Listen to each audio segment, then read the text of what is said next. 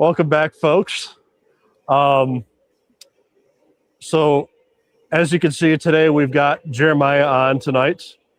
Caleb was supposed to be on, but he's doing some stuff at the North Carolina Transportation Museum. So, Jeremiah will be joining us for a little bit. And then at about, I think, 9:30, Dadified will be coming on the show for the first time. And I've been really pushing for that to happen. So I'm excited for that. And of course, we got our regular guest, Cody, which seems to have written a very pleading message about, I guess, me trapping him in a 322. I must have sold him, apparently. Yes, very subtle cry for help right now. How dare you? Go. Chat, please help. I'm stuck in here. Please help. Well, so that reminds me, Jeremiah, do you have a 3222 at all? Maybe. I don't think so. You probably will one day. I don't think so. 3222. It's pretty awesome. It's pretty roomy in here. You know what? I'll be honest. It's pretty roomy in here. Let's see. Dude, I have the oh, that's what I was gonna ask you before I asked you something else. Do you have the Brass Hybrid Challenger by chance? I do have a Brass Hybrid Challenger. Okay. I'm gonna make I will die on this hill. That is the best Brass Hybrid Lino's ever made to date. Wrong. I am the best. Excuse me, without me, your Brass Hybrid Challenger would not be a thing, sir. Which one? The one that you've put me in here, Dan. Oh yeah, that's right. I threw him into it actually. And I sold to some guy that likes Western Pacific. Yeah. Shush. Get me out of here. I would argue maybe the Southern Pacific GS1 Vision line. That's a close second for me. Cringe. I'm trying to think if there's anything else that's even really in the conversation. I'm interested to see how these new K4s are coming out, but we haven't seen those yet. So, I'm trying to think. I'll have to reconfirm with Ryan, but I actually worked on a new gold flake for them, and it's gonna be more visible than the prior gold flake that they've been using. It'll look much better. So let's see. The Mikado is nice. I don't know that I'd put it on the same level. I mean, I like that one too. Yeah, the 440. It's one of those. No, I'm not. Yeah. Not doing the 440s. See, I like the 440s, but it's one of those engines where it's like, it's cool, but like something about those 440s, I just don't see myself running a lot. No, that's too early for me. I don't get the open-sided, like the wood-sided passenger cars. Like there's the long ago time in trains that I'm not I don't have a whole lot of. It looks really cool, but I honestly think if you're going to buy those, you definitely have to model 1910s to 1920s. Truly, I don't know. I think it looks cool. I mean, would I buy any of those? Probably not, but they look cool.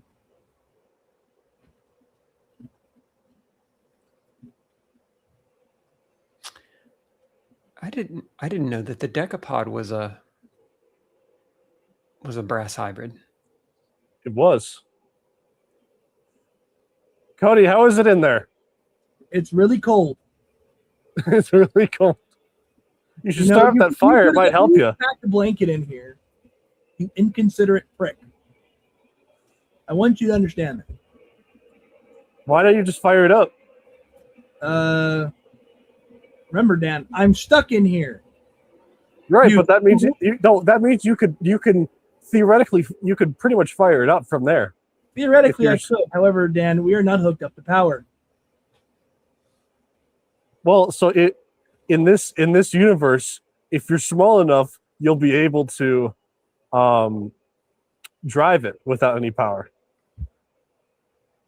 I'm glad you salvaged that because that was going to be taken out of context very quickly.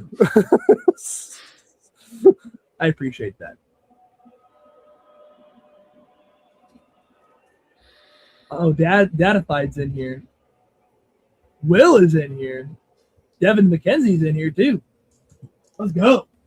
Let's see. Dadified is.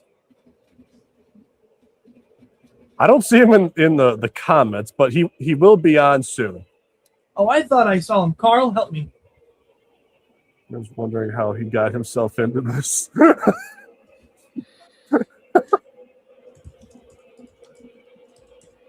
Oh. Yes.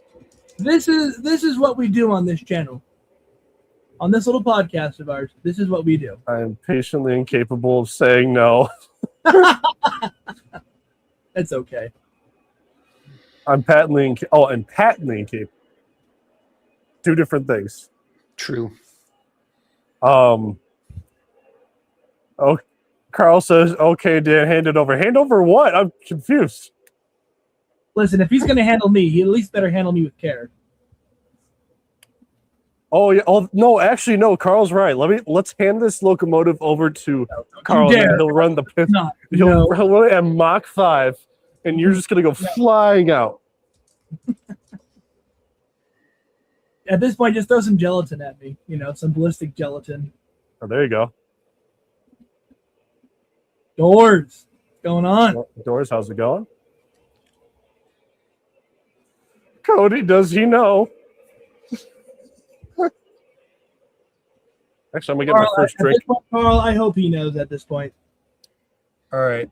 Does he remember the Alamo? I do know the Alamo. After we heckled him enough. Some Coors Banquet. This is actually pretty good stuff.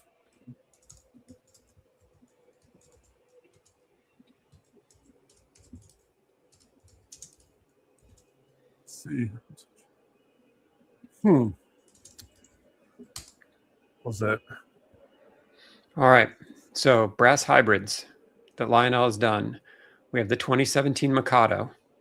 Right. We've got the 440s, which were originally run in 2019. We've got the Strasbourg Decapod, which I didn't know was a brass hybrid, from 2021.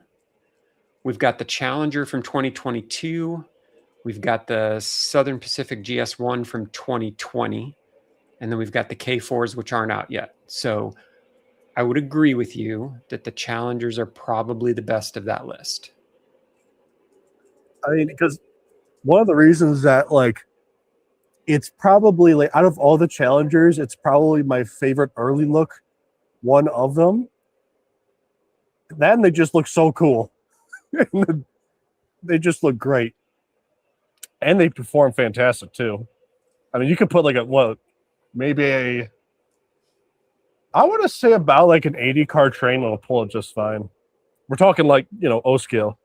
And I'm pretty sure I got that one on the last day of York in the spring, where I was. I got to ask which one.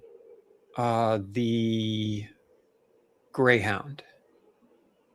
Okay. I just have the prototypical one, but that's a cool one too. I think I've got the Greyhound, and it was one of those, everybody was packing up, and a friend waved me over and was like, "You need this, and I don't want to take it home, so we're going to make you a deal you can't say no to." And then he proceeded to make me a deal I couldn't say no to. And you didn't say no, you said yes. I did. I said yes. Carl, the layout is 52 by 14, 52 by 18. It's the entire length of the house. The third floor of the house is just basically the floor plan. So it's from one end of the house to the other, and then subtract out the staircase and then all of the attic where all the air units are. So it's probably 52 by 2015, I would say. Okay. Trying to think. That's the one thing I should do is if I ever find myself in North Carolina, I gotta hit you up. Well, if anybody wants to come help with scenery, I'm pretty great at the woodwork and at the electrical. And we've gotten to the part now where it's just a great big birchwood jungle. And I look at it and think, wow, it would be really nice if this looked good. And I have no idea how to do that. So free steaks and beer to anyone who wants to come help me scenic, 7 billion square feet of train layout. Well, see, so here's the thing: is do you have any sort of vision of what it would look like? I guess kinda. Where it's interesting is the track design is like a really fun. It's a dog bone, but it's 2 levels. So it actually on either end where it would normally just turn around, it goes from an upper level to a lower level. So it's like a double dog bone that wraps around itself.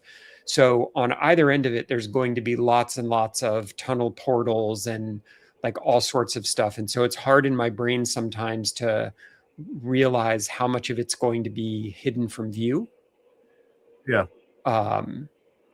And I just I genuinely don't know what I'm doing. So I'm going to have to go, I'm going to have to break a bunch of stuff and be really bad at a bunch of stuff before it gets pretty.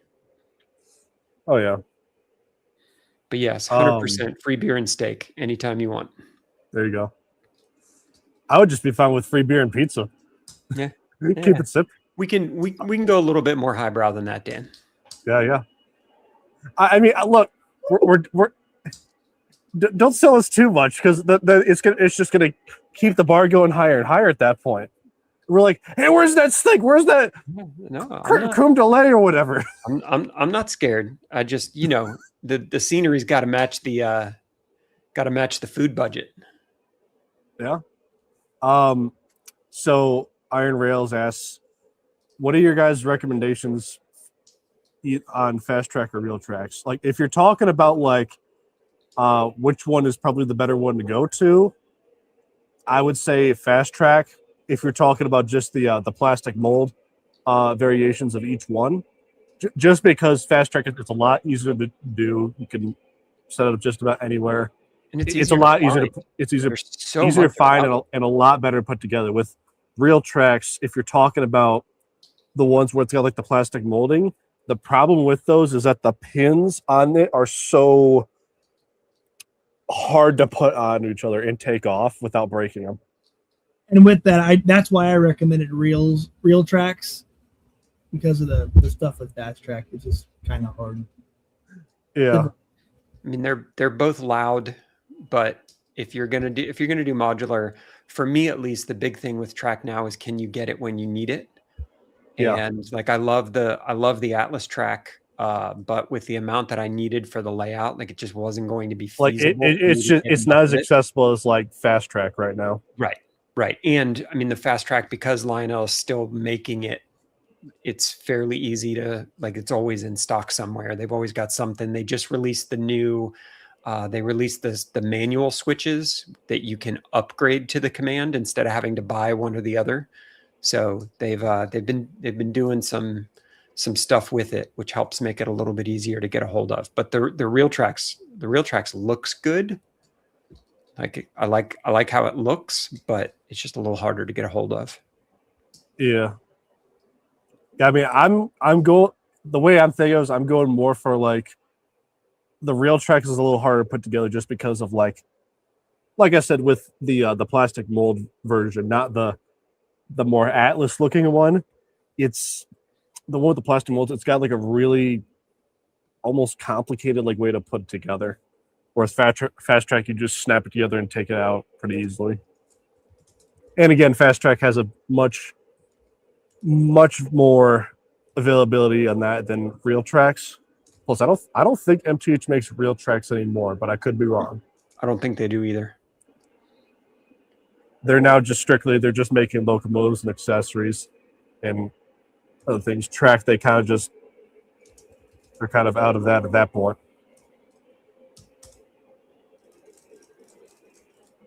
Oh boy, Burnsy. Cody, guess who's on?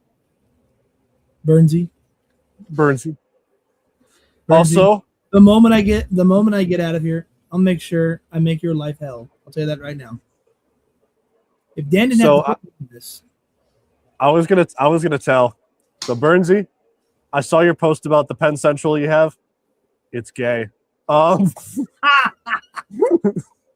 We agree on something. I actually almost thought of like, I saw this, I'm like going, how wild would it be if I just took that post, reposted my story, and just put gay?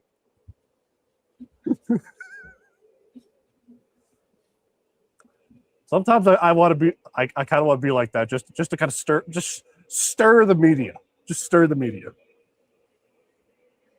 Make it a little interesting. You know? Speaking of interesting, we had a I don't know if anybody jumped in. I know Will was in there with me, but we had a stout auction today that cost a whole bunch of people a whole bunch of money. All right, let's talk. I know the auction you're talking about, dude. That thing was freaking loaded. Yeah, it was a good time. And then about halfway through, as I'm trying to make sure that I need to go sell a kidney or something to pay for the auction winnings. I get a note from the Lionel store going, "Hey, we've got a whole bunch of boxes up here for you," and they send me a picture, and I'm like, "Oh shit, this is going to be a big day." Jesus. So between the Lionel store and the stout auction, I feel a lot skinnier in the wallet right at the moment. Oh, just wait till October comes around in September. Yeah, you just need to wait for a couple paychecks. It'll be good. So I think probably for right now, I mean, so this is the time where I usually save up money for York, which Jeremiah, I assume you'll probably be there in October. Sure. Which this time I'll be like, oh, hey, Jeremiah, instead of, are you CCMF? Yeah. So okay, to put in perspective, for whatever reason, I thought you were living in Colorado, but no, that was just, so the reason why I thought that is because you were in, what was it? You were at the, I was at the Rocky Mountain. Yep, the Rocky Mountain show. Yep. And I don't know why, but I thought, oh, he lives in Colorado. Why is he out here? Oh no! And then I'm like, oh wait, no, he lives in the Carolinas. Yeah, I just decided to fly to Colorado for it because Will told me it was going to be awesome. So I had to go. I had to go see for myself. There you go. But but yeah, that was my mistake.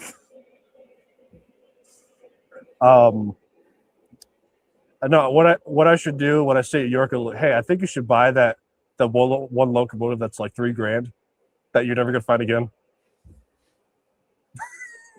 Which one? I'm not pointing anything specific, but something that you definitely want, but you'll never find again. But you find it at York. The great news, at least for my bank account, the great news is there's not a whole lot left on the list. Not yet. I mean, there's always stuff that you would pick up, but I feel like I've gotten to the point now where, I mean, it's more just seeing something that looks cool rather than having, a big list of stuff that I'm trying to chase down. Right. Actually, so I'm almost kind of at that point where if it's like, okay, if it's kind of cool, then yeah, I'll buy it. But yeah. Well, it's almost getting. You know me. If it's pretty colors, I'm going to buy it anyway. Oh yeah. Speaking of which. Oh, nice. I'm trying, but I've got a whole stack of trains and boxes over here. So while we chat with everybody, I'm going to take them out. There you go. Burnsy, yes, those. So the front units are SD40s, and the rear one is an SD38 of the Grand Trunk. The Grunk. The Grunk. So you want to know? Do you know the slogan of Grand Trunk? No. Money. Cody, do you know it? Do I know the slogan? Do you know the slogan? I do not know the slogan. Enlighten. Okay. So the slogan was the good track route. And if you're wondering why it was called the good track route, is because they were known for very reliable track maintenance. Is that a satirical note, or is that No, I am dead serious. That's exactly what it was. Why it was that. I'm serious.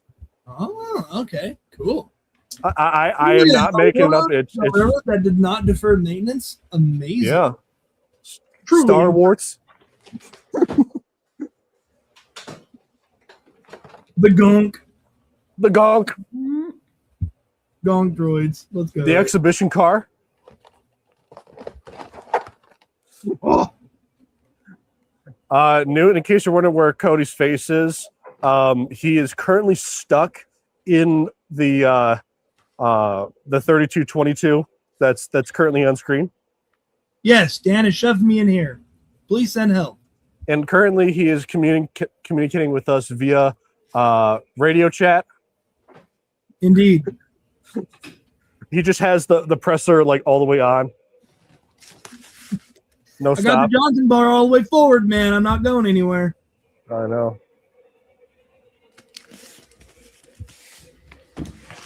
We got all sorts of fun stuff to open up tonight. The last thing I need to be doing is opening more trains, but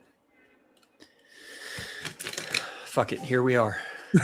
Are we getting an unboxing on the stream? So Jeremiah, I saw your most recent video, and the part that keeps repeating in my mind, where you're talking about the Guggenheim and the guy behind it. Yeah, you were just like, this piece of shit. This piece of shit. This piece of shit. Listen, I mean,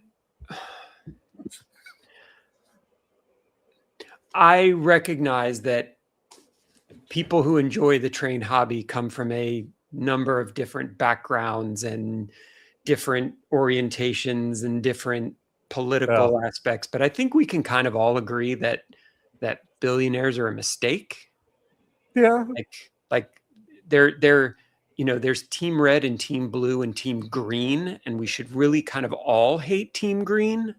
We should so when a billionaire decides that he's going to like lie to regulators and take insurance money from the people who've bought policies so that he can go buy the Lakers, fuck that guy.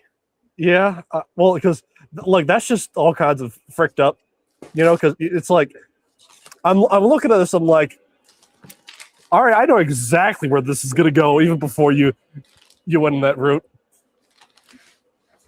And like you were saying in the video, I probably wouldn't be surprised as to why Lyle decided, hey, round 2, would you be so kind as to acquire us? We might be in a scandal soon. Yeah, and that's the thing. Like I would, I don't think that was the case, because I know that acquisition kind of had been going on for a while. Like I know that they they told us when we went to the LCCA convention, the new CEO of the Lionel Brands told us, like, we did this dance 2 years ago and then we kind of walked away and then we came back. And so I know that this has been going on for a while. I'm sure they might be breathing a sigh of relief at this point, but I don't think that was any part of like making that acquisition happen. Right. I mean, chances are it was probably just by chance sort of thing. An extreme coincidence, if anything. Or the problem is, Cody, I don't believe in a lot of coincidences. I agree with That's the issue. Coincidences are rare. They are rare. You could argue this would be a coincidence, but we have to prove the case. The thing is, the fabric work of all it does, lead to some plausible deniability. Yeah. Potentially. Allegedly. So here's something fun. What we have here is one of the Whispering Rails Halloween passenger cars. Let's go. And in addition to the pieces that kind of make the two pieces of the shell stay together, they've now started putting like full Lionel security stickers on them. I've been noticing that with a couple of their recent packaging jobs. I'm not mad about it, but it's got to be more expensive. I actually I'm like, yes, we have stickers on packaging. I'm weird like that. But was it like, for example, the Super Chief? I think they had like the Super Chief set. They had some of those stickers on that. Yeah, I've actually still got the Super Chief downstairs in the box. It's just been such a crazy ass week. I haven't even taken it out of the box yet. Dude, I'm telling you, okay. The size of that is stupid. Now, just imagine like a 20-car train. That'll probably be in another set, for all we know. Speaking of that, Super Chief said, how big is the box? I had the box, but it's currently upstairs now. Ooh. I'm trying to think. Did you not It just was massive. look at the Like measurements? to give some perspective, it was to the point where you almost needed two people to lift it and open up, get the main box out of the shipping box. Golly, man. It was just like, which I'm like, dude, I'm kind of digging this, just like, or we're basically bringing out the Ark of the Covenant out of the seal, like Indiana Jones, All right, so this is cool as hell, and I don't know if they were meant to be like this or whatever, but you know how we give shit to Lionel because they most of the times like don't put little people inside their passenger cars. Yeah. So not only does this have little people in it, I don't no idea how I'm going to show this. Not only does it have little people in it, they're ghosts. Oh, they're like transparent. Oh, that's weird. No shit. I'm kind of dig. Oh, that's crazy. Look at that. That's so freaking cool. That is something. Oh, that's awesome. These are do they glow so, in the dark? Question mark. What's that? Do they glow in the dark? They do. They do. Oh, let's go! That's freaking sweet. Oh, so Will, get your butt on here. We know you want to come on. Yeah, please help me. Hey, Doors. You regret not buying that set. I may possibly have 2 of them. Hit your boy up. What the heck? Doors gonna put up some exclamation points right now. Because some of us have a Lionel store right up the road, and we can just kind of wander in. We can wander in on Thursdays when stuff gets released from the warehouse and be like, "Hey, yeah." So, by the way, this would I'm almost positive be the first time one of these has ever been on camera, because literally they showed up at Lionel today. Door seems to be interested via exclamation point. Got 2 full sets, 7 2 cars. full sets of exclamation point. One is like, okay, kind of sure. 2 is like, I need to have this. 2 is a flex. I mean, now, if he put 3, that means I can't live without it. Give it to me. Because I think these are going to look great running behind the Halloween AC9. Oh, that would look really cool. Oh, so cool. Funny enough, Jeremiah, I was this close to pre-ordering the Russian Decapod, the Halloween one. I was this close, but he didn't. But here's that doesn't mean I won't get it later on. That's true. No, that's pretty badass. We got 26 people on here. Thank you guys. Woo! But I'm sure we'll have more as soon as Dadified comes on.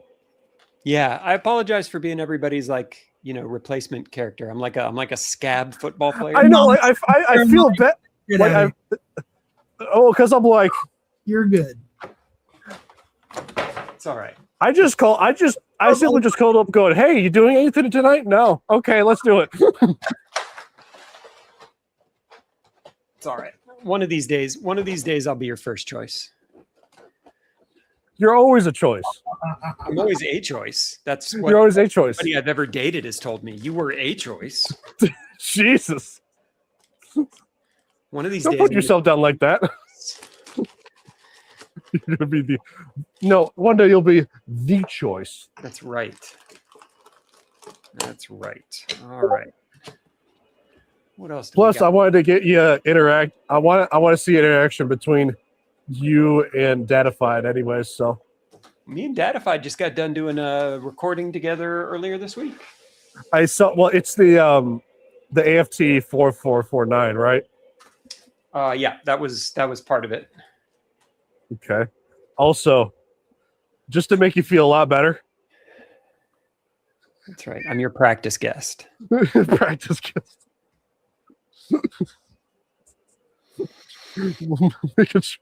Always the bridesmaid. Always the bridesmaid. It's all right. I know. What was it? No, dude. Seriously, thanks for coming on. Of course. Of course. What do we got? What was it? Yes, we got our jitters out with Jeremy right before the shows. Ooh, I just got a spicy message into my DMs. Oh,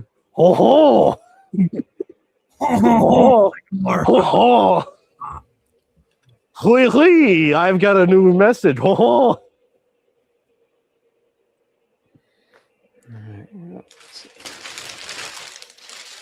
All right. Also, in case you're wondering, I'm running Grand Trunk SD 40 and 38s outside mixed freight. Middle track, I got the UP Brass Hybrid Challenger pulling a mixed freight. And then the inside, I've got the Frisco 1630 pulling a local. So we're pulling revenue today.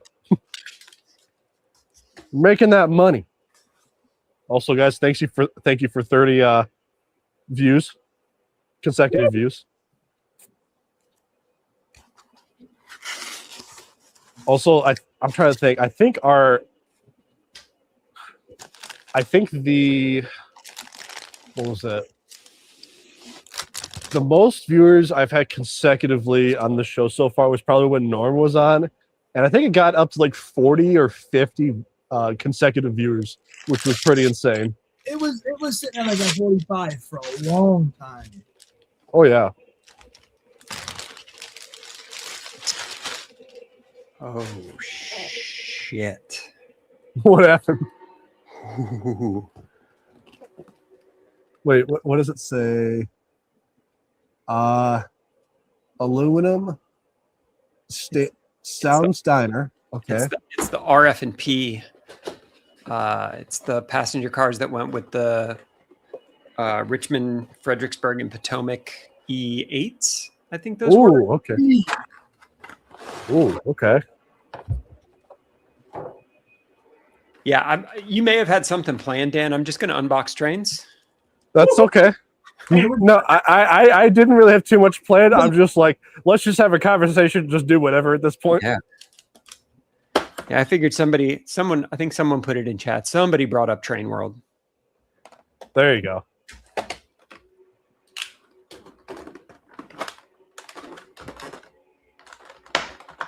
Because I think of all the people who are going to be annoyed that I'm showing these off before they've even shown up in their store, it'll be Train World. Yeah. Exclusive first look here on this podcast. Yeah. This one will also be an exclusive first look because they have not shipped to dealers yet. Let's go. I'm getting a beer. Bear. Drink a beer. Drink another Bear. Bear. Bear. Oh, dude, that's another thing we got to do, Cody. What? Is when you get to work. No, sorry, not work. No, definitely not work. When you get to York. When you get to York. They need to get plastered before. Oh, man. Look. Well, okay, Cody, we got to look at this. Sure. Look at this. Oh. Oh. Let's go. Oh. That looks so good. Is that like a gray color? Yes. Oh, Or like it's like a very light gray. It's like a light gray, and the lettering on it is gold. Okay. And it's got the blue. They're either dark blue or black stripes on it. But and it's got people in it. Good job, Lionel. Well done. Nice. And there's definitely different details. Like the Whispering Rails one didn't have the antenna on the top. Okay. This one does. Who needs antennas when they can just communicate spiritually? That's true. That's true. Who needs doors, though? It had doors. Who needs doors when they could just go through it? My next beer is I only have one Coors set of Light. these. You can't have it. What's that? I only have one set of these. You can't have them. Dang.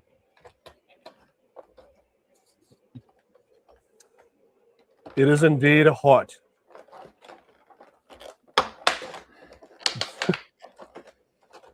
What was it?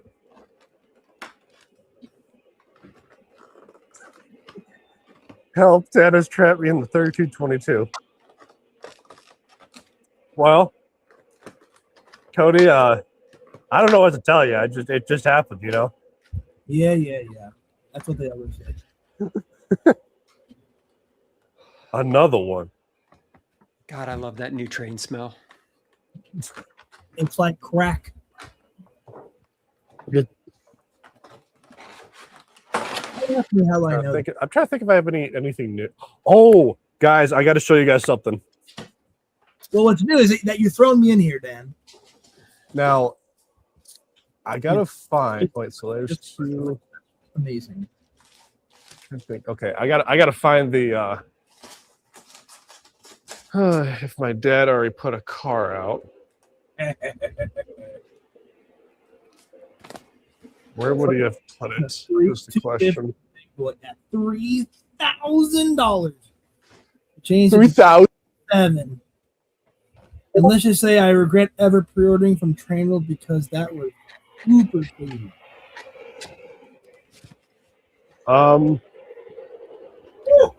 Give me 1 second. I gotta do something.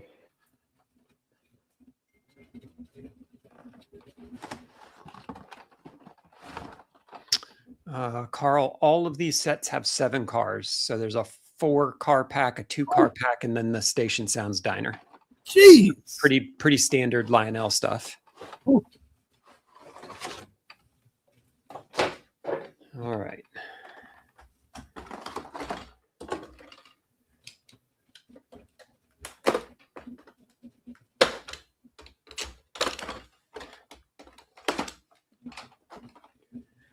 I'm gonna mute you guys this time so I don't blow up the microphone with this plastic. Jeremiah, you're good. Don't worry about it. You haven't blown it out yet. And also, you know what? It adds to the jump scare factor. So you're good. Don't worry about it. All right. Next up.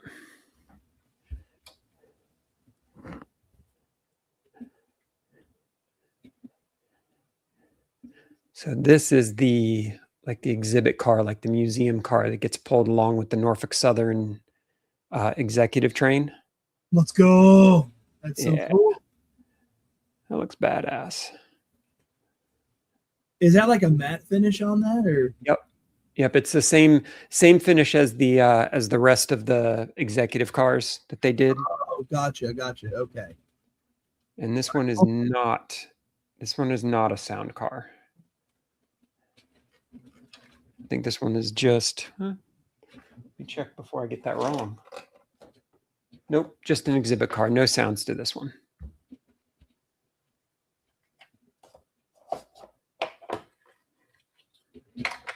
No problem, Dora. That F3 video was fun. I like the videos where I get to kind of dig in and learn something as I put them together. The AEC video was fun. The F3 video was fun.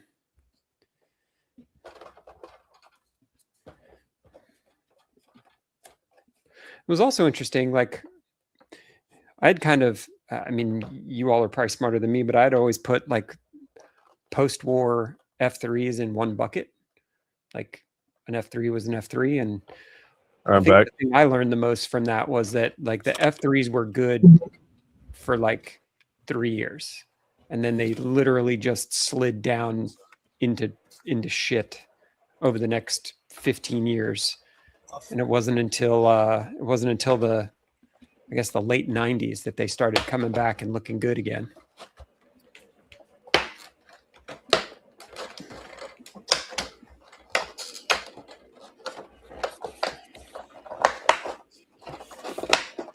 No, we have So- from both of these. I gotta show you guys something. Bring it. I'm sitting here suffering. So this is a project that a couple of the D3R and Great Lakes Hobby did. Is it pink, Dan? Let's see. I gotta find the. Okay, that's there. Oh wait, is it this? Wait. Okay, you know, it's there.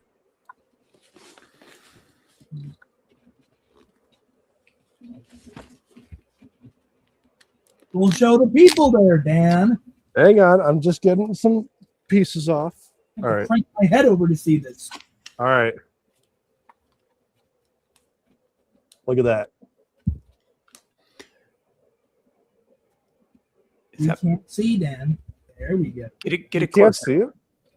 Zinda Brothers Bach beer. Yep. Nice.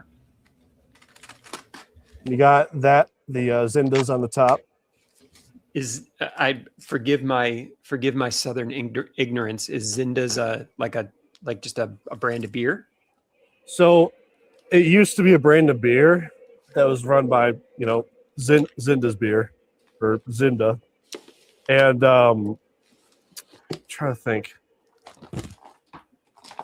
The funny enough is that my mom's best friend, she's a direct ancestor of the Zinda brothers. Nice. Wow. So we thought, oh, why not do that? And I'll tell you what, that thing came out great. Or just both of them. Is that a wood-sided reefer? 36-foot wood-sided Gotcha. by MTH. Oh, and here's another part. Can't really see it very well, but there's like the Polish eagle. Oh, Some cool. writing on the end. What else? That was so sweet. I'm trying to see if there's any other details. You also got the Polish eagle on the door as well. And then it's hard to tell, but if you look where the step ladder is, I don't know if you can see it, but there's actually a little guy pushing a barrel right there. It's hard to tell. My thing's not focusing, unfortunately, but it is there. And it's on both sides too. Oh, actually, no, the other side does something different. So it looks like there's another thing on the other side where it almost looks like a goat almost. Camera probably won't be able to pick that up, but it is there. But yeah, so you guys should buy these. Cody? That's what you gotta do. You gotta start collecting beer reefers. Me? Yes. Yes. Yes. We'll see about Yes. You'd be look. I will convince you. And you're gonna be like, oh. Well, you convinced me to buy this, and I'm crammed in it. So, what are you If gonna? I have a beer reefer that I'm selling, you will buy it. That doesn't sound like a healthy relationship. Yeah, that sounds like an abusive relationship, Dan. It does. Sounds like an addiction, Dan. No means no, Dan. No means yes, and yes means no. No, Dan. That's the politician's way to say that. No, Dan. Yeah. Maybe means no. I don't know means no. Come on now. Got to teach Yes these means kids no, right. and no means yes. As someone who has 2 kids in college, we're going to go with no means no. We're gonna go with yes means maybe because it's possible. Okay. Yes means ask me again later. Yes means ask me again later. Yeah. Come No back. means no means it could be possible later.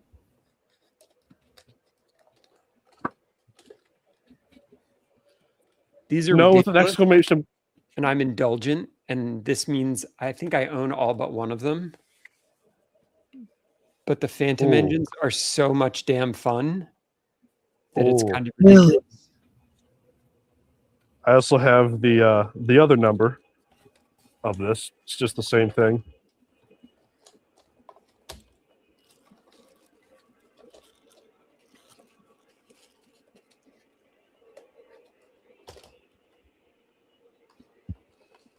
Sometime today, Dan. Here's the other number. This one's 1948. Woo! That's a good year. Carl is hardcore looking to blow stuff up in the comments. Hell yeah, that's my boy right there. Oh yeah. Conductor Carl. Carl. I was thinking of that one, those skits Neutron. from I forgot what the show was, but I used to see Jimmy a bunch Neutron, of like Boy Genius. Carl the no, Long. not Jimmy Neutron. Well, I don't think it was Jimmy Neutron. It was like where he would go, Carl. Oh, that's a movie. Yeah, that one. Yes. It'll hit me like at 2:00 in the morning. I'll remember it. I can't think of it now. But yes, if anybody out there has one, there were 4 original sets of the Lionel Phantom. The first 2 of them were gray. And then there was a red one, a red and yellow one, and then there was a green and black one. And I have everything except the locomotive for the green and black set. So if anybody happens to have one laying around, anybody happens to have one that they're just tired of and they want to give away for free, you know, whatever. I'm here to help.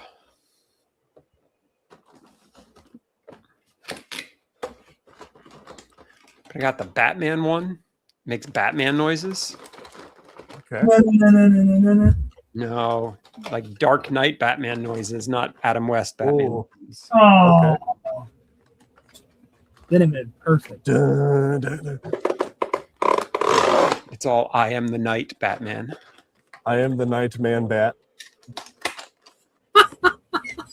I am the Man Bat.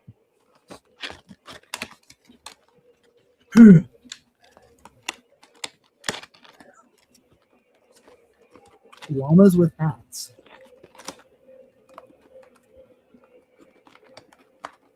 Oh, yes. The classics. Llamas with hats. Hey, Cody, let's blow up some beers. Some beer cars. Telling you, Hell yes. like every comment, except for the no means no. Every comment, Carl's trying to blow something up. He wants Tannerite. No means yo, and yes means no. Yes. Yes means yes, Dan. Let's blow up Dan. No, Carl just said no means no, and yes means no. Dan. We Just need no. your big boy. Listen. We need your big boy. We need to put some telemetry on it, and we need to see how high it goes. 5 pounds of tannerite. You mean Tannerite? Yes. We're gonna make it scientific as fudge. Okay. Yes. Hello. I'm stuck in here. Please help. Nah, he's fine. He'll be okay. Put me in here. Nah, he's okay. So those beer cars, they are MTH Premier. Angela, in case you're wondering.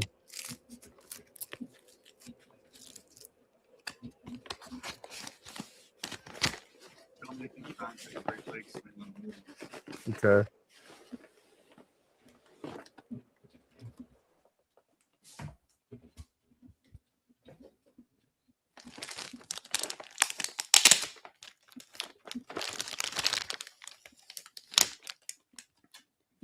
Yeah, Lionel's going a little crazy with the security stickers. I'm just piling them up over here as I open. You got to put it back on your forehead again. It sells it. All right. Yes, you have to be branded a Lionel sympathizer. That reminds me, Jeremiah, did you happen to pre-order the Donkey Sounds car? I did. We all got to play that on a stream. Heck yeah. How is this GoFundMe York thing going? I mean, I was like this close to starting it, but then I just didn't. We kind of forgot about it. Yeah, Because okay. life things got in the way. Well, because so here's the thing. The problem is that like, if he was gonna be going for sure, yeah, sure, we probably would have. Plus, I still feel a little iffy about it. Because like, you know what also would help if Dan didn't cram me into here the first time. yeah. Why do you feel iffy about it? Well, because it's more so like just asking people for money is like it's like, you know, it's. Yep, that was a trick question. Nobody needs to be panhandling on the internet. Oh yeah, yeah. Good call. Well, you know, it started off as a joke, you know, and then all of a sudden it kind of caught steam. It's like, oh, wait a minute. Is it- No, it's a no. thing. Wait, is this a possibility? Like, YouTube has super chats. No, Tim. Tim, this is some heresy. We are not to discuss. You should let Cody out if he admits the SP and the UP are better than the WP. That's the only way he'll come out. That is some supreme heresy there, Tim. Absolutely freaking not. Or you know what would be even better? Bend the knee. Say that the Yak 1 is better than the F-14 Tomcat. Well, No, I'm a cat person. Yak 1 is prop boy. F-14 is jet boy. Jet boy wins. Or I'm trying to think, what's the modern day Yak right now? Let me look that up. There is no modern Yak. So this is way off train Yak topic. was Does anybody, business like 40 years ago, buddy. Where are you? speaking of jet fighters, does anybody? There's a YouTuber called Growling Sidewinder. I love his content. He is one of plays- my who favorite DCS Yeah. players. Oh, The T-shirt that has the SR-71 on it that says "I shall fear no evil because I'm at 80,000 feet and climbing." my favorite is the one it's the Tomcat. It says I'm a cat person. Yeah, I'm a cat person. I would totally buy that in a heartbeat. Yeah, and also like I think I want that guy training our pilots at this point. Okay. All right, so here we go. So let's do this. In order to get Cody out of the 3222, he's got to admit that the Su-57 is better than the F-35. Oh shit! Anything's better than God, the goddamn life, I'm saying that. What'd you say, Jeremiah? F-35 blows. I'll take It anything sucks. other than the F-35. That's why the F-22 is right there. I will stay in this metal box. I will not degrade my integrity for You know what's better? You know what's better than an F-35? an F-22. An F-15. No. Doesn't have the legs. No. For like 8 minutes, the F-15 is as good as a F-35. Yeah, when it's slinging rams at everything. Well, you want to know what's even better than all those? An F-22. An A-10. An F-22. An A-10. A-10 is cool, but it's not an A-10s. Just some A-10s. No, Mhm. without question. Mhm. Hey Del, I am honored. I am honored to be Mike's fluffer. That is being used as Dadified's fluffer. Honored. This is great. all of you watching are jealous that I get to be Dadified's fluffer and you don't. Jesus. Mike's cool and he likes Union Pacific and he's got a couch in his layout and all that stuff, but Poor bastard. I'm the only one opening ridiculously stupid Lionel trains that look like Darth Vader. Dude, we're actually closing in at 40 viewers right now. Just tell everybody and your brother to come in, and we'll get to 50. There you go, dude. Coming to the F15 Phantom. goes to That's 35. what it is. Everybody heard I'm opening up Phantoms on stream. Yeah. Does the steam locomotive have AI crew talk? It keeps talking. Who What? said that? Oh, Daring. daring. I'm stuck in here. What was that? BNSF boss. Never gonna happen. I would rather stay in here. F-16 is better than an F-14. That is some heresy. Who just said that? Who just said that? But I Is that feel what like that- I feel like that's a Air Force is better than Navy joke. Like that's religion. There's no facts there. The F-14 just sucks.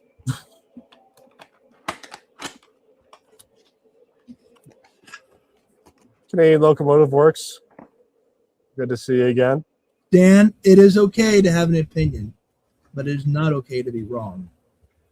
It is not. It's okay to have an opinion, but it's not okay to be wrong. That's like, it's okay to have an apple, Okay to but be it's dumb. not okay to eat it. It's not okay to be, how do I say this nicely without, getting. Oh, wait a second. Wait. I think Lionel Richie Trains has cracked the code on Yeah, why he Cody did. likes the F-35. Listen, he might be onto something. Might be onto something. Ryan, Richard, please sing me your songs to get me out of here. Please. I'm stuck. Listen, he bought the deal. Like I don't know what to tell him. Like I sold him an engine, and he forgot to look at the contract, and that was part of it. And he's like, "Oh, I want it." Okay, well here you go. You're put back into the Mikado, and that's it. This is the last thing I'm ever buying from you, Dan. This is the last thing I don't think he'll be buying anything. Period. With where you're at. That's true. Fair enough. What was it? Layout 5 is up and running. FYI, let's go. I saw him like text it to me. Because I'm like, I'll have to he check texted that me out too. later. He's like, hey, check this. Hey, guess what? And I'm like, what? And I tried to look at the message. So I'm sorry, Canadian. Mr. Logistics, I'm sorry. Yeah, Jeremiah, like the last stream we were on, this guy built basically Microsoft Train Simulator on an HO layout. Yeah, Canadian locomotive. I've talked to him before. Oh, okay. We need this technology in O scale. I'm going to say that right now. We really do. Yeah, I think the last time I talked to him, it was pretty early on, and he had people who were jumping into the stream and like running stuff at super full speeds and like just being assholes about stuff. But yeah, it's cool. Yeah. Oh yeah. I think that's why he's had to limit the speed, truly. Because you know what the internet does? Ruins What's things. that? Turns everyone into an asshole. So if you give people on the internet access to your actual train layout, Yeah, Dan. But that's why he has time limits. yeah, it was cool as hell. No, it's if anybody hasn't checked it out, I'm hoping he's got his website in his profile or something. But go check it out; it's really cool. Wait a minute. Hold on. He's not shrunk in the cab. That's right. No, it's by choice. That's right. Or is Hey, that Greg, just a the F4 Phantom was also the loudest ever. So I Based F4 Phantoms. Let's go, baby. spent Based. 5 or Wait, 6 years in MacDill Air Force And Base. both of my autistic tendencies here. I love it. Planes and Oh, trains. the F4. Oh, Jesus. I love Well, it. actually, no, aren't there still a couple of those like around? I thought there were, but What? aren't there still a couple of F4s around? Yeah, Turkey and Greece will operate them, which is ironic because they both hate each other. Jeez. I think, does the U.S. have any preserved? Yeah, there's actually one that's owned by a civvy. He flies it around. They actually got it recently, okay to participate in the air show circuit. Yeah, Ah. it's freaking cool. Well, because here's the thing. If there's one thing I like about planes, just make them loud as hell. And the Well, F4 is that. hopefully I F4 is can crazy. get this 320, this 3222 here because I'm taking the missus to an air show and we're gonna see a Polish. No, Cody, you got it wrong. You're not taking her. She's taking you, from what you told me. That is true. Yes, Well, it's gonna be really, really depressing if she comes over and I'm still in the locomotive here. Okay, Dan, you have the power. Just get me out of here. Come on, man. Oh, green, green, green. And this one actually came with passenger cars too, because why not? Bro, Wait, I thought they all came with passenger cars. No, the Star Wars all ones right, don't. all right, Cody. Here's what I'm gonna do. I'm gonna prompt in the codes for you to get out now. So, Oh, thank you. Oh my gosh, good. And I think I've got that spinal compression now is slammed in here. So thanks, Dan. But no, Chris, I see in chat you said, "Is this a Santa Fe Pacific?" No, this is like the first Lionel brass hybrid that I recently acquired from Dan. However, I didn't read the contract when I bought it from Dan, and yeah, I'm slammed in here. It is a Mikado, is what it is. okay, I completed step 1. Oh, step 1, I gotta do steps. What is this? Step 2 is pretty quick. Yeah, we were debating earlier which was the nicest brass hybrid. Step 3 and 4 I skipped. Okay, I didn't skip. I just went through it. Where did Okay, you done. put the instructions?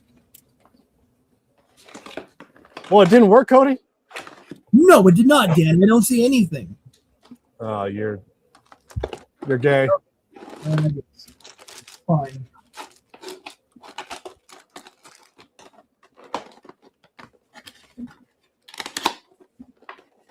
Stop hiding, Cody. We know you're in there. Why would I be hiding?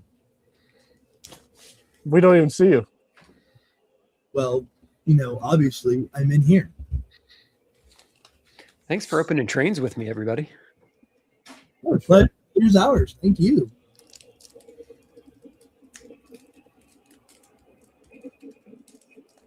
You should be like out of the cab. So I should be, but it would help if I got the instructions. Damn. our pilot edition models considered hybrids. I would say no. For the Mikados, the Mikado pilot actually is a brass hybrid. Or are you talking about just like, well, I don't know if it's going to let me put that in there or not. that's a good question. No, it won't. But yes, their Lionel released when they did the brass hybrid Mikados, of which there is one on screen in front of us.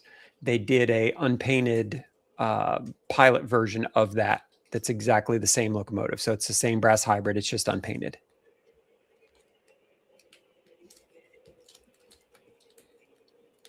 Okay. And weirdly enough, they've actually got it numbered as 3222, even though there's no number on the locomotive. Normally for the pilots, they just do 9999, but this one, apparently they did 3222 for some reason. Because it's special. It's very cool. This is a very cool model. Yeah. Oh yeah. He's got some very detailed. He gets a good look at the intricate details. because he's in the cab. Yeah. You can come out, Cody. I already put in the codes for to get you out of there.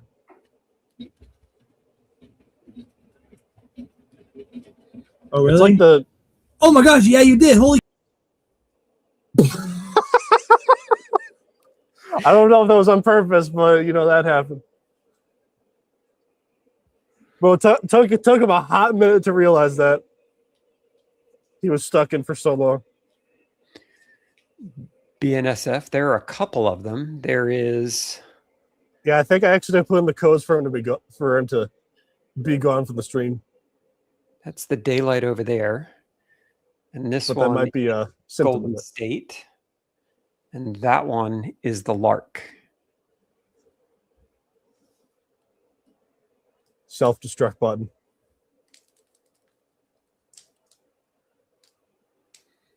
I think there's a.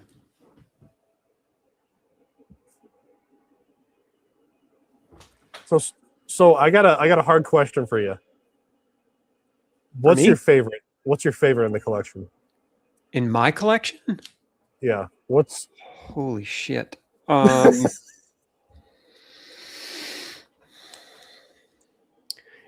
If the house was on fire and I had to take one thing out of here, it would be the post-war Hudson that came as part of a freight set called the Owl that my grandfather bought for my dad in 1952. Was it a 773? Yes. Okay.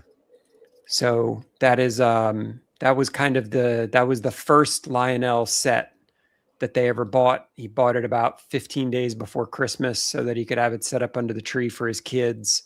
That was the core of my dad's set. Yes, that was on purpose. I was gonna say, but was that a self-destruct?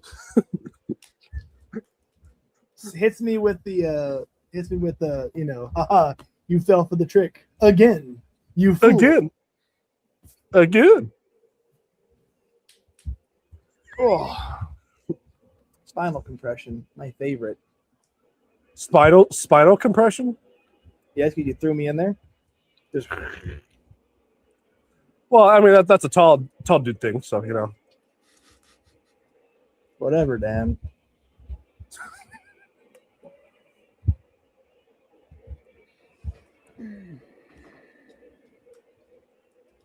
Lego. Also, this is great. Oh yes. Well, okay, look, all right. Early Marlin runs through my veins. Well, so here's I would say out of all the, I'm trying to think for all the everyday beers you can get, this is probably the best one. Oh, absolutely. Coors. When those what's even better? What's even better than Coors Light? Banquet. That's even better. Oh. I think my Hudson story was just killing time until everybody got back on stream. Oh, there you go. I think. So one of our commenters, BNSF boss. I don't know why. My brain's just thinking of saying it as BNSF boost. I don't know. It's just my brain's kind of messed up like that. The sentence splicing part of your brain is activated right now. Steamrail Willie, you have not missed Dadified. I'm merely at 9:30. I'm merely here getting the seat warm for him. As soon as he jumps on, yeah, we'll get him introduced. We'll get the crowd hyped up, and then I can exit stage left so I don't take any of the spotlight from him. Well, there you go. All right, so we need to hear this. We need to hear this Hudson story now. That's what we need to hear. We got to repeat it for Cody. All right, Cody. Yeah, I couldn't hear it in there. The question was, what's my favorite locomotive, or what's my favorite train? What's my favorite thing in the collection? And what I'd said was, if the house is on fire and there's one thing I've got to grab, My grandfather bought a Lionel Hudson 773 as part of a freight set called the Owl for my dad in I think it was 1952. Oh, And that's kind of been the genesis of all this nonsense. Absolutely. So that was, they put it under the tree that Christmas and then kind of added to it. And that was the Foot Locker that my dad, who was in the Army, kind of carried around the world with him, that no matter how much he tried to hide it, I would find, and I would take all of the trains out of it, and I would get my ass beat every time I did it, and I would continue doing it. And then that's kind of what he gave to me after I left college.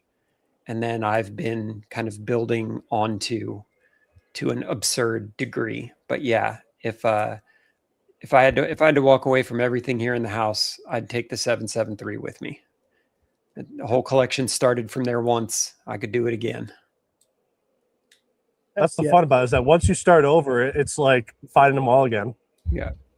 Well, and if there was a fire, what I would need is insurance. And I was just gonna say, in order to get insurance, funny baby, let's probably go. need to have an inventory. And if I wanted to inventory my trains, I would probably go here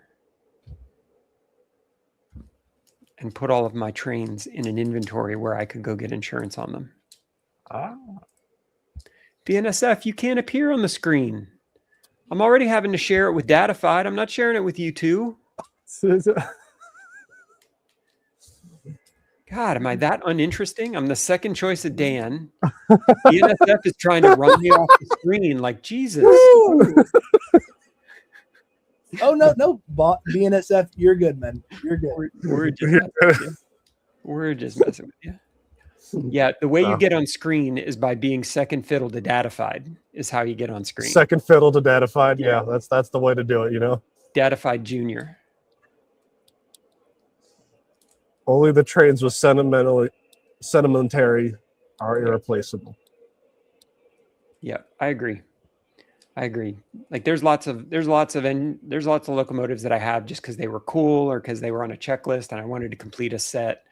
But there are a good handful of them that, actually have good memories with them or good stories that go with them that definitely hit a little bit differently than, the Darth Vader Phantom engine Lion Chief plastic thing that I had to get because I'm I'll be right back. I need to go help my mom and my dad with something real quick. Yeah. Okay. No offense taken. I like giving everybody shit. I like that I could jump in and help Dan out. What was it? Steam Rail Willie said, I don't know what I missed. Dadified's not here yet. You haven't missed anything. You're good. Craig says, Jeremiah, I'm surprised you didn't pick up the Blue Commodore from the last run. It's a beauty. Yeah. So here's the thing. I didn't want to get the locomotive without the cars, and the cars are the hard part to find.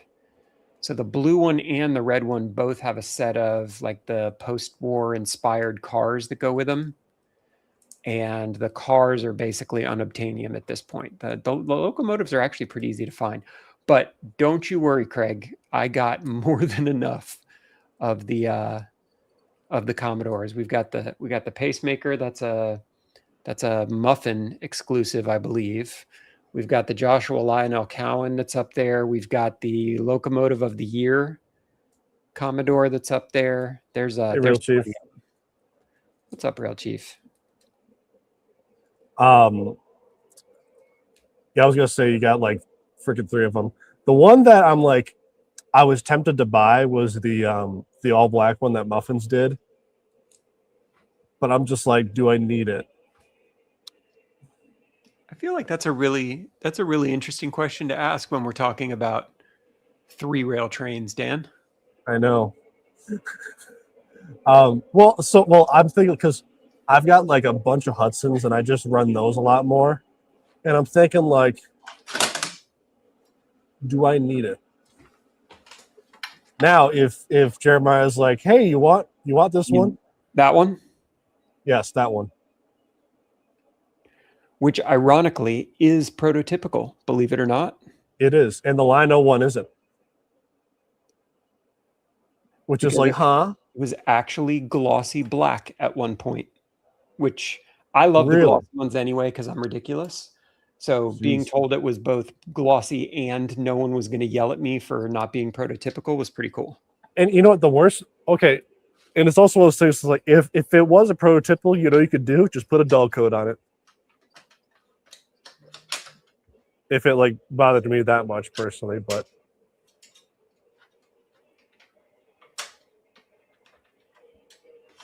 Yeah, I promise you it doesn't bother me much at all. you like things that are shiny, colorful, and cool. Yeah, I And mean, buy. I don't know. There's so many black locomotives.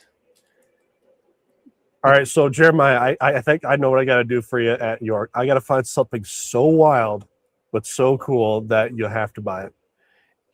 As long your chances are better if it comes in an orange box. Well, okay, look, orange box rules. Andrew, yes, the live video of those have been awesome, and I will actually be there for the next 3 days.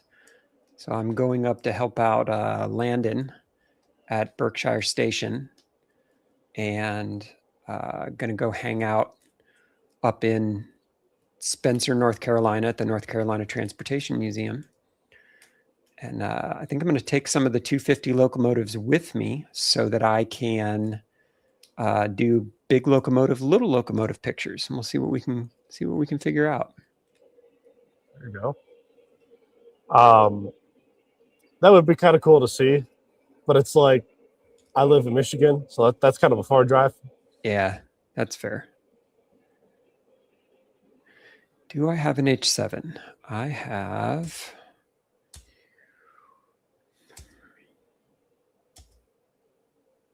I have 4 H7s. You have what? I have 4 H7s. I've got a Chesapeake and Ohio H7 that Pat's Trains did as a custom run. I've got the RF&P H7. I have the TMCC, the old school JLC 1580 Chesapeake and Ohio H7, and I have the Pilot, the unpainted Pilot H7. And you know how I knew I had 4 of those? Because I have that entire inventory on ccmftrains.com. There you go. Speaking of you, Brand New Train says you basically have a train store at this point. It's just not for sale. Well, and I'm an adult, and you know the mortgage doesn't pay itself, so everything's always for sale. It's just you know, sometimes gets a little bit expensive.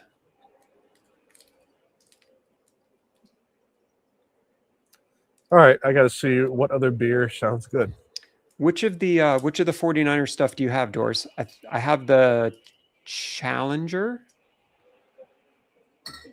I have the Challenger, but I think that's the only one. I think that's the only one of the hot dogs that I have.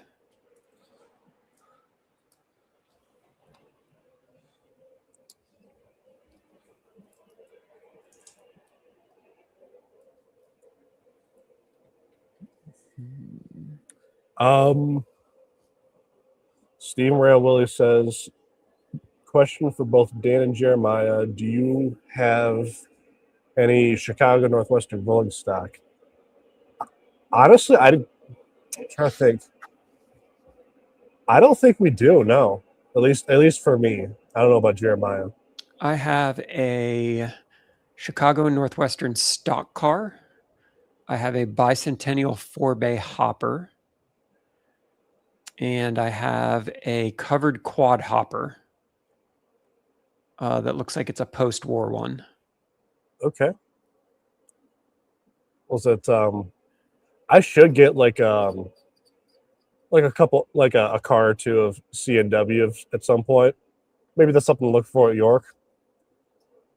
That's another thing when it comes to York is like if you're looking for rolling stock, yeah, you have a vast selection of what you could buy. Yeah. But Lionel just put out a bicentennial hopper, 4-bay hopper in CNW that I picked up, I guess, back at the beginning of the year. It was one of the early ones that Lionel put out that's really pretty. Okay. Oh, that reminds me, I did put in my pre-orders in case you're wondering. Nice. Excellent. So I pre-ordered the Reading and Northern 1776. That was a must. And then I pre-ordered the DT&I 210 Russian Decapod. And then I also ordered the Pennsylvania Railroad E6 Atlantic number 460. Mm-hmm. There was something else I ordered. Did you get any of the S3s?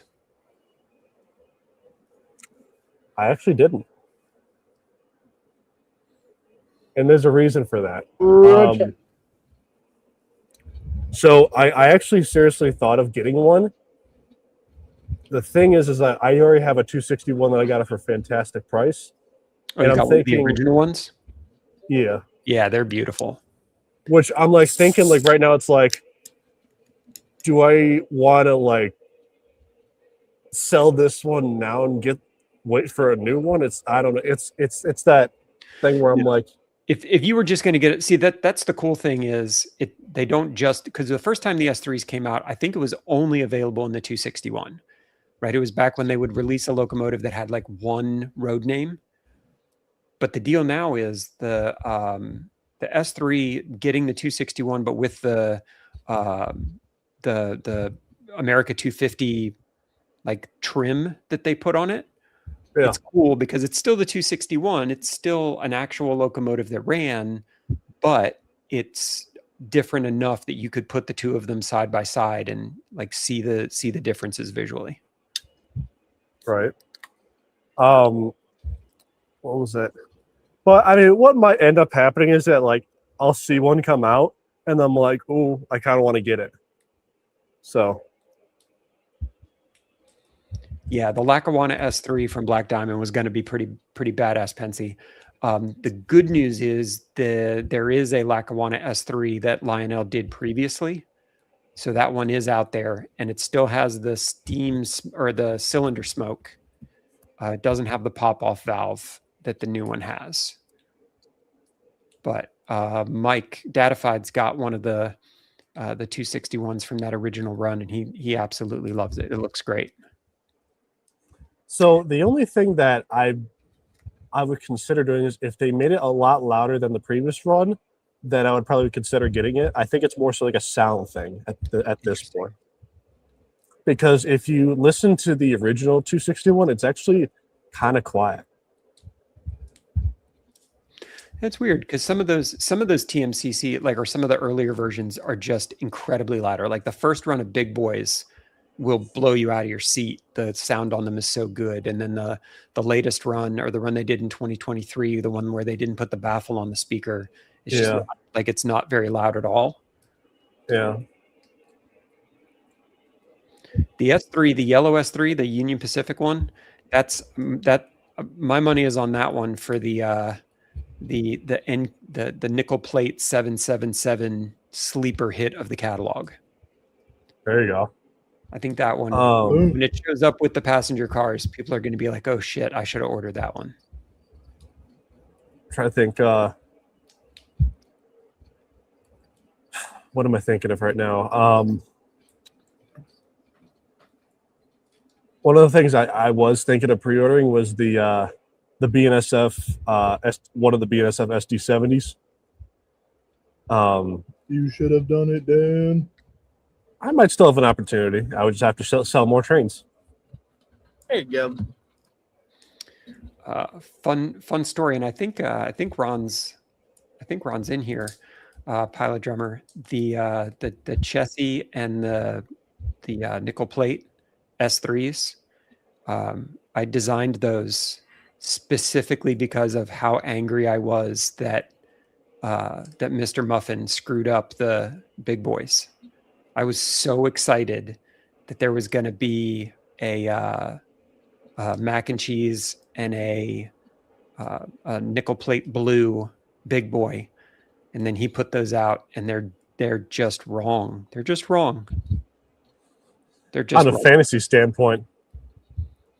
Well, because my deal is what I didn't want multiple different versions of the nickel plate blue. I wanted the nickel plate blue on different locomotives. And so when you start changing like where the stripe is on the tender, when you start making the wheels blue instead of black, like when you start getting crazy with it, I'm out. And so I ended up having to cancel both of those big boy pre-orders from Steve, and I felt bad doing it, but I wasn't gonna spend that money to get paint jobs that I wasn't happy with. So when the S3s came out and Ron asked me, you know, would you be interested in doing any custom runs on the S3s? I was like, yes, sir, I would. So the blue one and the mac and cheese one, I'm pretty excited about it. Seeing your reaction, Dan, is so priceless sometimes. I just do shit like this just to see your reaction out of you. Larkin's gonna pin that. Good. I hope he does. DC Skater, yes, he will be coming on very soon. See, you know what? I'm going to change my name real quick. I think I can do that, right? I bet I can.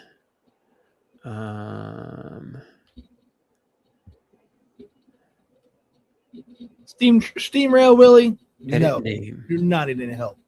So Dadified will be on a route. It is 9:30, but he's probably setting up right now. So there we go. Not Dadified.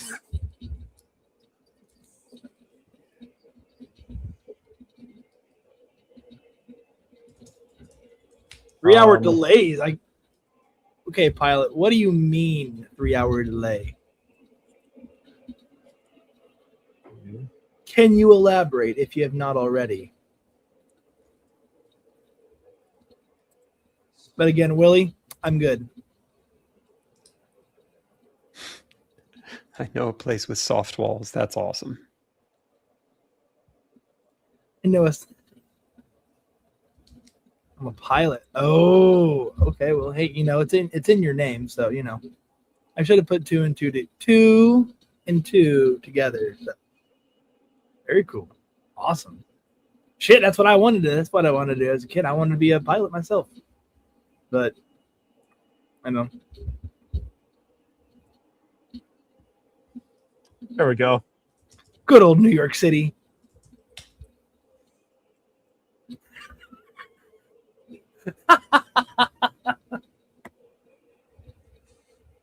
Fish. Yes. That thing. Oh shit. Oh, I Cody, I think you want to know what I should do? What should you do, Dan? Seuss line. Are you gonna change my nameplate down here? Oh wait. You should. should. I would do something diabolical. No. I'm gonna do something diabolical.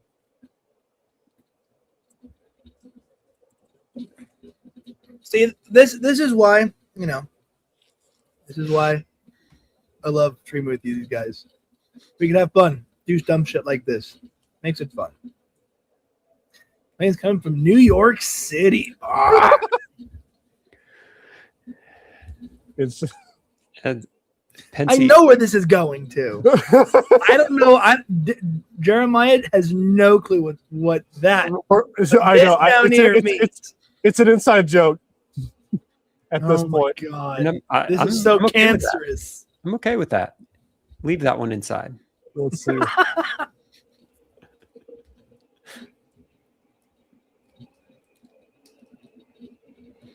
What did I pre-order? So this is, I don't know. This is kind of an interesting story. It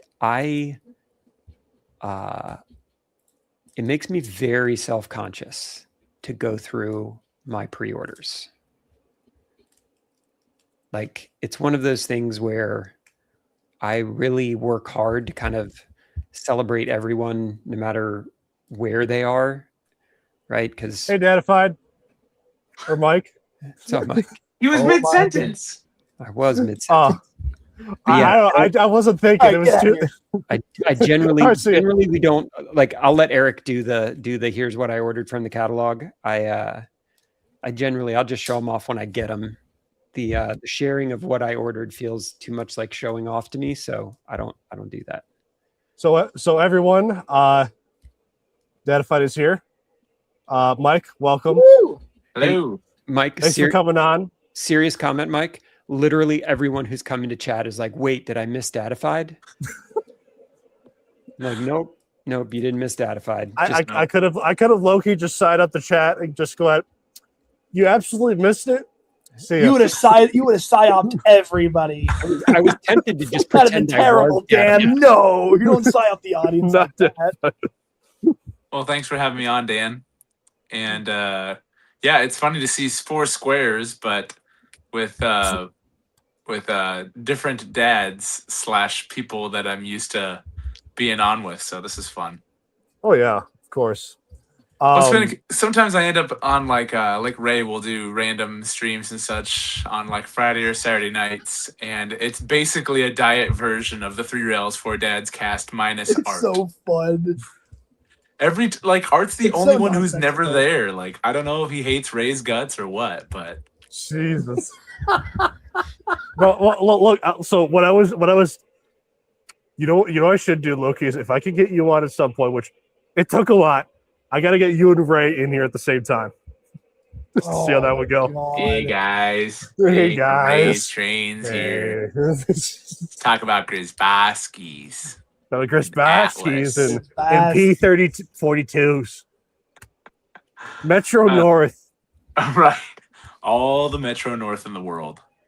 Literally everything, like modern commuter rail Northeast. It's like the culinary opposite of what we do here. And I love the guy. So Dell says Matt's- Art is in bed before Ray goes live. Matt says he's weak, and also hi, Matt.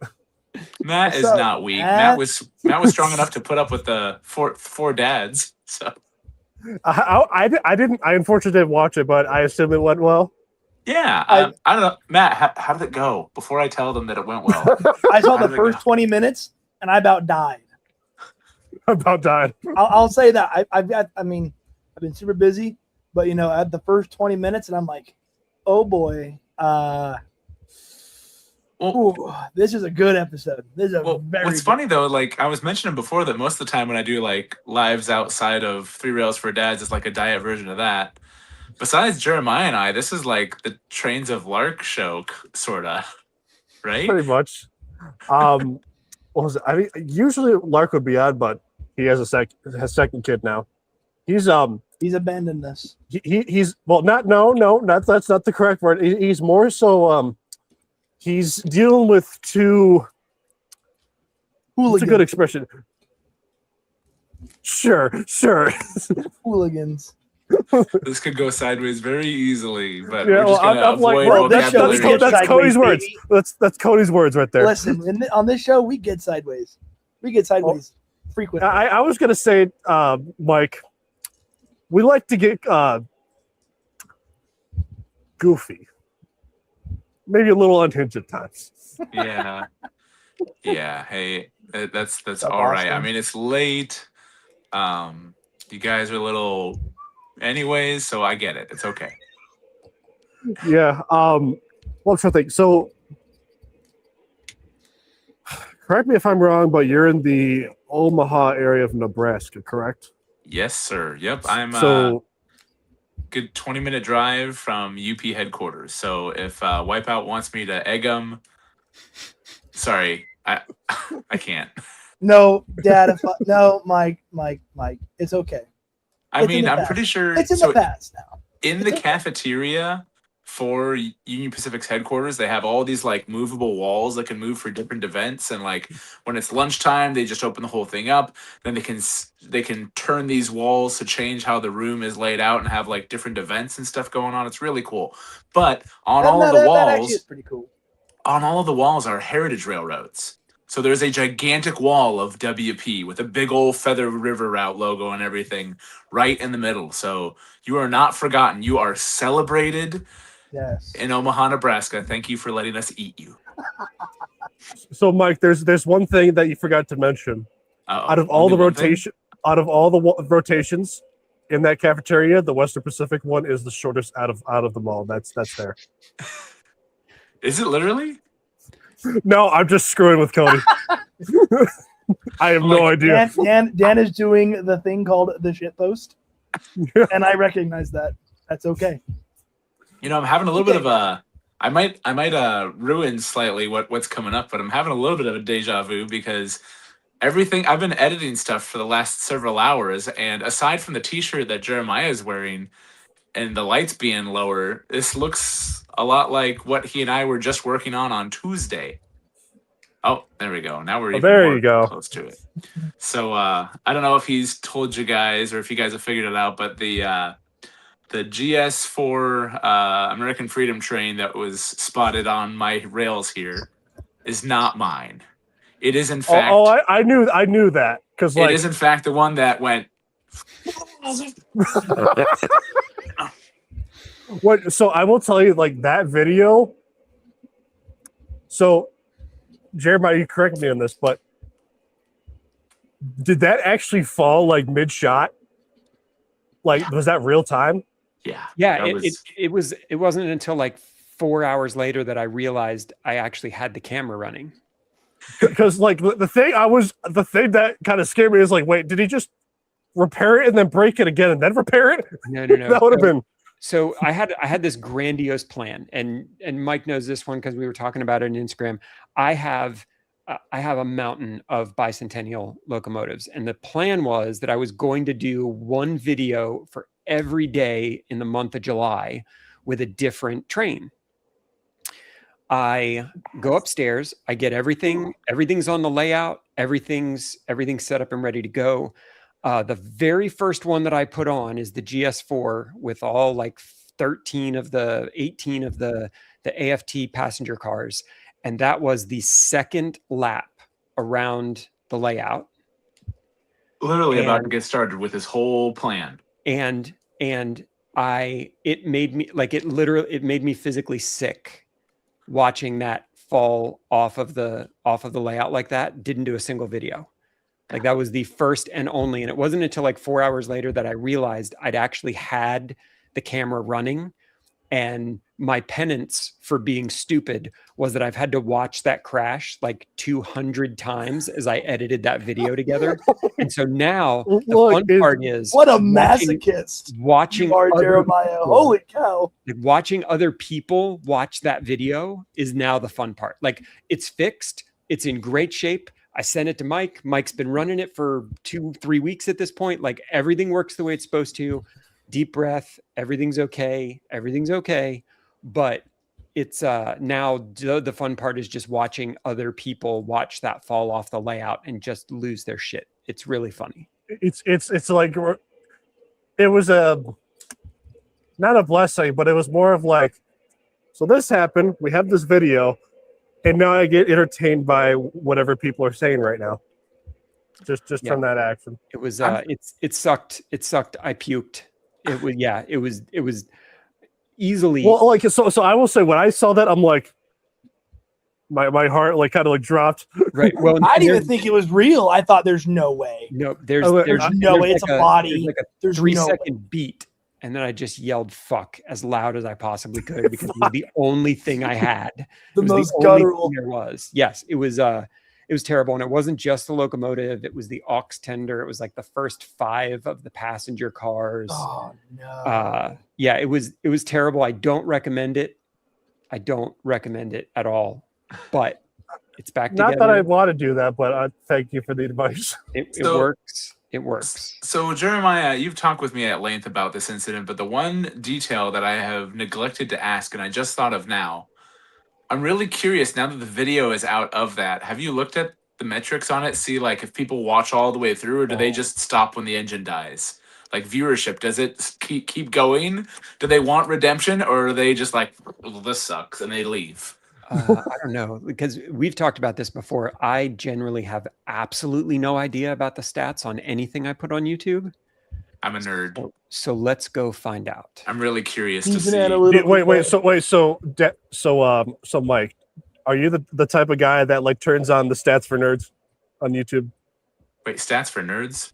No, there's actually an option where if you go onto like your YouTube and you go into settings, there's actually like a stats for nerds option Oh, I somewhere in haven't the done that one drop yet. down. Yeah, It's Really? they Yeah, might have it changed it, but shows you it was like that frame for a rate. long time.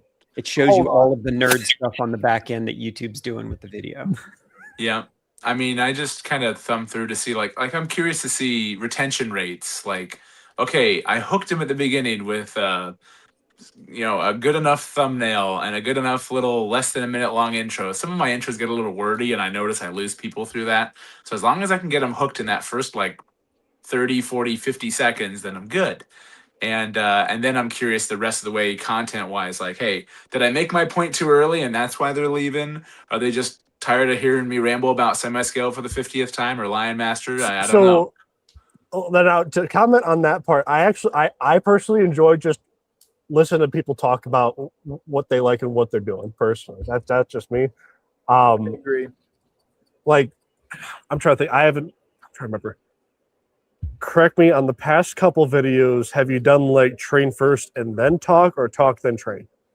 I'm trying to remember the order of that. Yeah, I usually do. Usually it's like whatever the intro is, whether it's like it's either me talking or it's me talking like voiceover for the train, and then it comes in. But I almost never just like open with the train coming and then I start talking about it. It's always some sort of monologue of me trying to convince you why the next 18 minutes are worth your time. So I don't know if this is good or not, Mike. You can tell me, but 42% of people watch the entire video. Wow, I think that's pretty good. I think. And 95% of people are still watching when it falls off the tracks. Wow. Okay, so everyone is just waiting to see, like the aftermath. Yeah. Like they're looking for carnage, and instead you deliver like montage Repairville. That's awesome. And when you don't have a monetized YouTube channel, you can use Rocky theme and not care. Right. Which, so actually, would have been a Now, would you have selected Go the Distance instead? That could have been very impressed if I had. Like, because like I don't know, but like I don't know. That's a really tough one between like the theme song and Going Distance, because it's like I don't know, hand in hand. I suppose. I think I did the Rocky theme song just because it made me feel better about it. Like it got me excited about like we're coming back, we're doing it. Right. Craig asked, how did you get the paint fixed? The only real paint issue was on the tender. Aux tender. And right, there was a scratch on the aux tender, which I fixed. You can still see it, but it's okay. The one that really worried me was the actual tender, because it fell on the corner. And so it like took all of the paint off of the corner of the aux tender. And what's crazy is if you have one of those Vision Line GS4s and you go out to the Lionel site to get parts, there are no parts whatsoever, because the legacy version of those is identical in every way except the electronics and the smoke units. And Trains had a tender body that went up for sale the same day that I drove that thing off of the layout. Is meant to be. Have never seen one before, have never seen one since, but it was a perfect shell for the AFT tender. Let's go. That's awesome. Yeah, just pure luck. Like somebody was smiling on me after I, it's like embarrassed divine myself. intervention shit. Yeah, that's like. Oh no, it's like Trains like saw. Well, sorry, they were looking at his in-house cameras. Were like, yes, he finally broke his engine. Now he can sell him the tender. Yeah. So I think quickly put it up. Shell was like $180 or something, which again, I deserved far more punishment than that. But it runs, it works, everybody's happy. I don't know. Don't do that again. It was terrible. I hated it. Correct me if I'm wrong, Mike, but do you have a daylight? Yes. It's actually on the track right next to us. Okay, I thought you did because I was like, Ta-da! I wasn't sure. And so thanks to the Crash Bandicoot version of the AFT being here, I was able to do side-by-sides with this, not just because, oh, cool, different colors, but you guys know me. This isn't Lionel scale. This is K-line semi-scale and looks absolutely fan-freaking-tastic. Yep.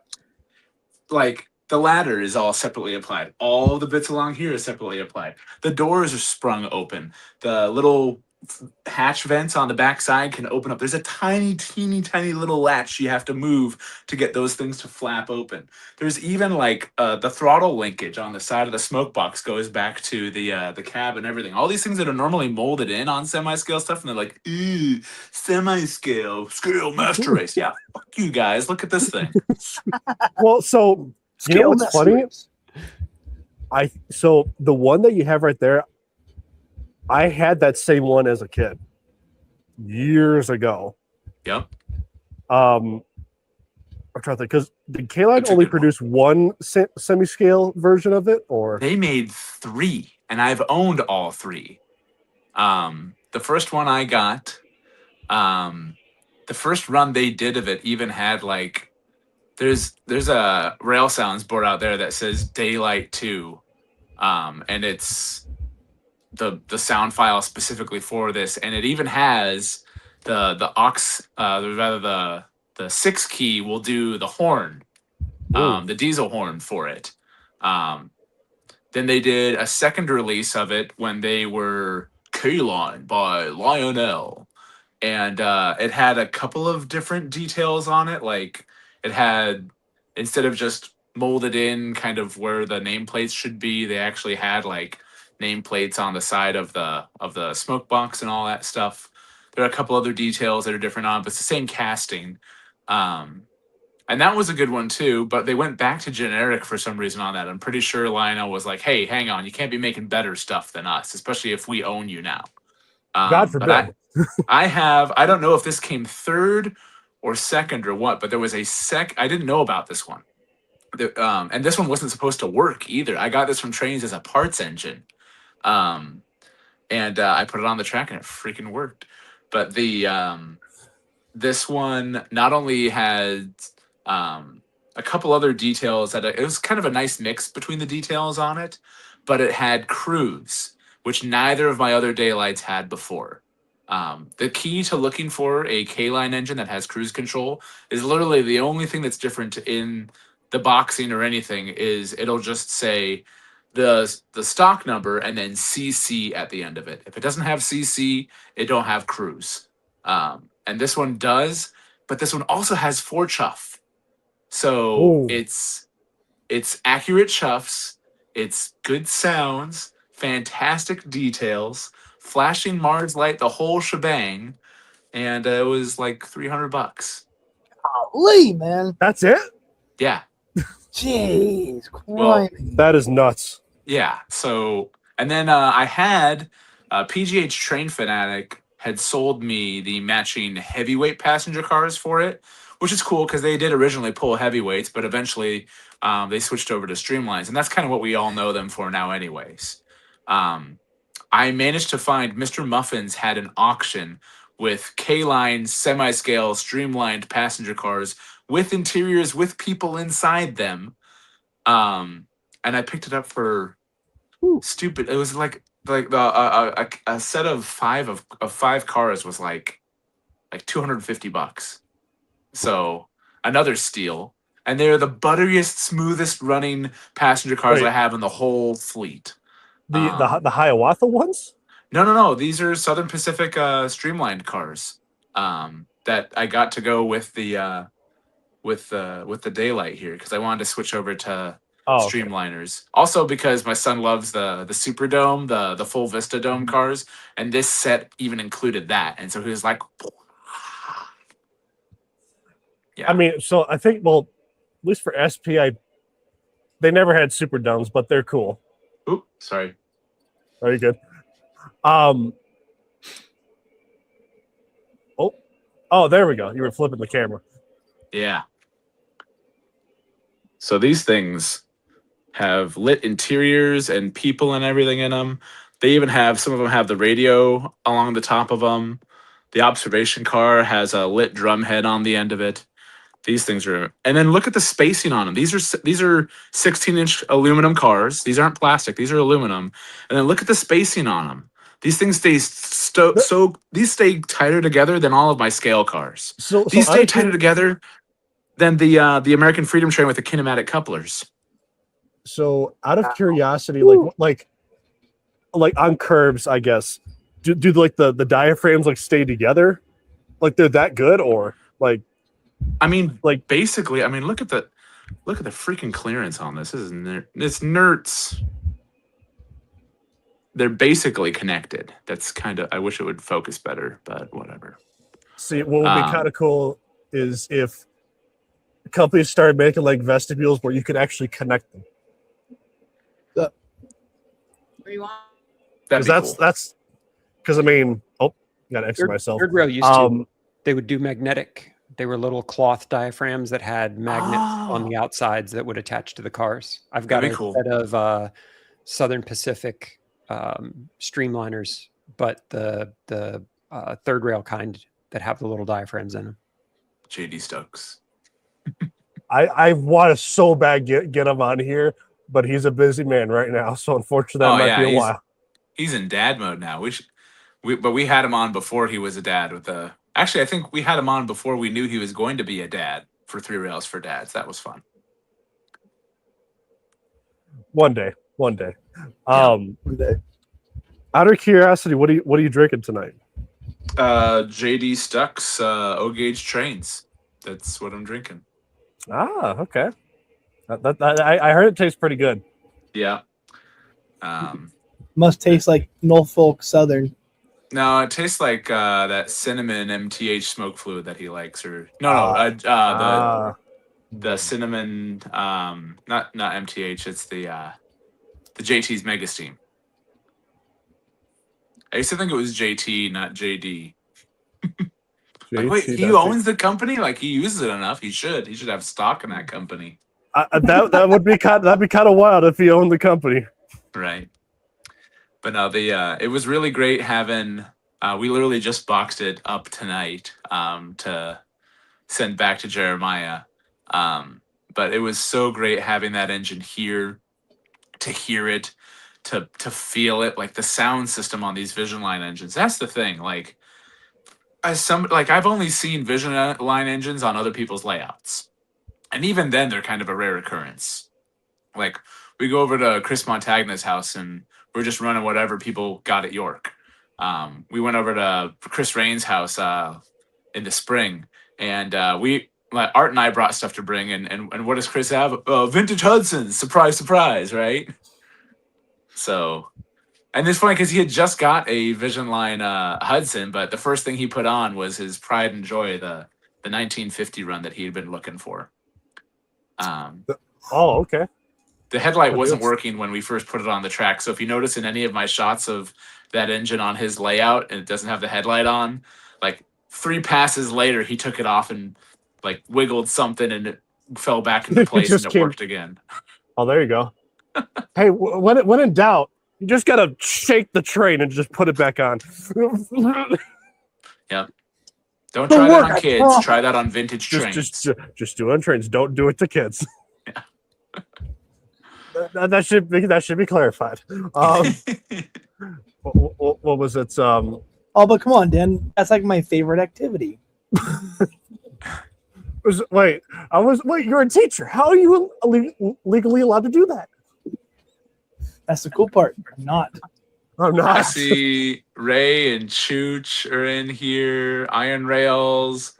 Larkin's trying to sneak in. What's up, buddy? Del Hudson, yay. My 3 Rails for Dads things. And Ray can't do it for him. Will be on too as well. Will in here. He says he'll be on 10 minutes ago. So. Okay. Wait, we're gonna fit more people in here? Absolutely. I can see myself out if you need room. No, Oh, no, no. you are in the promotion. Yep. You're staying Yeah. right You there. are you are contractually obligated to stay on. I'm the fluffer. I was just killing time until you got here so that everybody could. Dell told me he called you that. That's hilarious. I'm all in. Like get me a T-shirt. That's fine. If the thing I do in this hobby is just prep the crowd for you, I'm good. Is that the hype guy? Is that what that Yeah. job is? Yeah. He's a contractor for hype. I'm good. I have not paid Jeremiah anything. He just sent us a cool train, and also a cool box car that he made for us. That's got like 4014 and America 250 and the Dadified logo and all that stuff on it. He's like, Dad, when we need to get a train with all of our semi-scale cars on with that thing. He's like, yeah, we'll get 4014 out and we'll just make a string of everything. I'm phasing out more and more of like the traditional semi-scale stuff. I'm kind of hanging on to more of the Rail King stuff since it's kind of a nice in-between size. And since we run a mix of semi-scale and scale here, they tend to do the best. But you know what's really, really starting to be a favorite of mine, but I just need to be careful with because of the details? Here, I'll grab one. Uh-oh. These 40-foot boxcars from Atlas are I have some of those. absolutely fantastic. So they've got all the details that everybody loves about scale stuff. But if I put this next to like a traditional sized car, it doesn't look that much bigger. If I put this next to a Rail King car, it's the same freaking size. It's just more detailed. And so I can put a couple of these up front near the locomotive so that way when it comes by, you see more of the detail showing up on some of the cars. But then behind it are a bunch of the Rail King cars, and it looks like I got this hugely long scale train. No, usually only the first couple cars are the nice detailed ones. It's kind of like the hero gun, like from Aliens. Like everyone wants the hero prop of the pulse rifle that the Colonial Marines were slinging around. Yeah. They want the hero one, but then there's prop version of it that are like rubber that they just used for them when they were running around in between shots. And the actual props for those are worth quite a bit. But they always say, well, whenever they say like, oh, it's a replica of the dummy ones essentially, or of the hero one, because the hero one is what you zoom in and you get all the details. And so that's kind of what I do with the longer trains is I'll put all the nice ones up front near the locomotive so when it starts rolling by and you see those close-up shots. But then when you zoom out and you just see a ton of cars, they're mostly Rail King, folks. It's a great way to build up your roster without burning through the bank. Hey, look at it this way, Mike. Is that's a better excuse to make a longer train with something that looks almost prototypical, almost in terms of the size. The Rail King cars are typically a lot lighter than all of these scale heavier cars anyways, so you're straining your engines less too. It's not an issue for, oh my gosh. Be honest, did you guys watch the live stream I do on Tuesdays? If you didn't, it's okay. It's literally like in my this hardest past one. period I work in. My It's okay, it's period okay. Always starts. I'm like, Well, you gosh, used to do dang around it, like Mike. 12 or something, right? "Ugh." Yeah. The third rail engine's broken Oh, already. I'm bummed. And it's not even anything major, mercifully, but enough to where it's sidelined waiting for parts, which I was able to get. But there's this stupid little linkage that, like, Is it- it's. I was I gonna don't say, know, is I it don't know like what a these little, parts like- are called. Is it You like guys a are the nut nerds. that's You guys missing figure from this. it, or What? is it like a bolt or like a crank pin that's like missing, or No, so the crank pins and everything are fine, but there's a part that's going to right off of like where the piston is. There's I don't know how to explain it, but there's a little rod that goes up to a taller one that goes to some other linkages up above, and it just kind of does this number. And this little pin that goes into it, this is fun. oh yeah, It's the tiniest linkage I've ever seen. And no wonder this thing broke. But it's the linkage coming down has one little tiny pin sitting out. And then the linkage that attaches to it is like a little U joint that they've pressed around on either side that holds it in place. oh okay. One half of that was literally sitting like this. because the train basically jumped the track. It was coming around the corner, and then pretty much right in front of me here, I just see it go. I'm like, what the heck happened? And like front wheels are off and everything. Like, did I hit something? What's going on? So everything stopped because it was shorted out on the track. And I get it back on the track, and I see this little thing just kind of dangling there. I'm like, what happened? So that thing, I tried to bend back into place. It was way too thin to begin with. And I think another lap in, it just broke off, and I can't find it. And it's like, this is too small to repair. That I just need a new part. Oh my gosh, it's a third rail engine. How am I going to do this?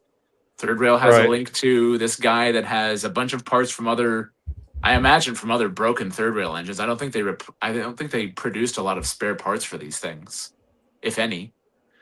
Right. I mean, there's still some parts that I'm looking for in some of my locomotives that I am trying to contact third rail about. Actually, in terms of parts, if there's anything specific you're looking for, then the person that still kind of deals in that department is Scott Man, which he's the original guy that I ran. was talking with Scott right before Jay kind of took over. There was, because he was kind of like last summer when they did their their catalog, and they're like, we're doing catalogs again. I really was interested in the Sunbeam, because it's never been done in O scale. It's got Midwest ties. It's Southern Pacific-ish, but it's mostly running between major cities in Texas, just south of us. And we have Frisco and MKT and all these other railroads. I have a lot of Southwest stuff, so it would go great with those. But I'm like, can it clear 048? And they couldn't tell me. So Optimus got an engine that was a Pacific type that was very similar to it, and took his to a club and checked it out on 048 for me and said, yes, it clears 048. And I double checked on the photos and everything. You should have enough room up front with the skirting for those front pilot wheels to clear. This should work. And so I talked with Scott about that then too, and placed an order for that. So That's cool. Okay. Which, like, I was gonna say, I saw that locomotive on your channel. I'm like, that thing fits on the curves that he has. That's quite bold. Oh, the Northern. Yeah, the Northern. Yeah. So the Chicago Northwestern H1 is, it's actually smaller than most of my other Northerns here. I didn't realize that. Like, even like not like tender size. Tenders are just up to the railroad. I mean, if we compare everything to 844's centipede tender, then everything's going to look tiny. But even like my smaller tender that's on the Frisco Meteor is bigger than the tender that's on the H1. And I'm like, Really? oh. So when I saw some photos of it, I'm like, maybe this engine is just like a smaller type of Northern. No, the locomotive itself is still pretty big. The tender just happens to be a little, like, it's more like, Wipeout will like this. It's more like the Mountain. Remember the WP Mountain 179 that I had? So yeah. Yeah, so you got this nice big long locomotive up front, and then you got this cute, which is Scrunched tender. It makes that engine fantastic to run with semi-scale or scale cars, because when you have that, essentially the tender acts as a transition piece. So if you have gigantic tender, big chungus, and then you have, 64 boxcar, yeah, no, that's going to look funny. But if you have big engine and then a smaller tender, then it kind of bridges that visually, so that way when you're looking at the train going by, it doesn't look as out of place. The thing that you do start to notice is the width. It's not so much like the height that you really miss, it's the width of the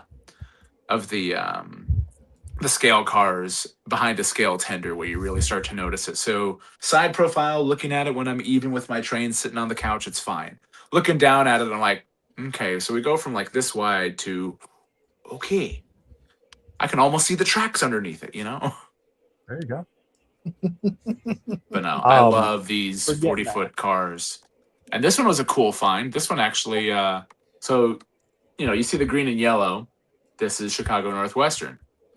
But what's all these letters over here? That doesn't say CNW. That's the full name of it. Is it?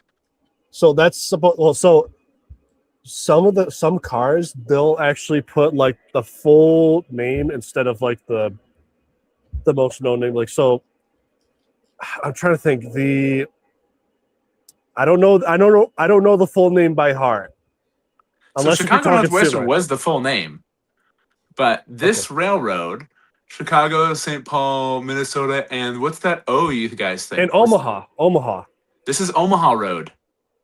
So the Omaha Road got eventually bought by Chicago Northwestern, but early on with Chicago Northwestern, like they were doing a lot of stuff together anyways, and that was a really crucial point to Chicago's connection to the city of Omaha. And it got to the point where they're like, yeah, we've even got like Route of the 400. Like this screams Chicago Northwestern, but then all these little letters up here is like, what the heck is that? It was still technically its own road for a short period of time, actually for quite a while, but I think it wasn't until like the 60s when Chicago Northwestern finally just bought the Omaha Road. But yes, technically, even though it's Chicago Northwestern colored and all that stuff, it was mid transition. Yes. So Which, like, at least on that car, I thought it just said like the full name, but I'm like, oh wait, no, there's no other complicated name for CNW. Yeah, I'm not a CNW guy, so forgive It's my okay. ignorance. I got you. And then I even earlier last year, Atlas made Omaha cold storage reefer cars, and I'm like, it says Omaha, and I have to get this thing.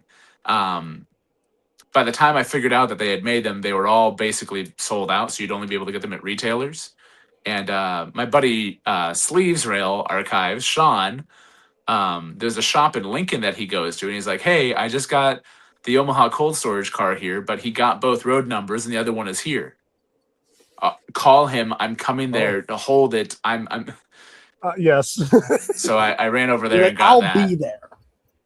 And Omaha Cold Storage, like the building is still downtown. There's just no more rail lines up to it anymore. But the car that we got also has Chicago Northwestern because the refrigerator line was a huge part of their freight service. And so between this guy here with the Omaha Road, Omaha Cold Storage with Chicago Northwestern, and the H1 Northern that I finally got, the last piece of the puzzle to make all this work, those ran nonstop between Chicago and Omaha because those are the only tracks on CNW's network that could support those things. So I got all sorts of Omaha stuff all within like a year of themselves. I mean, you live in the area, so you know. Yes, nobody else cares. Nobody else gives a crap, so it's fine. I'm genuinely interested in this, Mike. You should see my excitement. But as a train collector, like, isn't that the dream? The trains that you love that nobody else cares about and doesn't buy away from you?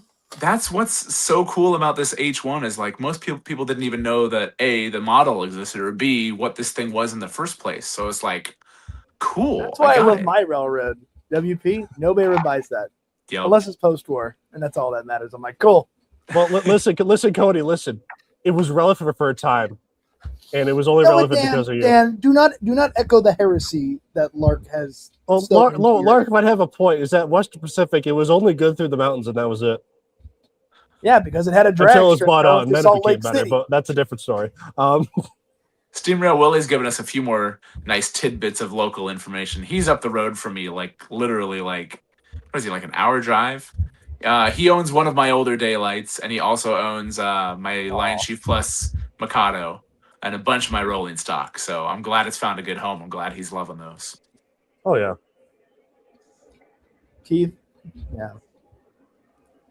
Also Steam Rail Willie, if you end up getting that Atlantic, the Chicago Northwestern and Atlantic, get one of these cars. There's a bunch of I think I've even found I found this one under 40 in the box, brand new on eBay. So there's still places that have a couple of these floating around.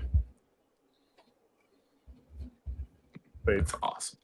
That's the other thing. I've noticed a lot of the smaller, like the Woodside Reefers do tend to keep their value pretty well, but a lot of the smaller box cars, I've been finding deals on them. Brandon Slate, Slate, dang it, which one is it? The guy that fixed Larkin's Challenger, the smoke units and everything. Oh yes. With a super cool wife. He does all the repairs. I can't remember what his handle is right now. You know who I'm talking about? Brandon? Oh yeah. Big beard. I'm looking him up right now. Hang on. Okay, so he had Oh, I know what you're talking about. Yeah. He had a Missouri Pacific boxcar, same size as this one, on eBay. I didn't realize it was him until like afterwards. I look at the seller name and like Brandon, and then SL and the number 8 and a T. I'm like, that it's O gauge and it's the same. And then I got a message from him later. He gave me like after I bought it and he realized it was me. He gave me like a discount on it. I didn't like. I'm fine, but this is already a great price. You didn't need to like discount it for me, but that was really nice of him. So shout out, Brandon. Thank you. Can't wait for that thing to arrive because I'm slowly but surely replacing. Well, not maybe replacing, but I'm doing a lot more with these smaller scale cars. I basically have all of the Rail King cars that I want, which is scary. I have a lot. Okay. What was it? You're touching your coupler. That's right. It's evening. The weirdness is rubbing off on me. I know. Well, you'll get to our level at some point. Trust me. You spend enough time. You spend enough time with us. Oh yeah. You'll get down to our level. Get down with the sickness. Down with the sickness. Oh, we definitely have some sickness here. Oh yeah. We got some. Might have some tism too. Definitely Cody because he's just obsessed with F-14s. He won't admit that the F-15 is better. Listen, I was a huge F-14. Wait, what? Hold on, listen. Now. Listen, this needs some context. So, when I was a kid, like the early mid 2000s, like really there, BR Railroad. That's the guy, Matty. Yeah. It was BR something. Thank you. I couldn't think of it.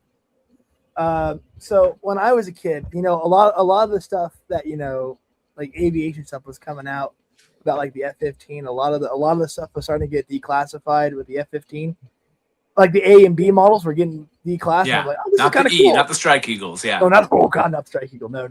But like the A and B models were getting declassified, and the C's were just starting to somewhat. And it was like, well, the Tomcat. Wait, there's a C model? Nothing. Yes, the Charlie variant. It's an A model cracked up with like steroids and more roids. It's nuts. It owns Saddam Hussein. I'll tell you that right now. It owned or owns? It owns the soul of Saddam Hussein. We'll say that. Okay. So, and I was like, okay, what? So I know Top Gun. Top Gun's great. I love Top Gun. I love the Tomcat, but I didn't know how technologically superior it was to the F-15. The F-15 is, Also, Will is on. unreal. Hi, Air But then Force. the F-14, God, every time we talk about the F-14, Will appears. It's so Will sad. appears. The F-14 is just of course, so on much cue. cooler. So there's still things that they can't like. The They F-14 was cannot so ahead of its declassify. time. There are still things that are classified about it, aren't there? Literally, the D model for the Tomcat is still so highly classified. It's I love like Can't even release airtight. stuff about it. I mean, the Tomcat, the F-14B upgrade, so the BU is just starting to get declassified now. You hear to hear, folks. He wants the D. He does want the D. Which Especially so if Cody if was it's brought to you Cody by was talking to Grumman, me I'll take it. the other day, and there's like this Maverick Act where basically if it goes through, there's like what is it? There's a lot somewhere down. There's a slight what was it? chance. There's a slight Was chance. it Georgia or Alabama? It's in Georgia. Yeah, It's in Georgia. Huntsville, Where there's Alabama. like they Huntsville, have Georgia. Sorry. they have like what, like an A model. They have an A. They have an A, and they technically have an A model Tomcat and 2 D model Tomcats right. that they're looking to use for parts to get one of the D model Tomcats. Larkin is on. Now we got 6 goodness. people. Oh, get out of here! We have 6 You- people up in He's this. here to Holy cow. just make He's sure here to WP dunk doesn't on get to Cody's him head outta too here. fast. Holy Dan, cow. Dan, 6 Larkin, how's it people. going? Let's go. Hey, Unlike your railroad, Cody, I won't go anywhere. And listen, I'm just going to choose to ignore you. It's so savage, guys. Like if Larkin doesn't like just throw down on WP with like 30 seconds, we're like, are you gonna say it? No?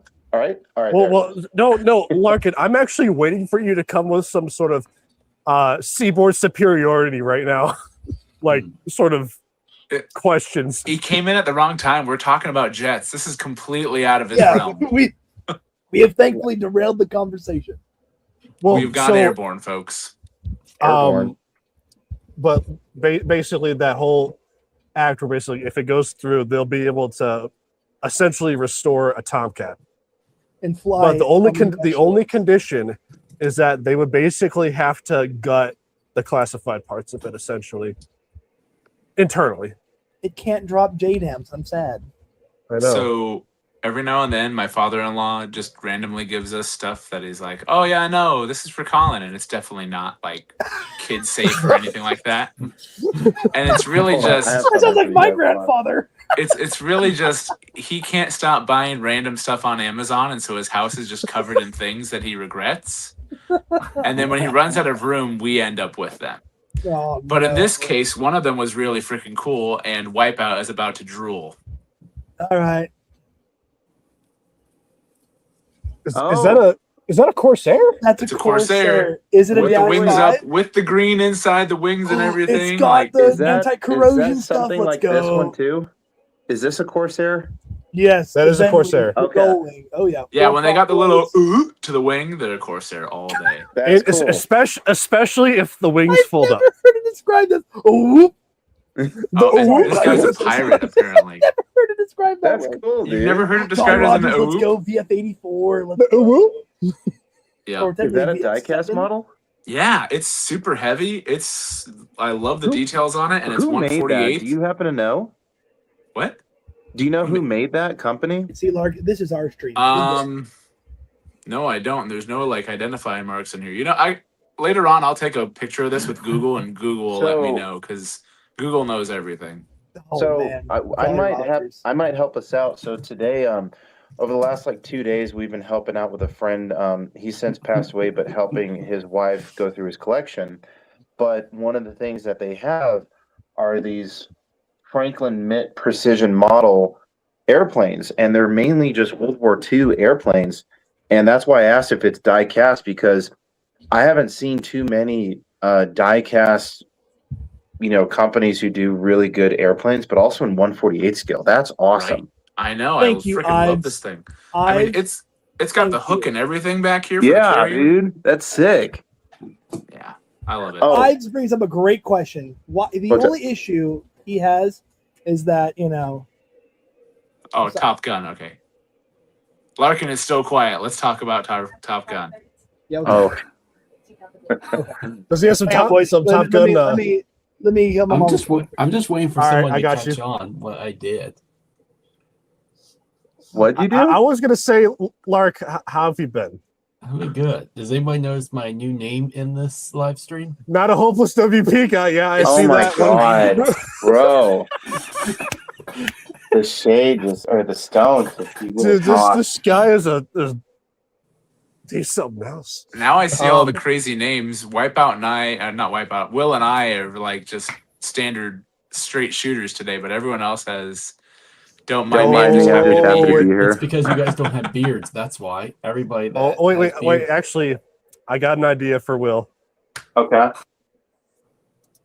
If it's going to require me to change my name, I'll just say this. I don't know how to do that. Oh, it's easy. But one thing I did want to talk about, Jeremiah, when you showed those Halloween type of passenger cars, those figures in there are really cool. Are those are they completely transparent, or are they like, how are they painted in there? No, they're little transparent pieces of plastic, like almost like lucite. Yeah. Is that very That's sweet. similar to what they did with those wood-sided passenger cars back in a couple years ago? Here's the crazy thing, Will. I think these glow in the dark. Oh, I think that's why they're clear like that, because I think the little passengers are going to glow in the dark. dude, that'd be sick. Wait, what do you mean you think? You haven't tried this out yet? No, we literally unboxed them on stream while Dude, yeah. Oh. If he hasn't seen them, dude, they are sick. Like, I've not seen something So on those We were passenger probably cars that are knee-deep that cool in reading a Piggy long and time. Gerald while you guys were looking at that. we got 2 sets today. Is that the Seabird or Seaboard? No, this is the RF. Train Man, can you blow him up? Yeah. I'm an old man. I Oh. need to see this. Whoa. Wow, that Are these dang! Is that sunsets? aluminum? Yeah. Oh my gosh, Hot damn. that is nice. You still have the Halloween car out? Competent auction bidder. I've got it Auction here. bidder. I am an incompetent auction bidder. The absolute best thing in an auction I chose not to bid on because I'm like incompetent or You know, if you ever need any engines to kind of just go somewhere to stretch their legs, I totally won't mind borrowing your Lark for a little bit. Yeah, see, now Larkin's like, he's just That- dishing out okay, trains now. this- He can this send them needs- all to me Lark- now. Lark, you need to get a Lark. Dude, we've Lark needs to get a been Lark. trying to get Larkin to buy Well, a Lark yeah. for years. Although, It makes so much sense, Mike. Yeah, Seriously. we have to like it's in his name. Just You get the want Lark. you want That'd the be like GS if they made a train yeah. called the Dadified, and I said, no, you know what? I don't want that. you want the GS4 or the AC9? the GS4. Or wait, it's the there's She's two. gonna box it right now. He's gonna box it right now. Oh. Send it to him. Oh, Jeremiah. Jeremiah and I are working on something a little top secret. If Jeremiah knows what I'm Classified talking information. If it's what I think it is, I think that's a great idea. about. What I Probably told isn't. Dude, I'm Superior Seaboard Floridian. I like that. I like that. You asked for me to do. Yeah.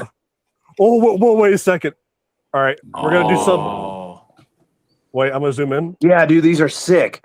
Look at that. Look at the Look little at the people in figures. there. Would you look at that?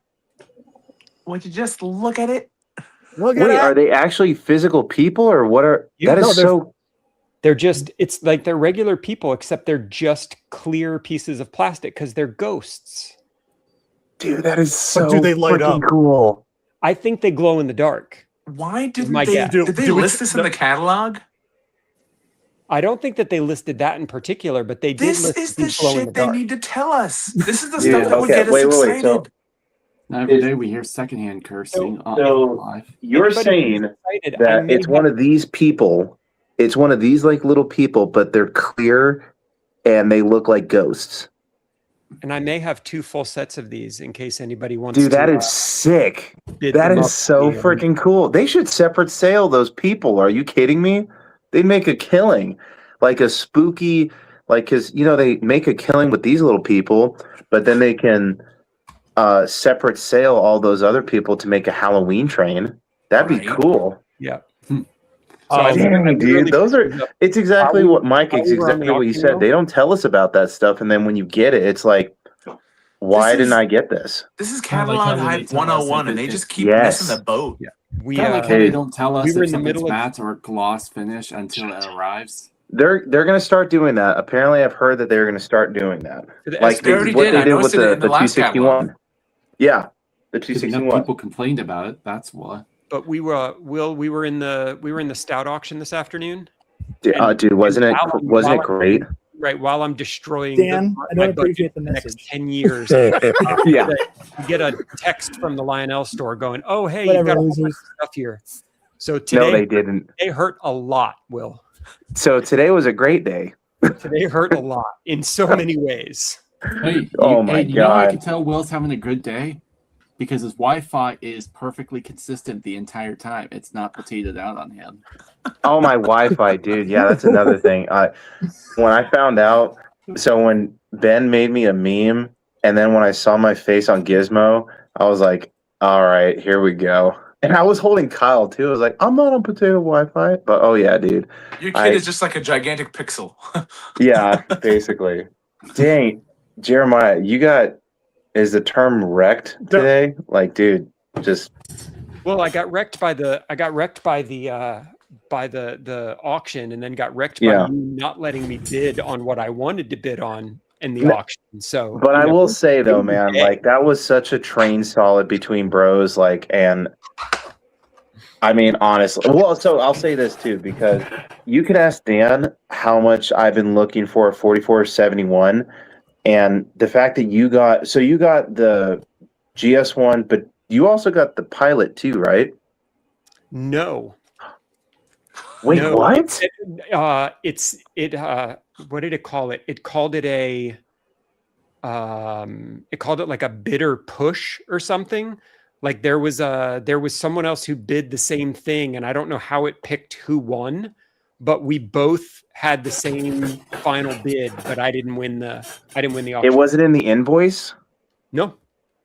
Bro, what the hell? No.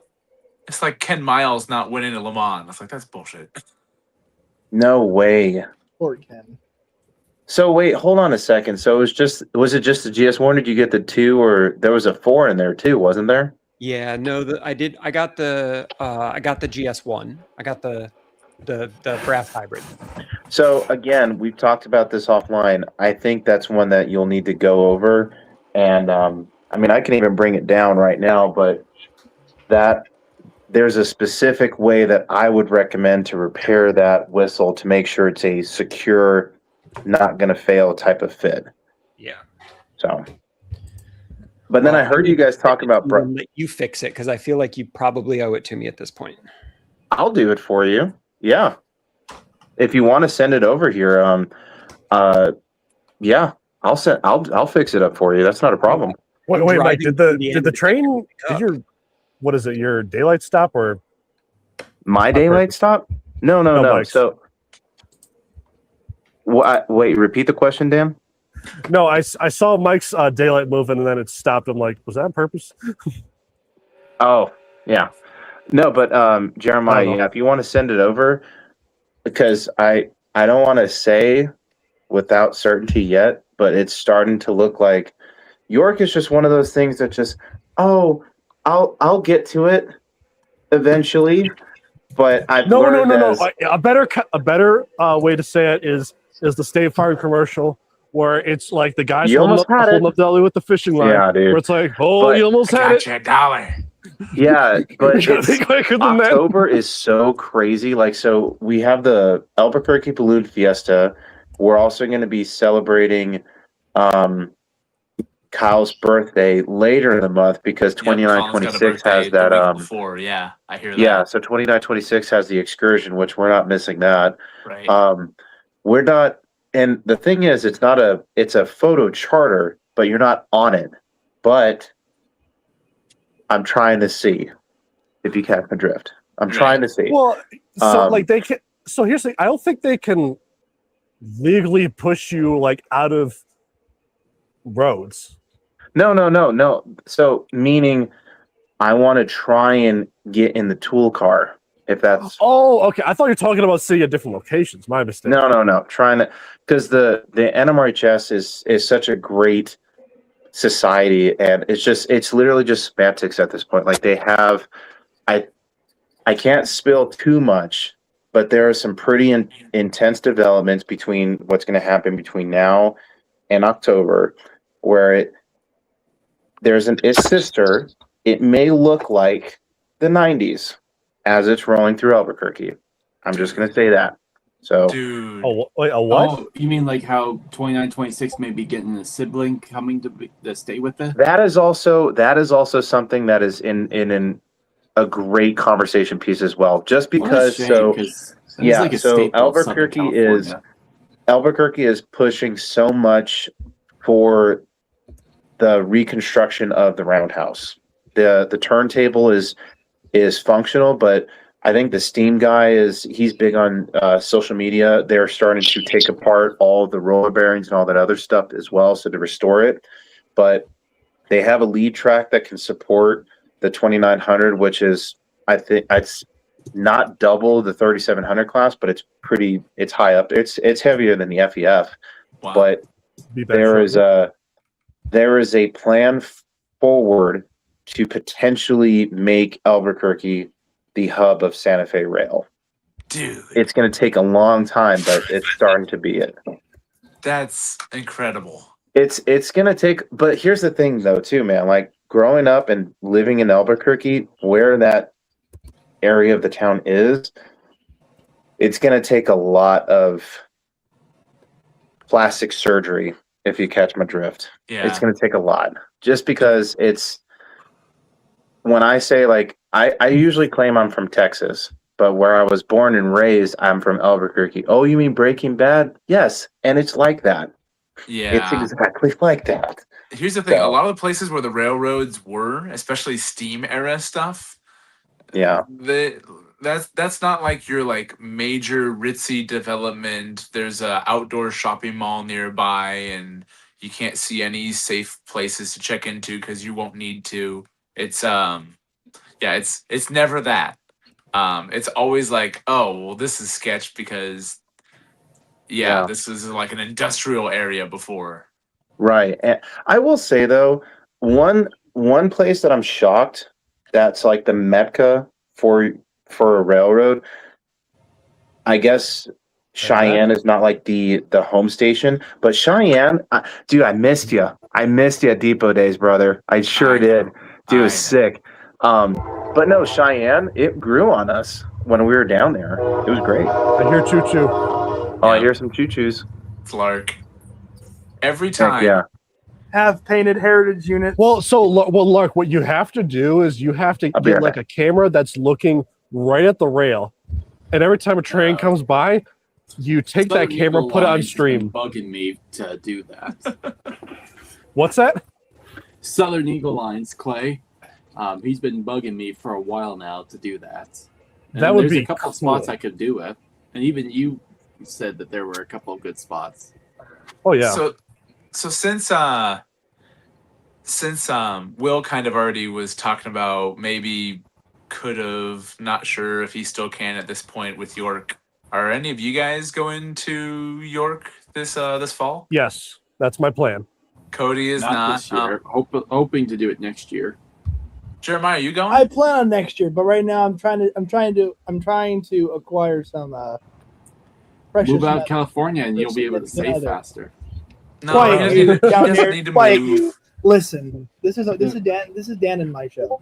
No, see, what we need to do is all convene on Rocky Mountain. You and met him had it not been for me.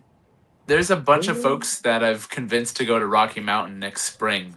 Oh, So we're all going to go hang out go. with Will. Yes. That'd be cool. Okay. Right? I could definitely do a However- Colorado trip. However, I will say this. There is some interesting developments with this, right? So, Did we choose the wrong No. year to go? no, well, I'm just going to be completely transparent, right? So right now, I'm in my primary zone for major. So we'll see if the promotion board come out. Oh. Typically with that results in a PCS or a permanent change of station. So it can either be where I go to ILE, which is your intermediate learning education, which is in Kansas, or Closer to me. yeah, or you can do satellite ILE. But bottom line up front, we're trying to stay in the Springs. We really are. We love the Springs. We've developed a family here. It's been great.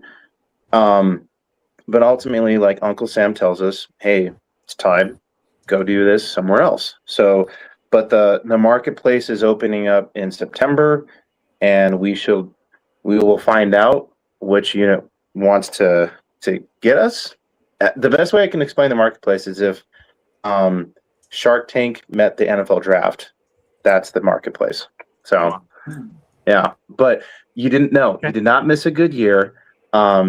And Jeremiah actually was, he went here this year. You can talk about it, but I thought it was a great show. Yeah, Will made me. He was like, "You need to come." Yeah, when you ask if I'm going to York, I have grown up money and nobody to tell me no. So yeah, York's kind of a given. You need to come down to Florida early next year when the DeLand and Jacksonville shows come in and play. Yeah, I mean it's How big are those shows, Lark? On a serious note? DeLand's the January one is the biggest train show in Florida, and that's 2 days, and that takes up 2 buildings. And DeLand is halfway between Daytona and Orlando, so it's on the northeast side. But in terms of it, they have one room specifically just for the dealers and another room specifically for the layouts. And there's usually at least 3 railroad gauge layouts there. And Now then that's cool. I like that. And then there's my buddy, Walt, who Will got to meet. Disney? At Scala. Yeah, he's got his 2 railroad scale layout that he runs. Well, that guy's a great dude. I haven't told anyone outside of the 3 rails, 4 dads, and I also mentioned it to Lark. But I figure since I'm starting to actually iron out the plans for it, I will be at Fall York. Hey, Let's let's go. Was not planning on it at all. Did you tell Lark just to make him feel bad? No, no.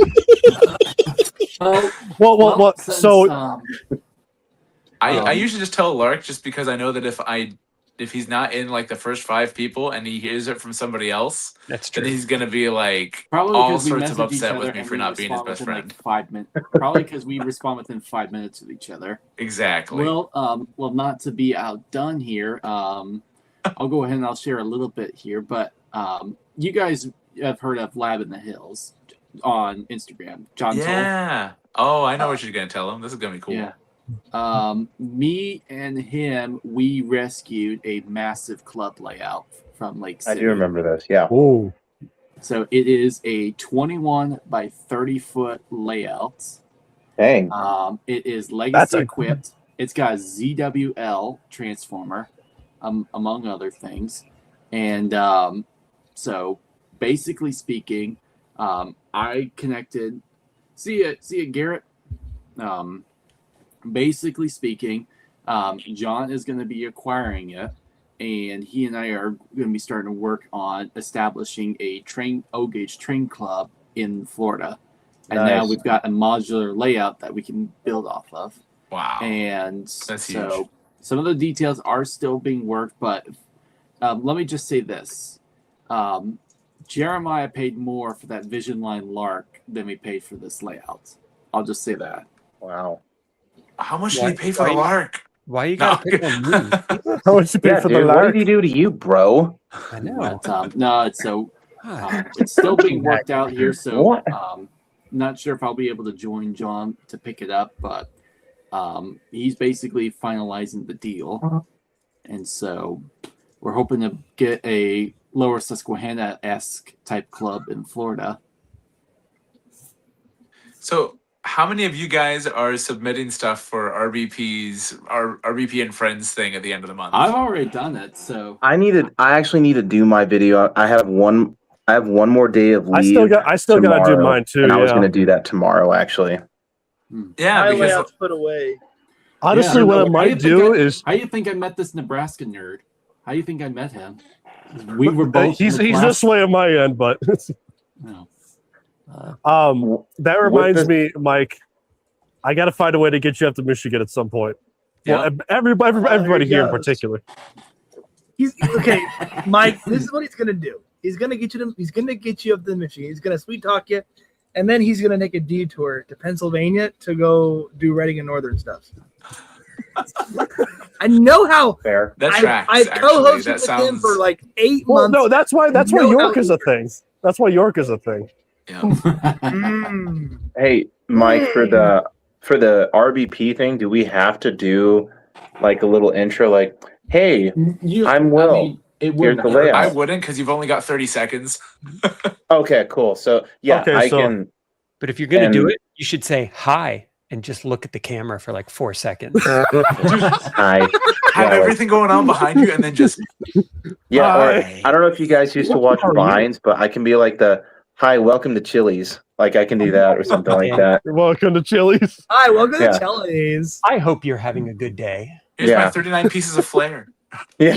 But But yeah, no, No. I have one more day of leave, and I'll be doing that tomorrow. Because this whole 19 days of leave, I really needed a break because I haven't had since last year. But I've gotten so much done on this layout, and it's awesome. Yes. I love it. It's great. It's Which- I've also been trying to tell as many people as I can about it because I know that everyone after he does it is going to be like, "Oh, when's the next one?" Like they Yeah. literally just did it.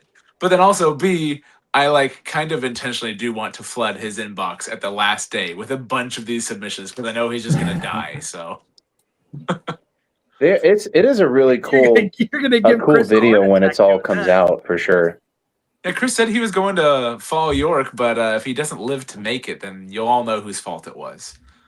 Wait, Chris from Chris's Trains and Things? No, Chris No, Reigns is going. RVP. Chris Oh, Strains and okay. Things is actually on vacation during Yeah. the week of York, and Yeah. There was He's talk down like here. the social media panel may or may not happen because he typically hosts that, correct? I don't know why my Oh. eyebrows are doing this thing. Oh, you dirty dog. Dirty dog.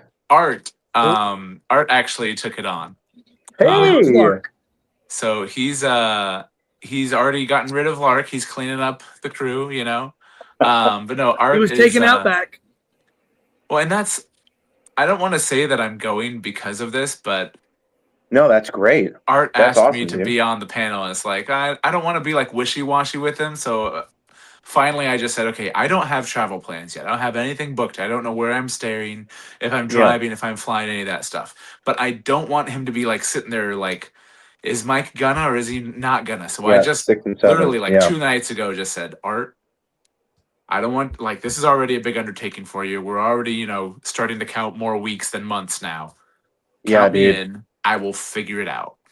So The and Caleb's on there too. that's awesome. And so is your son gonna go too? That's the other thing I'm starting to figure out because he's in school. Oh And no. so it's He can afford a fall vacation. Yeah, dude. Hooky. Just Well, do hooky. so funny thing, Mike, is No, that when I Will, was it's a not kid, this works. when I was a kid, And you stay in school. me and my dad found some way to see 44 49 and 2011 Train Fest. York So- didn't make it in the mix at that time, but if there's and a will, also there's a way. though, like his mom teaches at the school that he goes to, so I can't be like, Oh. They're like, hey, he's not in school today. And Oh, he'd be she's like, a teacher. Sick. yes. I- We had to have somebody smart in the family. You guys know it wasn't me. Yeah. It's my wife. Wait, does she have to I'll say it, reteach you my the wife. laws of Right physics there. too? You know? So I will say though, like, I mean, Kyle is just in daycare right now, but I definitely did say the H word, like, oh yeah, hey, Kyle's gonna play hooky when 4014 went up to Greeley, because I remember picking him up, and the teachers were like, he just got dropped off like an hour ago. I'm like, I know. And then I just went to go pick him up, and I was like, we're gonna go see a train, and then we left. Mind your business. I kid. But no, it was amazing. It was so cool. That is specifically why I'm getting the 4014 with elephant ears, and it was great because Kat was like, "You already have that one. You have 2 of those." I'm like, "I know, but I don't have Elephant that ears. one that I saw with my son." Yeah, exactly. You I couldn't need just that order one. the ears and put them on yours. No, you need to get. No, dude. Um, So the one that I currently have is the first run edition, and that was like the first brand new like 4014 that I've ever bought. But no, it's I mean, because we eventually just want to share this with our kids, but I can't wait to be like, hey, that one we saw together, or like the Right. 29, like, and dude, don't get me started on how many 29, 26s we have. We have a lot. So, but yeah, like, no, like that one's his, that one's mine, that one's from when I was a kid, and all that other stuff. No, it's just, Right.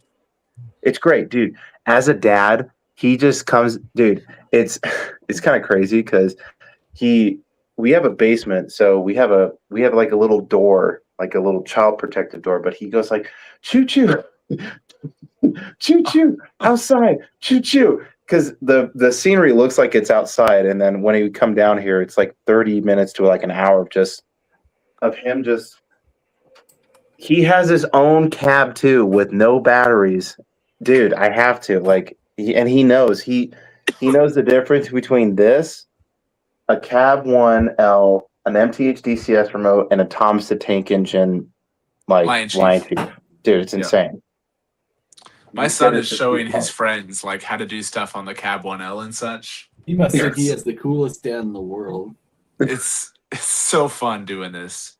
Oh yeah, If, dude, doing this with your Yes, son it is is. incredible. It's the if best I feeling take ever. him One with me sec. to York, He's gonna I have will an definitely amazing fly. time. Because he's been before. Oh, So Colin went with me for his 5th birthday. oh, And we did part of York, and then we did like Strasbourg, that's a and good all that trip. fun stuff around it. It was a great trip. Yeah. But the other thing is, yeah. So if I do bring him, I am not driving. I'm not putting him through 17 hours in a car. Dad, Yeah, I'm fly. okay highballing it and doing that. With my kid, Yeah. no. Mm-mm. But then also it's trying to get back then in time too, because it's a Friday Saturday show, so Sundays are travel day. That's Um, right. and the social media meet and greet, potentially, you guys don't have to pin this in yet, but I think it's 10:30 on Saturday is when they're gonna do it. It was originally at 1 o'clock on Saturday, and they're like, yeah, people are gonna be leaving by then. Oh, on Saturday. Yeah. Well, because it's the Yeah. last day of the show now. Yeah, But but here's the thing though, it's a full day. Like everyone keeps forgetting that the Saturday, instead of being like a half day like it has been for the last, 1100 years, is a full day. It's a full day Friday, a full day Saturday. Like everyone's Yeah. like thinking Oh, that the man, 2 day I- thing is more like 1.5. But nobody's Man, I gonna won't stay. forget when you and I did Yeah. York together for the first time. do you think that Um, after this show that they'll probably go back to a Thursday, Friday, Saturday I show? think so, because the fact that the dealers were too whiny about what they originally wanted to do, which was make it a Friday, Saturday, and Sunday show. But no. Brady's is already out, and that's a huge vendor. Wait, they backed out? way. What? Who backed out? Brady's. Bye. And there's 2 other big ones that are kind of on the Why fence Brady about it. backed If out? the dealers don't feel like York is a place where they want people to come buy stuff from them, that's totally up to them. Yeah, dude, Right. I have to agree with you, Not dude. have a train show where you work the entire schedule Work. around the people who are running. You work it. Yeah, the people Sell. who are running the bandit meets also end up getting to leave by Saturday. Yes. But the people who actually work and can only go on Saturday and Sunday don't get to go to a train show. Like genuinely let the show die if that's what it's going to end up being. Like, it's just Yeah. dumb. What's that movie with Alec Baldwin? The ABC always be closing. Yeah, that's right, man. Always Just gotta be closing. always So, be closing. You gotta Mike, sell. Why did Brady Dude, say they backed out? Did they say we why? it was crazy. I called or either I called Jeremiah or he called me when I was training, and it just boiled down to like, no, they're trains. Sell them. Just sell the thing. That's all that matters. Yeah. Gosh, that's crazy though. But yeah, I had a feeling that it's going to be a Thursday, Friday. Every train show, even Rocky Mountain, they're always Saturday, Sunday, like maybe Friday, Saturday, Sunday. Yeah. But if you want people to show up with kids, if you want people who have to work to show up, like it's already in the middle of nowhere, Pennsylvania. It's not like it's easy to get to anywhere. Like you've got to, I don't know. It just feels like if the dealers want to leave, don't let the door hit you. Yeah. Right. Like if you make it so that people show up, the dealers Ooh. will also show up. Dude, think of all the if Saturday is huge because all the families and stuff are there, the dealers that decided no, we can't do the show this year because of that, they're missing out. I kind of hope Does that's more the about case. them than it does about the show. Well, and So- here's what's fun. Go What ahead. we were trying to figure out was how do you get dealers to stay? And so what I had pitched to the TCA was I wanted to do a DoorDash for trains, where the TCA actually staffed runners so that people who were not at the show could put in an order, and the TCA would have runners that went around to try and find it. That's so genius. It's what we already do. And the only caveat was none of the runners start going until noon on Saturday. So if you're a dealer and you leave before noon on Saturday, you get no benefit from it whatsoever. That's genius. And it was one of those, everybody was super excited about it, and then I haven't heard anything about it since. but like find ways to make the dealers want to stay. All they want to do is get paid. We already do that as bros and with Right? and built into the website. Rodettes. We already do that as train friends. Hey, Yeah. are you going to York? Yeah, I'm going to York. Oh, hey, look at this for me. Okay. Like, I mean, it was we do one of the that already for people to build into the CCMF site. You can put a wish list So Right? with everyone. I need to use So out that of this curiosity, year. I was gonna say, so I was just looking like, where did that info come out where Brady's was like, I'm out? Yeah. That's shocking. Clark where did that changed his come name from? again. I'm curious. Yeah, my vote. CCMF Get some for change CCMF up in president. here. Jesus, not a chance. You couldn't pay me enough money. Well, Dude, okay, I might put up my button that our old president Kevin Quinn pushed up to dude, Kevin sent me a crazy pin that if I go to York, I'm just gonna rock the ever living hell out of it. Yep. we got to see the crazy So pin too. good. Well, I so love that dude. Kevin that's and another Renee are thing too. the Is best people. one of the other things that kind of comes to mind with dealers pulling out. On top of that, from what I saw recently, the membership count it's below 1,500 or 15,000. It is. Yeah. Past the point of no return, according to Kevin. Like, I'm not going to be the TCA defender, but that was such a stupid post where people are like, oh, it's below here and it can't sell it. Like that's sustain itself. It's assuming that the TCA makes no money from anything other than memberships, which is just asinine. Yeah. Right. Of course, there's other streams of revenue. Of course, they've got plenty of money in the bank. Like the doom and gloom. Like you can argue the TCA doesn't know what it wants to be, but you can't argue that the TCA is insolvent. Because that's what I was assuming. Jeremiah was like, "There's got to be some other way that they're producing revenue." Of course, it there can't just be even just investments. Like they've got enough money in the bank that the money's making money. Yep. Right. There is a number. Sure. There's a number where if it goes below a certain point, what they have is alternate revenue streams don't add up to enough, but it's not anywhere close to where it is now. That's good. Yeah, I mean, to be fair, a lot of the old guard is kind of keeling over at this point, so that's probably a factor. Well, and the thing is the fact that there's a lot of huge misses as well. I mean, when Will was at the convention last year, I mean, big reason why it was still somewhat decent was because of the fact that I was busting my ass throughout the weeks and the months trying to recruit and try to bring in as much attention. Just bringing people. Like it was bringing in like Auntie Peachy, even Joker was there, Caleb, like Garrett, Stu, Uncle Choo Choo Stu, I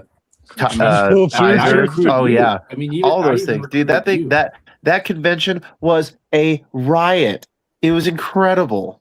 It was so good.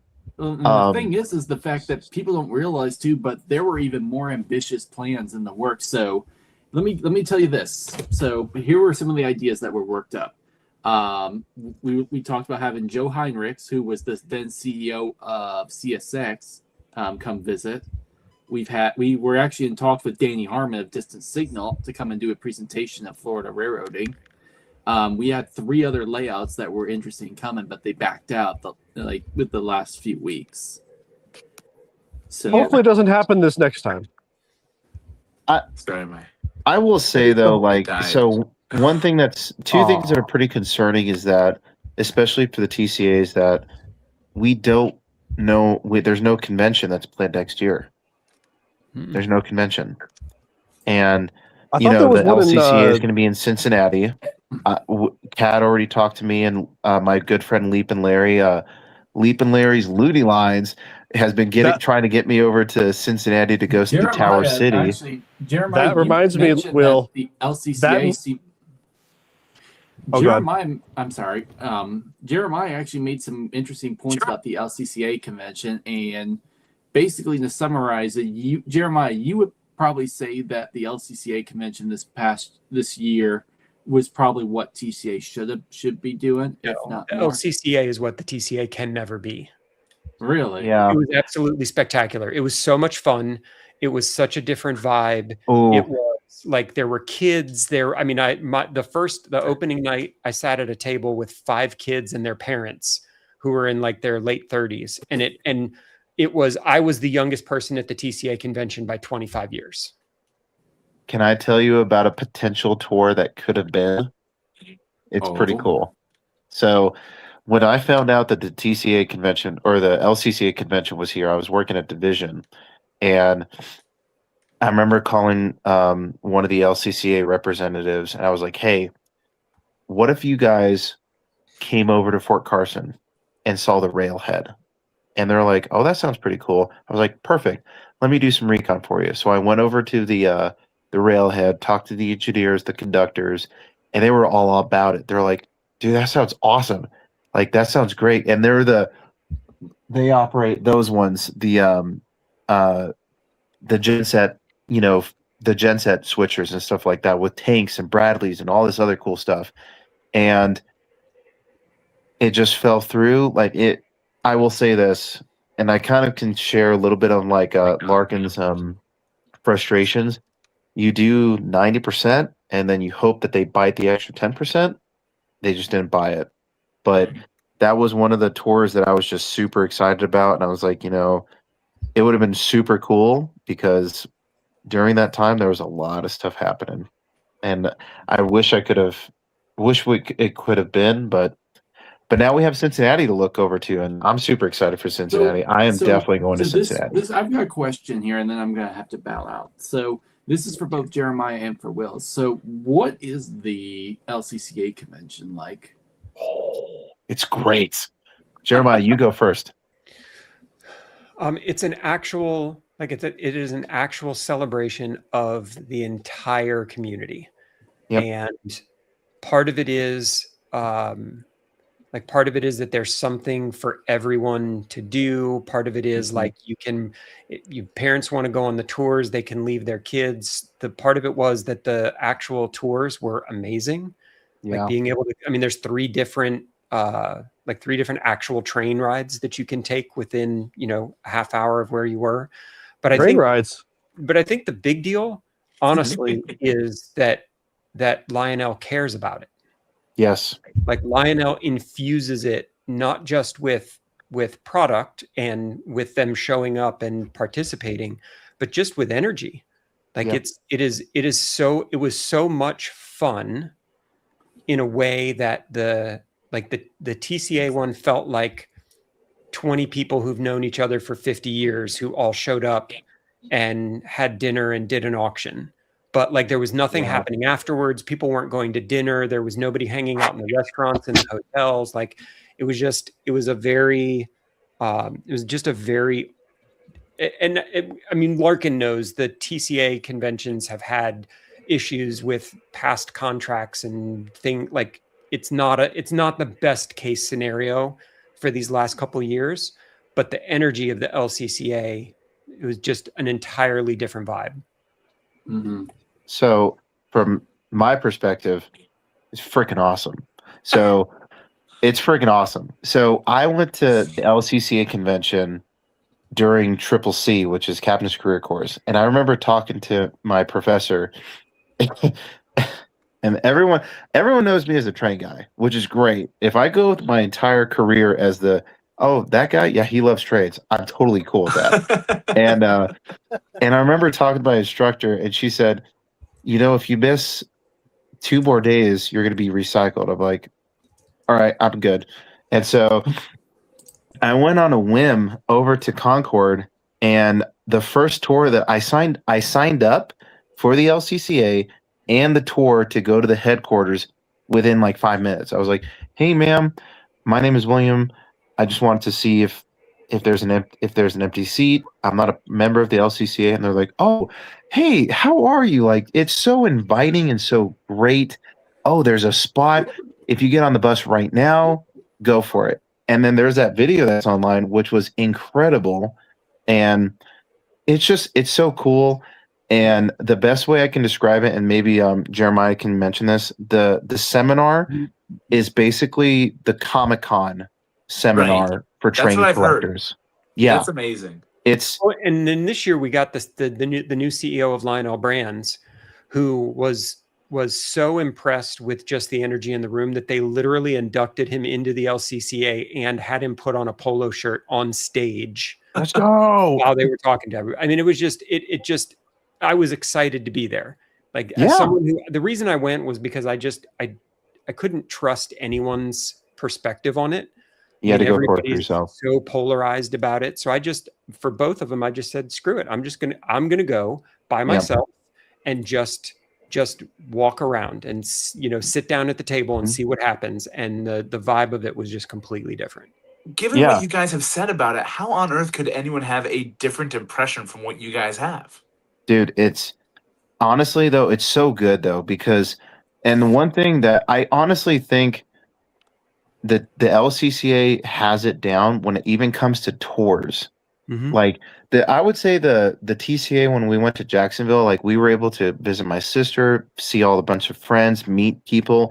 We made it an event. But LCCA did that for you. No. TCA did that as well. Like No. But what I'm saying is, like, when you went to the LCCA thing, like they did. Oh yeah, no, like it was great, and I was in training. I remember calling Jeremiah, and I remember calling Wayne. I remember calling people. I'm like, "How is it?" They're like, "Oh, Will, it's incredible." I'm like, "That's great."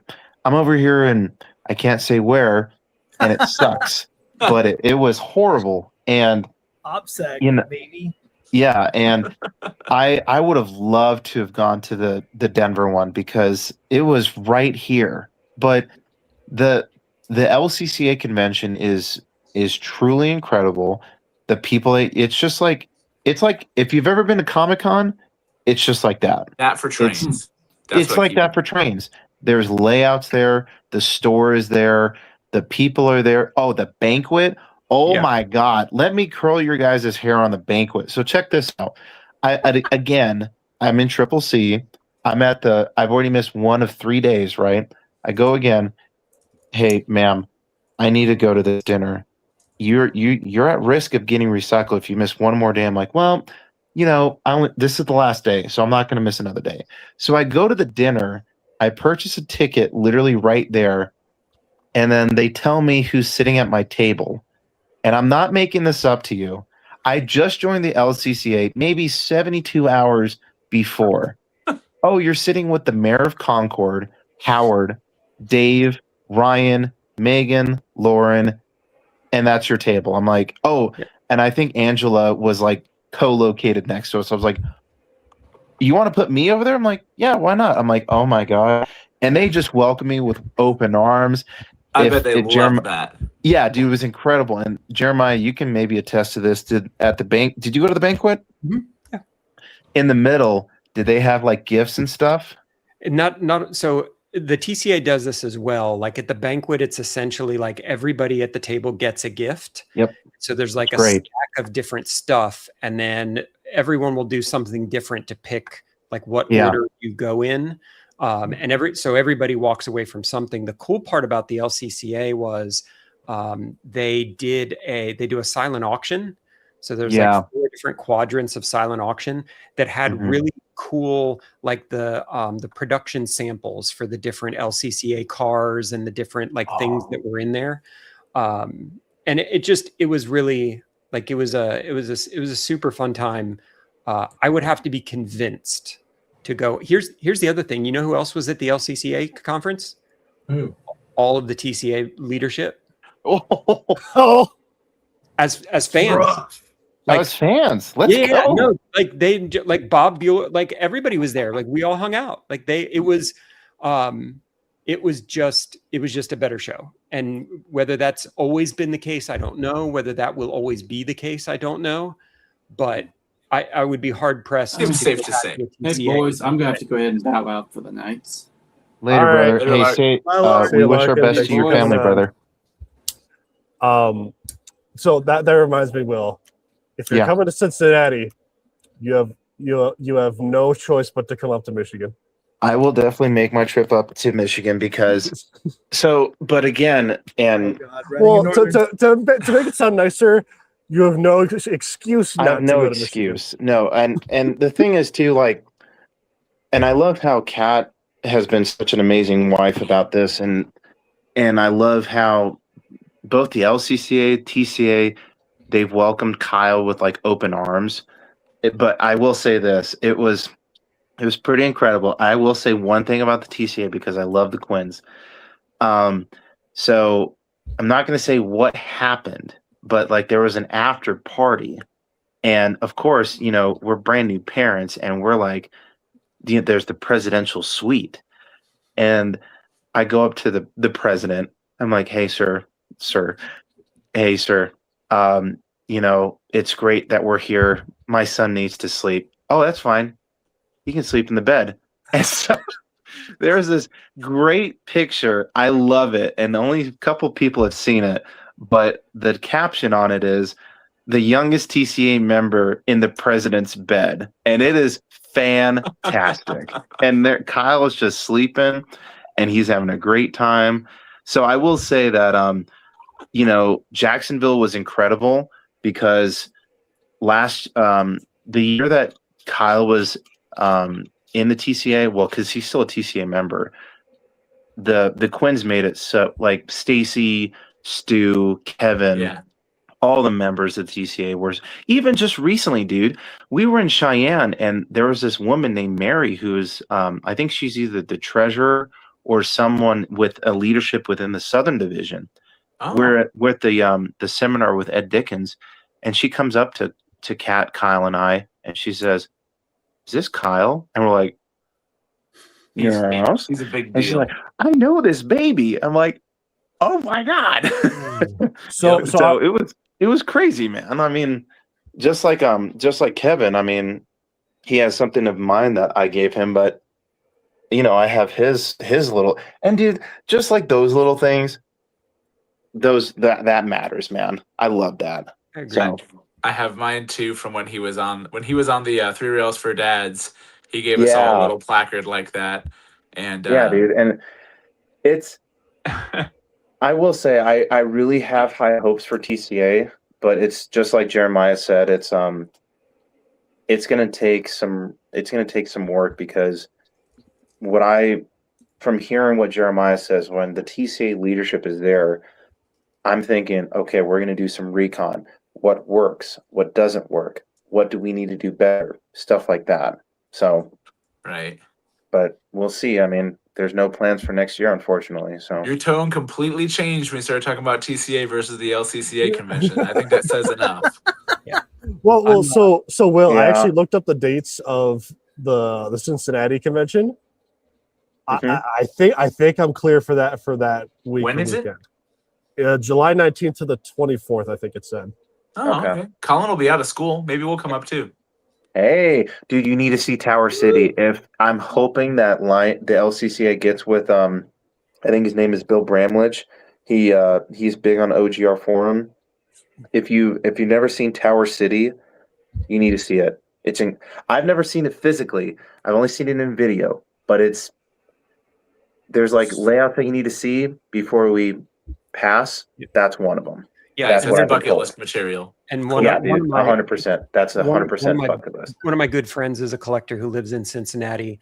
And when I went up there, I guess 2-3 weeks ago, he took me around. There's a couple really, really nice layouts up there. So even if the LCCA doesn't get people in, we probably Dude, that'd be on their tour list for sure. So here's the funny thing.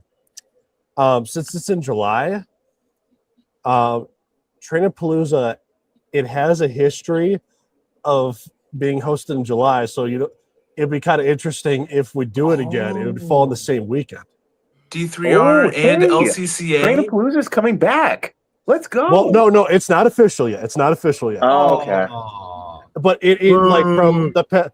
Boo this Not man. yet. Well, so the only reason I don't say official is that we're right now the group is kind of like in a limbo of whether we do it or not. Because of Jason or what? It's honestly it's not so much Jason. It's more so just like how are we gonna do it, when are we gonna do it, sort of deal. But that could be an interesting time to do it. Is like I don't know, like the weekend of the LCCA. Because here's the thing: if you look at the LCCA, like the dates, it's the whole week of like the 19th to the 24th. So you have the whole week, which I'm assuming it's at a single location for the most part. So I could be wrong about that, but I gotta So- go help make lunches for tomorrow for stuff, so Yep. I gotta duck out too. Sorry, All guys. right, brother. It was a Oh, pleasure, hey, dude. absolutely. hey, Good to Mike, see you, thanks man. for coming on. Mike, thank you. Thanks for having me. This is fun.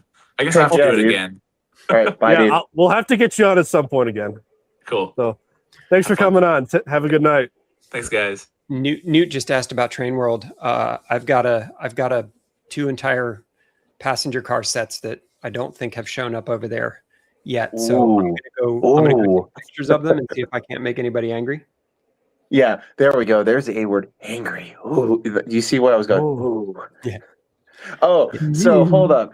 I'm pretty sure you've seen Spider-Man. Was it Spider-Man The 2? new one? Or no, I it's think it's 2. 3. No, it's 3. It's like, Is it 3? Oh. yeah, where he goes like, ooh. Oh, that's right. Whoa. Yeah. Whoa. So Yeah. I'm gonna go One throw thing I these should 2 passenger sets on the layout and get some pictures before I head to bed. No, yeah, Yeah. those ones are incredible, dude. Like, I'm shocked how like nice those ones look. Let me thanks for letting me be Dadified's fluffer, Dan. I appreciate it. The thing is, hold on, Jeremiah. The thing is, you came on before him and you stayed on after he left.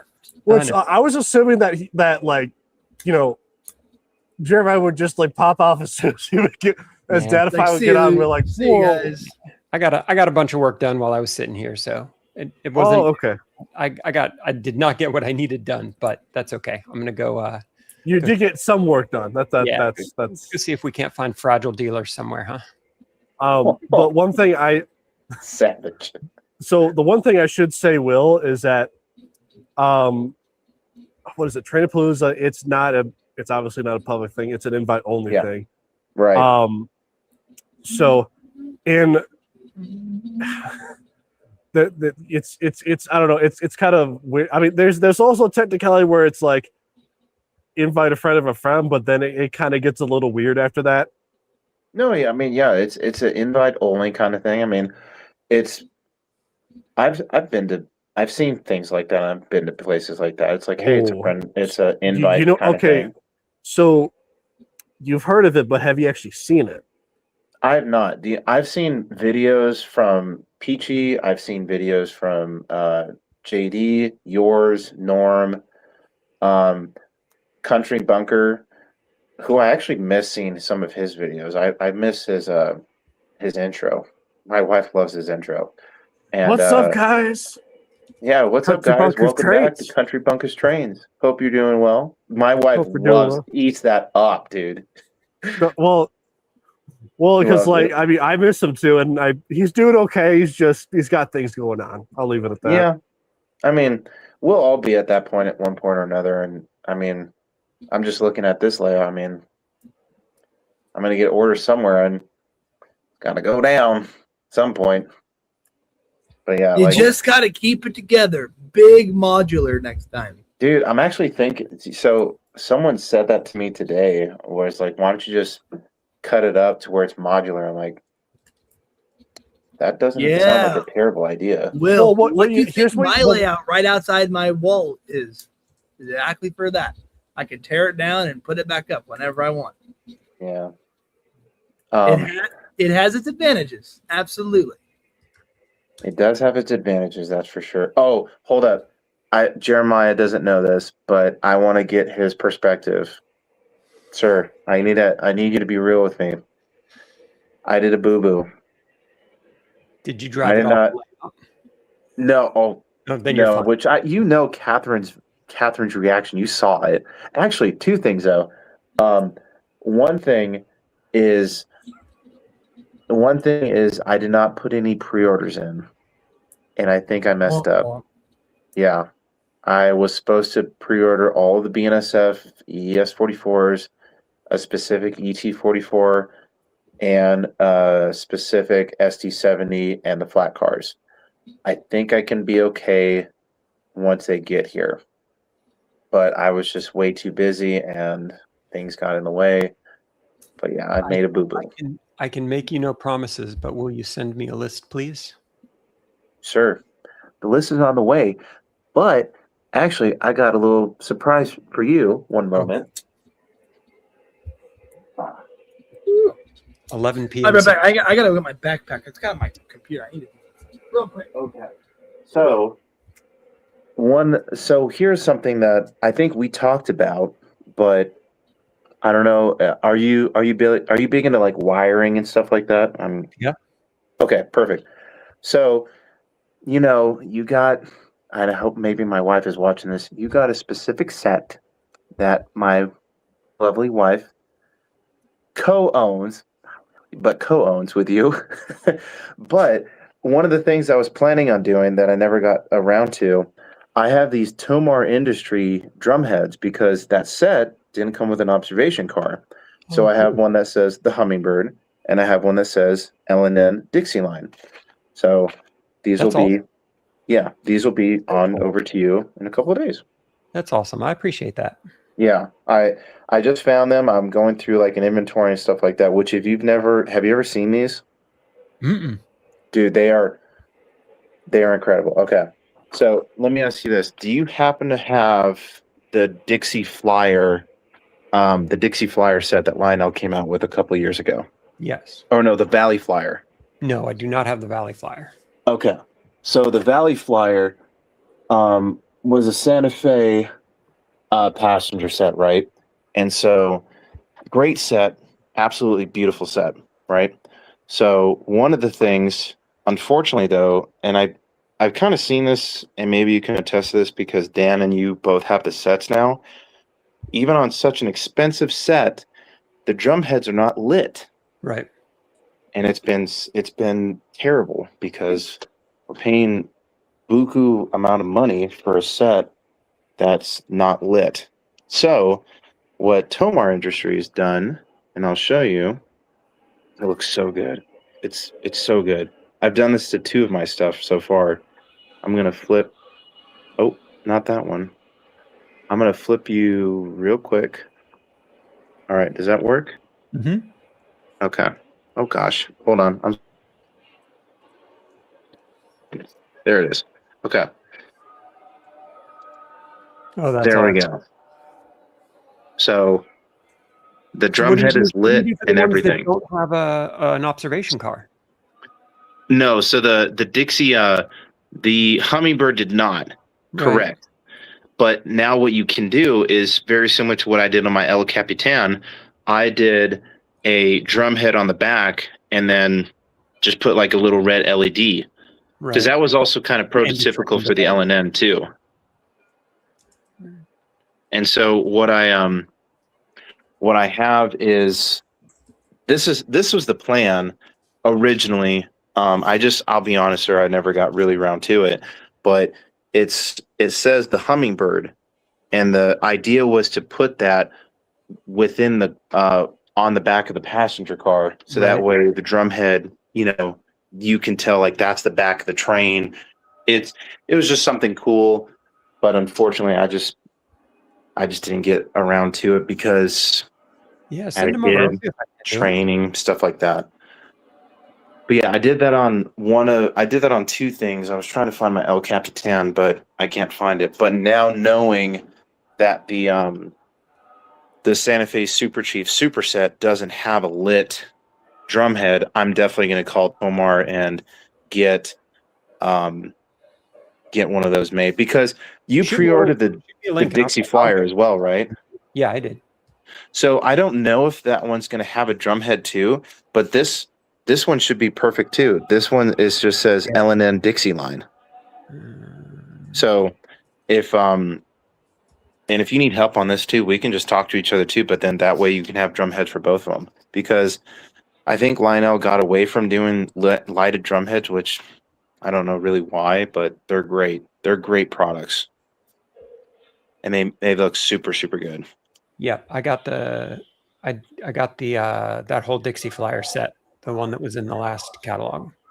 Dude, that's such a good set. And I will be honest, like recently this past week we've got some pretty sad news with pretty influential people and Well, I can name them.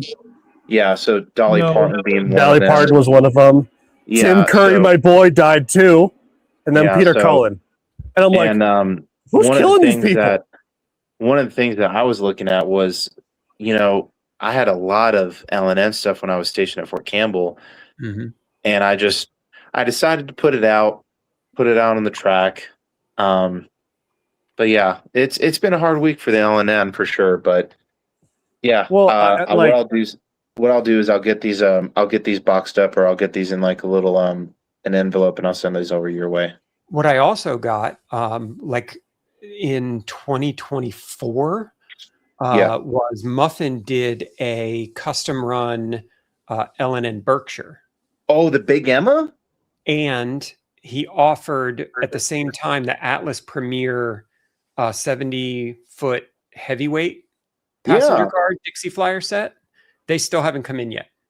So like that's just been like 3 years later, and they're still showing in the portal. And I told you what happened with that, right? So it's really just as simple as somehow it was a combination of Atlas just missed doing those runs, or so someone miscommunicated something. So incompetence. Where it wasn't understood. That's what it seems like. Oh, but we said the M word, muffins. Am I crazy that I thought I heard on a Friday live stream that he did that he's going to York as a customer appreciation dinner type of thing, but not going to be in York kind of thing? Apparently he can't go to York. Apparently he's been told he's not allowed to be even just he can't buy a ticket and go to York. So what he's doing is he's throwing a big customer appreciation dinner. That's right. That's what I heard. All of his customers while he's there, which I'm fascinated to go to. Like, I can't wait.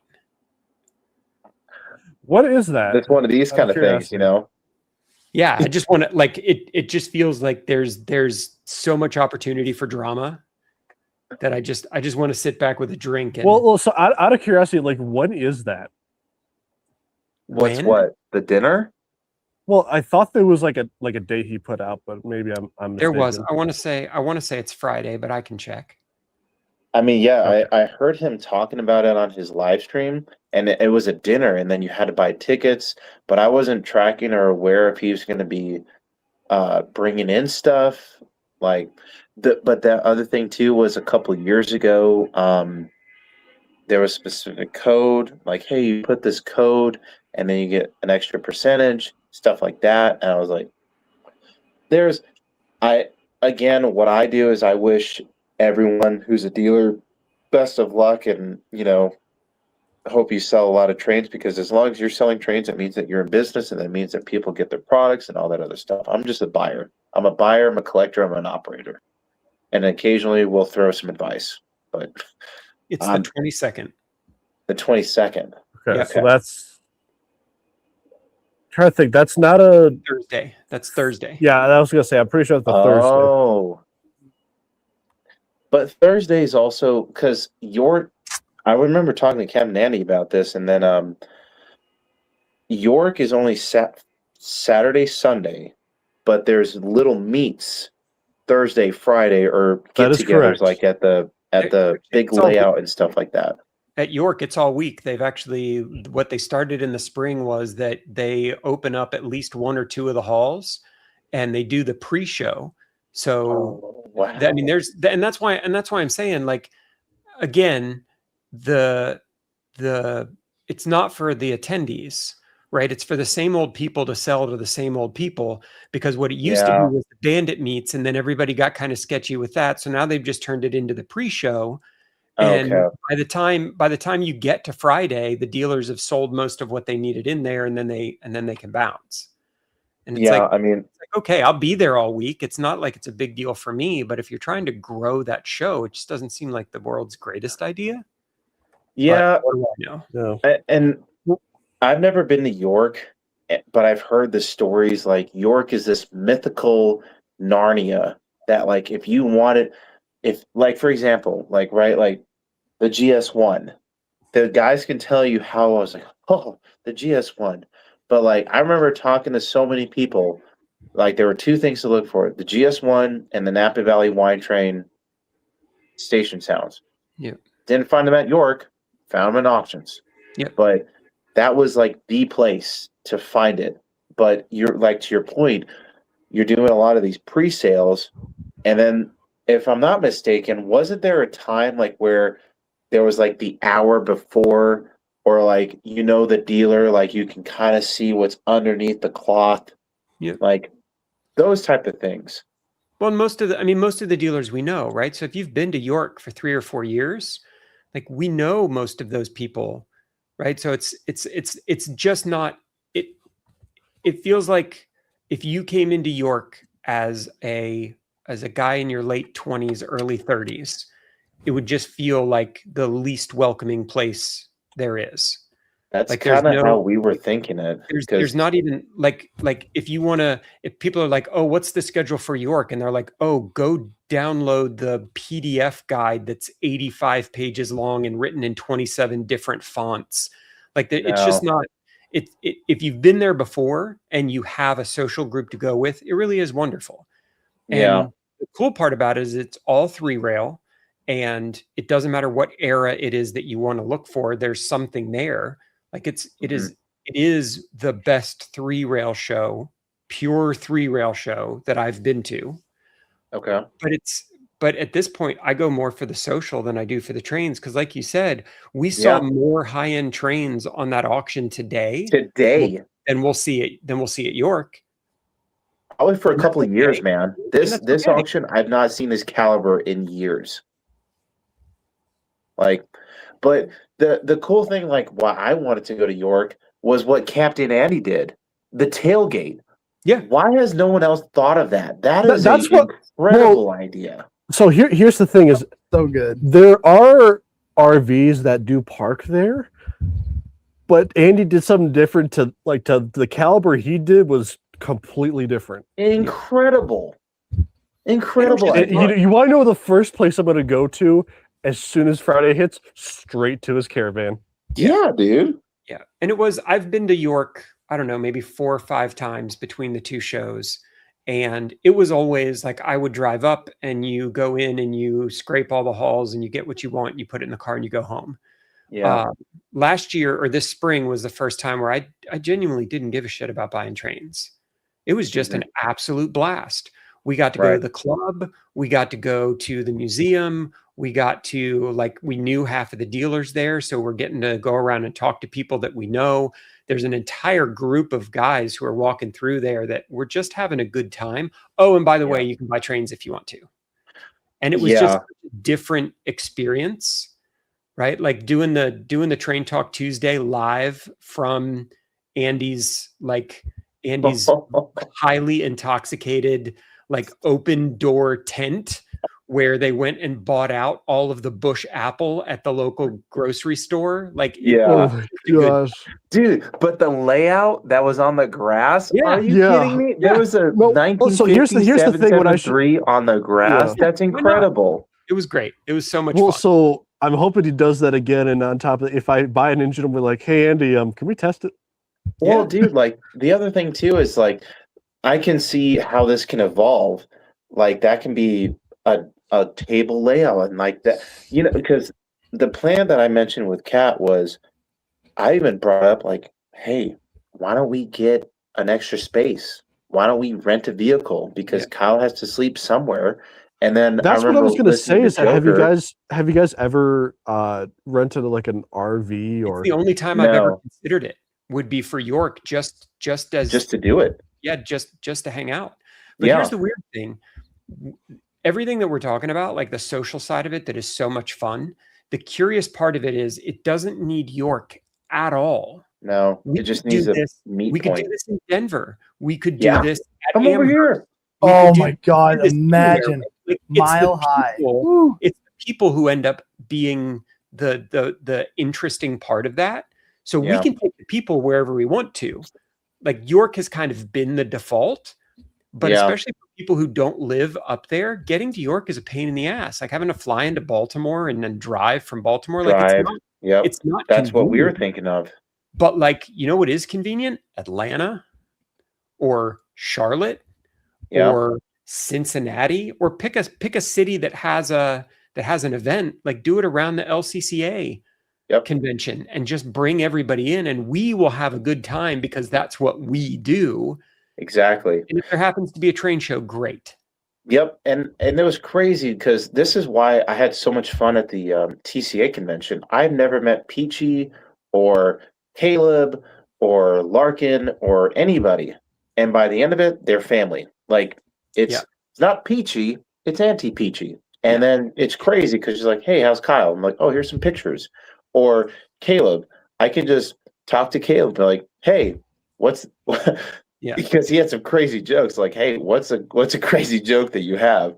But like, no, like we all can meet together, and it's just like a con. Like that's the best way I can think of it. Like it's going to be kind of crazy to think of it like this, but just like this most recent San Diego Comic-Con when you had all the people for Doomsday, right? Like it's not, we don't have to be on a panel on a stage, but we're all together just just having a great time. Yeah. And then you know what?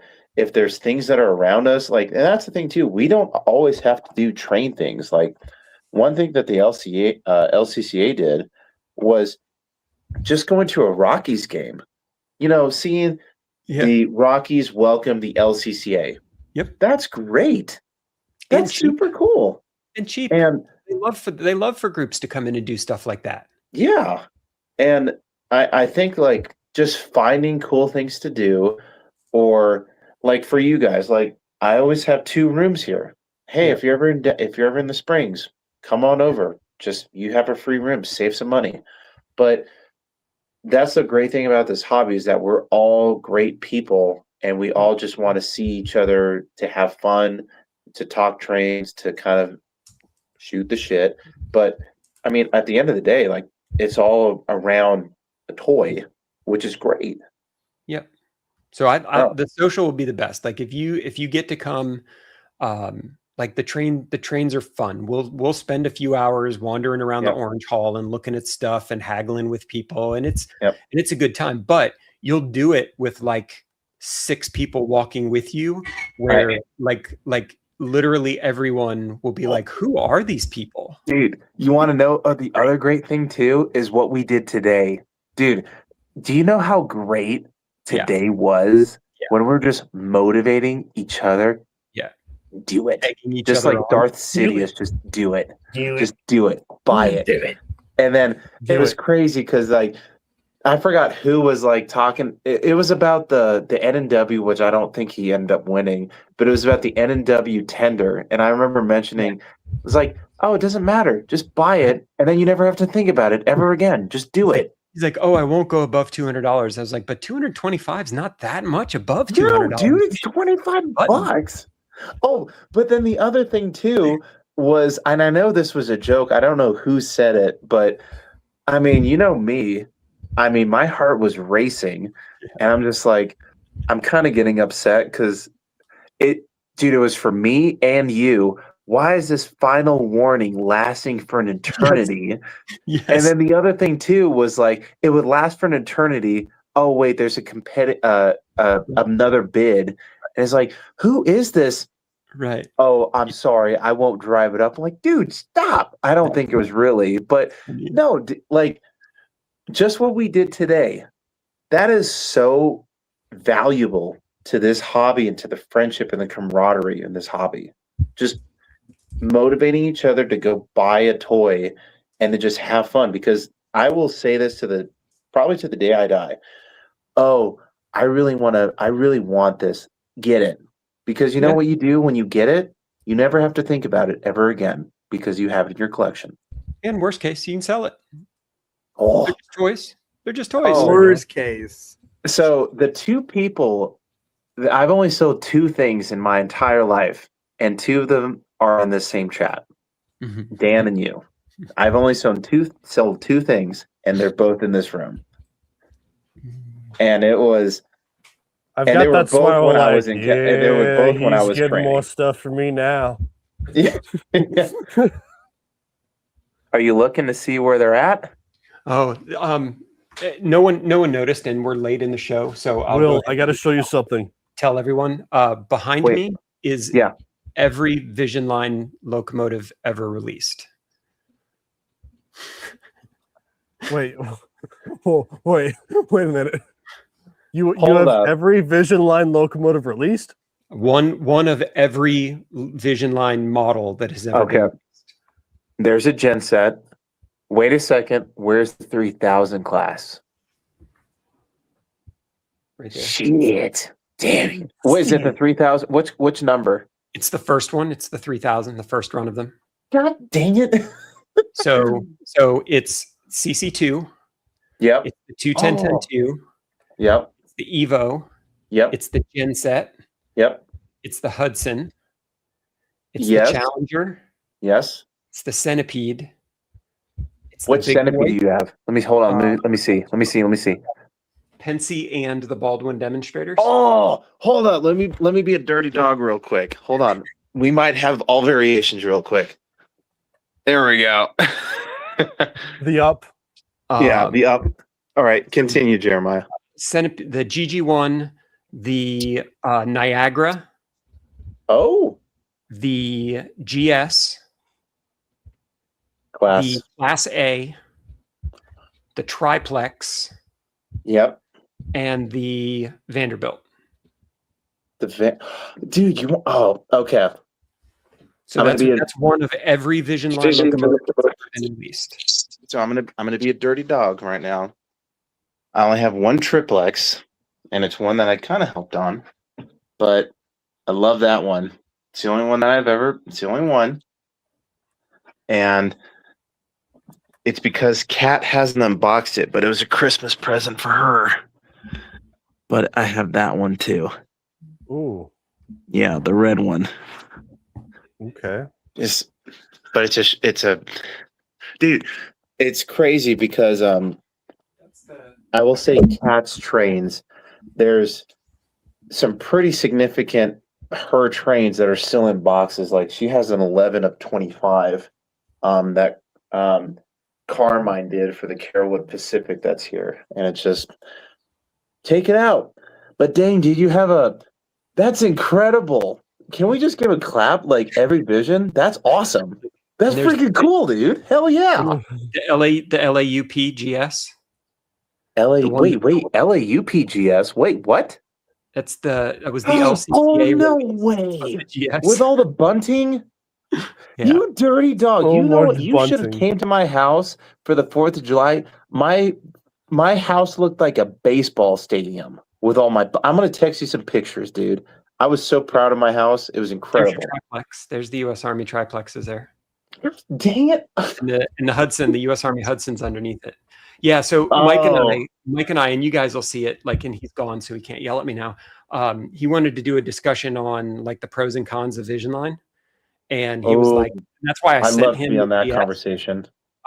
So it was really good. It was a really good conversation, but I had it set up so that it was like I had the bokeh blur in the background.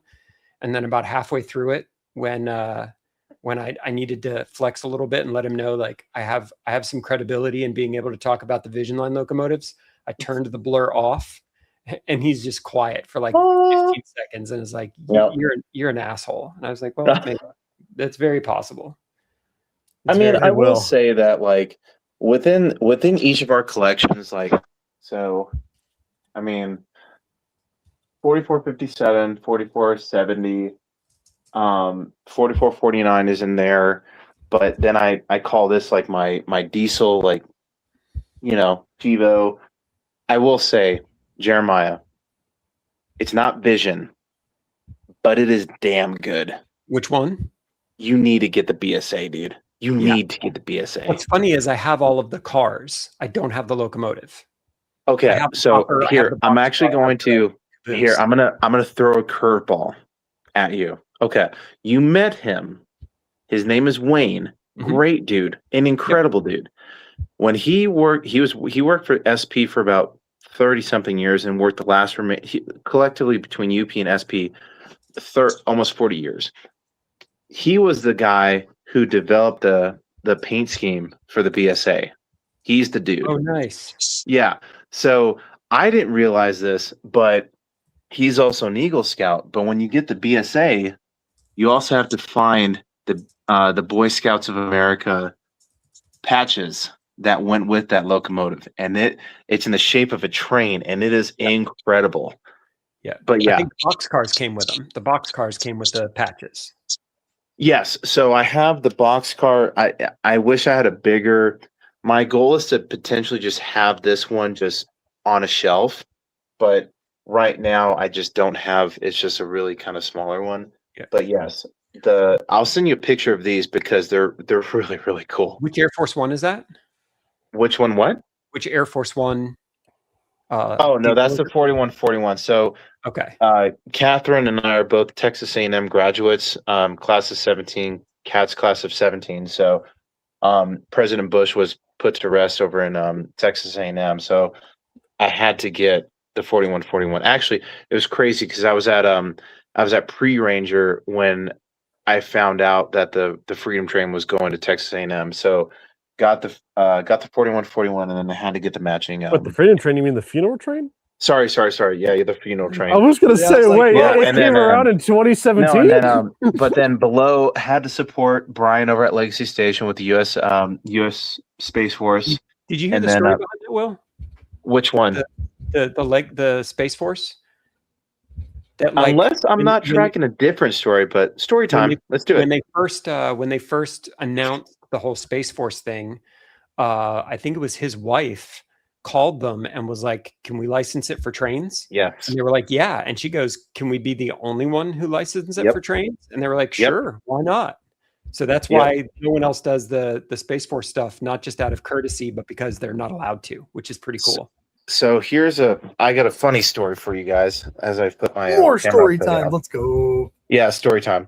So when I was a company commander, it's crazy. So everyone, again, I'm the train guy, but I'm getting a haircut at Ranger Joe's barbershop, and the division commander of Fort Benning, Fort Moore at the time, comes in and I was like, "Hey, sir, aren't you the CG?" He's like, "Yes, I am." I was like, how much do you know about Space Force? I'm like, "Oh, I know the commanders of them." I'm like, "Oh, this is a great way to get in." And I was like, "Well, hey, sir, I'm really into trains.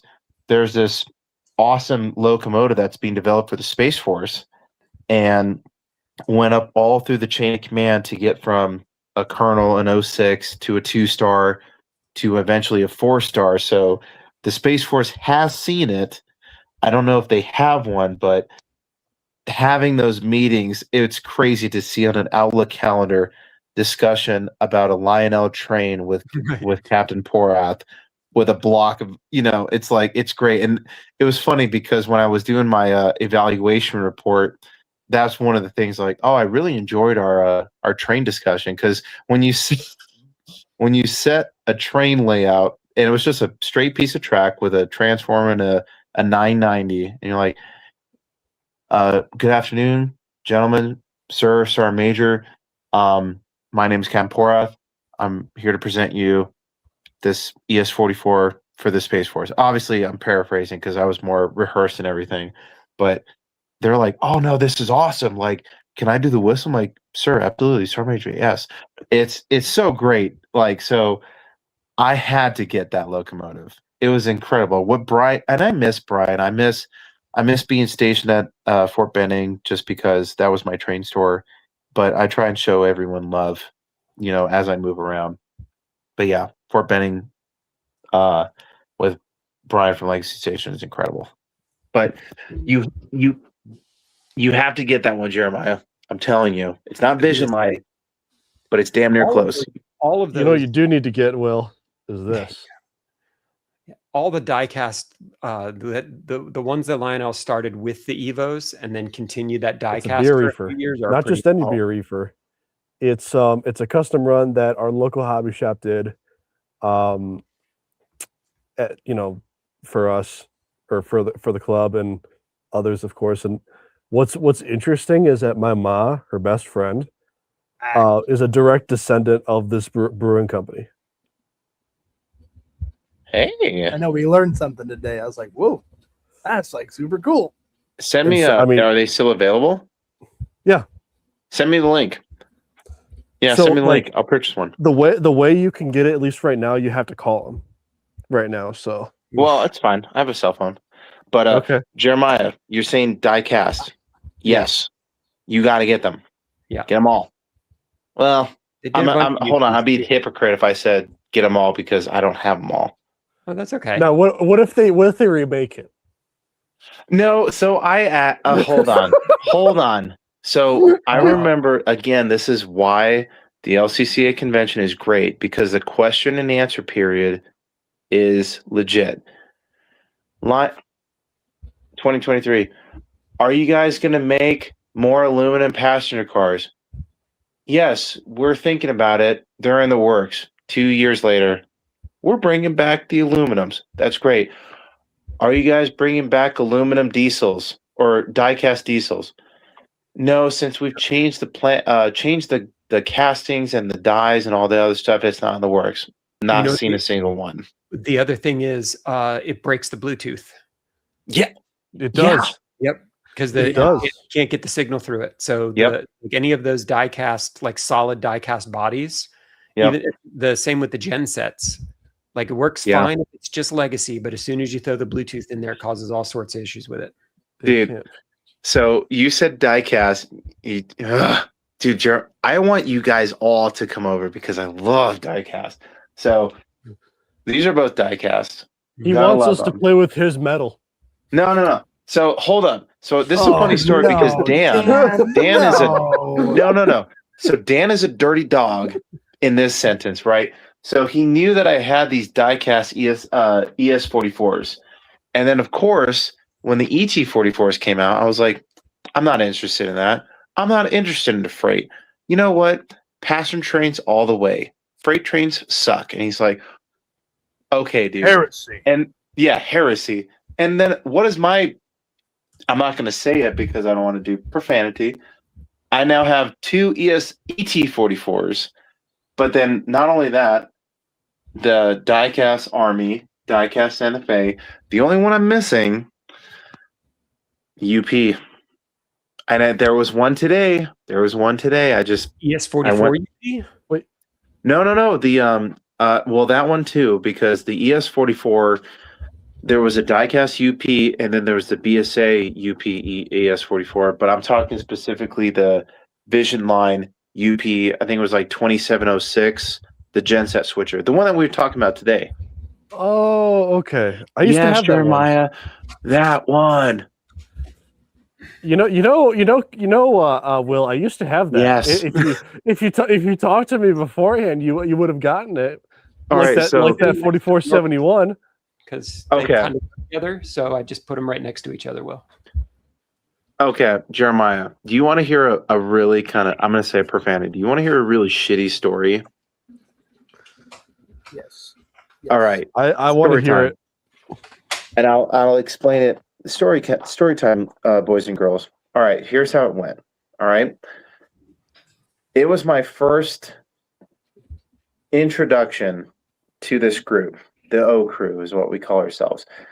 And I think we're looking at a catalog, but I'm a Texas A&M graduate, Gigamags, and I'm watching the Texas A&M versus Notre Dame game. Great game. Yeah. If you haven't seen it, it's great. But I didn't really know who TrainMan Dan was. I did not know it was the same guy that was in our chat, right? So I remember watching all of his videos, and one of them is the Lino Vision Line GS series videos, where he highlighted the GS1 and the GS4. Well, so we come towards the end of our live stream, and Dan is like, "Oh yeah, I used to have this. Oh hey, by the way, this is what my layout looks like." I'm like, "Wait a second, this layout looks so familiar." I was like, "Dan, are you TrainMan Dan on YouTube?" "Oh yeah, I am." Oh yeah. "Oh my god, Oh yeah. do you I happen to just say have so, that yeah. Vision GS1?" "Oh no, I sold it a couple of effing weeks ago." And I was like, I was so you want to know how bad it gets in this group? They've they have done where they will trying to get me into a conversation. Will, there's a GS1 for sale. It's No, that on was eBay. like Just a go. week later. We psyoped him so well. It was Yeah, so dude. bad. And it's like It was like 24 hours. We hyped them up like, Will, $2,000 in the box. Never yeah. arrived. So the kind of crazy crap that these guys do to get me riled up, right? And so when Dan said that, he's like, "Oh yeah, I had that GS1." I was like, "Oh my god, dude, I've been watching you for years." And I'm like, "Oh yeah," and I sold it. I was like, Yeah, no, Maddie, we were bad. We were really so bad. bad. What would have been best is I still have it, but it's already been sold and I'm about to send it off. Oh, don't give us ideas there, Jeremiah. Don't give us Dude. ideas. Well, We actually might do that. well, but then again, though, I do have the 4470, and The hope is not completely lost. no, so and then I was able to find the 4470. The 4471's been elusive, but I'm glad that you got it, Jeremiah, because again, actually, well, I'm gonna use my handy dandy ladder. Also, so Will, another reason why I want you to come to Michigan is just so that you could just look up. So I can just what? So you can just look up at me. Oh yeah, dude, and that's the other thing too. Dan just like flexes about how tall he is. I'm just like, yeah, I'm 6'6". Yeah, okay, cool. I'm 69 inches, which is like 5'9". So Well, that's not like terribly short. You're not a midget. I mean, come on Not a now. midget. thanks, guys. But Hey, Will, But ready? Jeremiah, Well, so here's actually, if it helps you, Will, Cody is like 6'2". guys, I got it. No, screw you guys. I'm not We'll look short. down upon Screw you, you guys. Captain. I'm not Come on, short. Air Force. We'll look down on you. I feel No, I'm not short. One. Listen. Hold on, Will. Time out. Remember. No, we might be okay, all right. taller than you, but you have with the slightest, little bit of instinct. You could take Dan and I out like so fast. Remember I that. might say like I might not be tall, but I have some He I has have some strength. strongman strength, I guess. Well, all right, no. Here's what we gotta do just to sell I'll it to kick me you in the further. shin and run. Is what we gotta do is you gotta have me and Convince Cody Dan is not real. like on like behind Will, and Will's just right in front of us, and we're just like, Hi, welcome to Chili's. "All right, welcome welcome to to Chili's," and you just see Will just Yeah. like right here. No, dude, absolutely. Like, okay, so but going back over to this beautiful locomotive, which honestly, Jeremiah, I'm glad you got it because I will say this: they don't come up often. I think I've seen there's one on eBay actually for the one that you got. And I think it's 3,500 from a dealer, and it's like it's not. That's crazy prices, but so oh gosh, dear Lord. Did you see Go what down. Carl just put? No. See, it's opposite. So this is kind of weird. So here, this is where the issue is. Oh, actually, there's two. So this just needs to be moved up a little bit, right? We already kind of discussed that. But this fix, mine, I was able to fix it very, very well to where there's no issue. Actually, dear Lord, it's mirrored. I'm sorry. It's mirrored. I don't know why it does that. Okay. Something weird, Will. Dude, that I'm not drunk or anything, $500. but I'm telling you, it's just weird. Okay, I'm not gonna move. But what I was able to do was, and I'll do the repair for you, it's not a problem. And I used a micro drill set, and then I drilled into the whistle, inserted a little tiny piece of brass, then inserted into this pipe, which then supplies steam over to the whistle. Inserted that, added a tiny little bit of the JB Weld, which is like the one that you flash and just instantly cures it. Mhm. Perfect. And there's no type of anything. It's just great. So if that's what you want, this is what I would recommend. I'll totally do that for you. Yeah, we'll see what it looks like when it gets here. What Yeah, is man, funny, 'cause- you pointed out that one's on eBay. It actually costs more than getting the entire Southern Pacific Vision Stock Express set. Nope. Nope. $34.99 for the whole set, $3,500 just for the GS1. Yeah, dude, I'm telling you. So no, I think, and Dan, I know you sold yours. I don't know how many they were sold, but I don't think it's a lot. And when these things do come up, they're pretty good. Like anytime you honestly, I gotta say, I'm sorry I'm like a little biased right now. I mean, I love the Santa Fe, but I He's love still FB. upset that he didn't meet me earlier. No, when you see Vision GS, it sells, and it sells It does, well. though. Not gonna lie. Listen, Jeremiah, sells I'm gonna tell you well. this right now. Speaking, we're talking about GSs, right? Vision Line.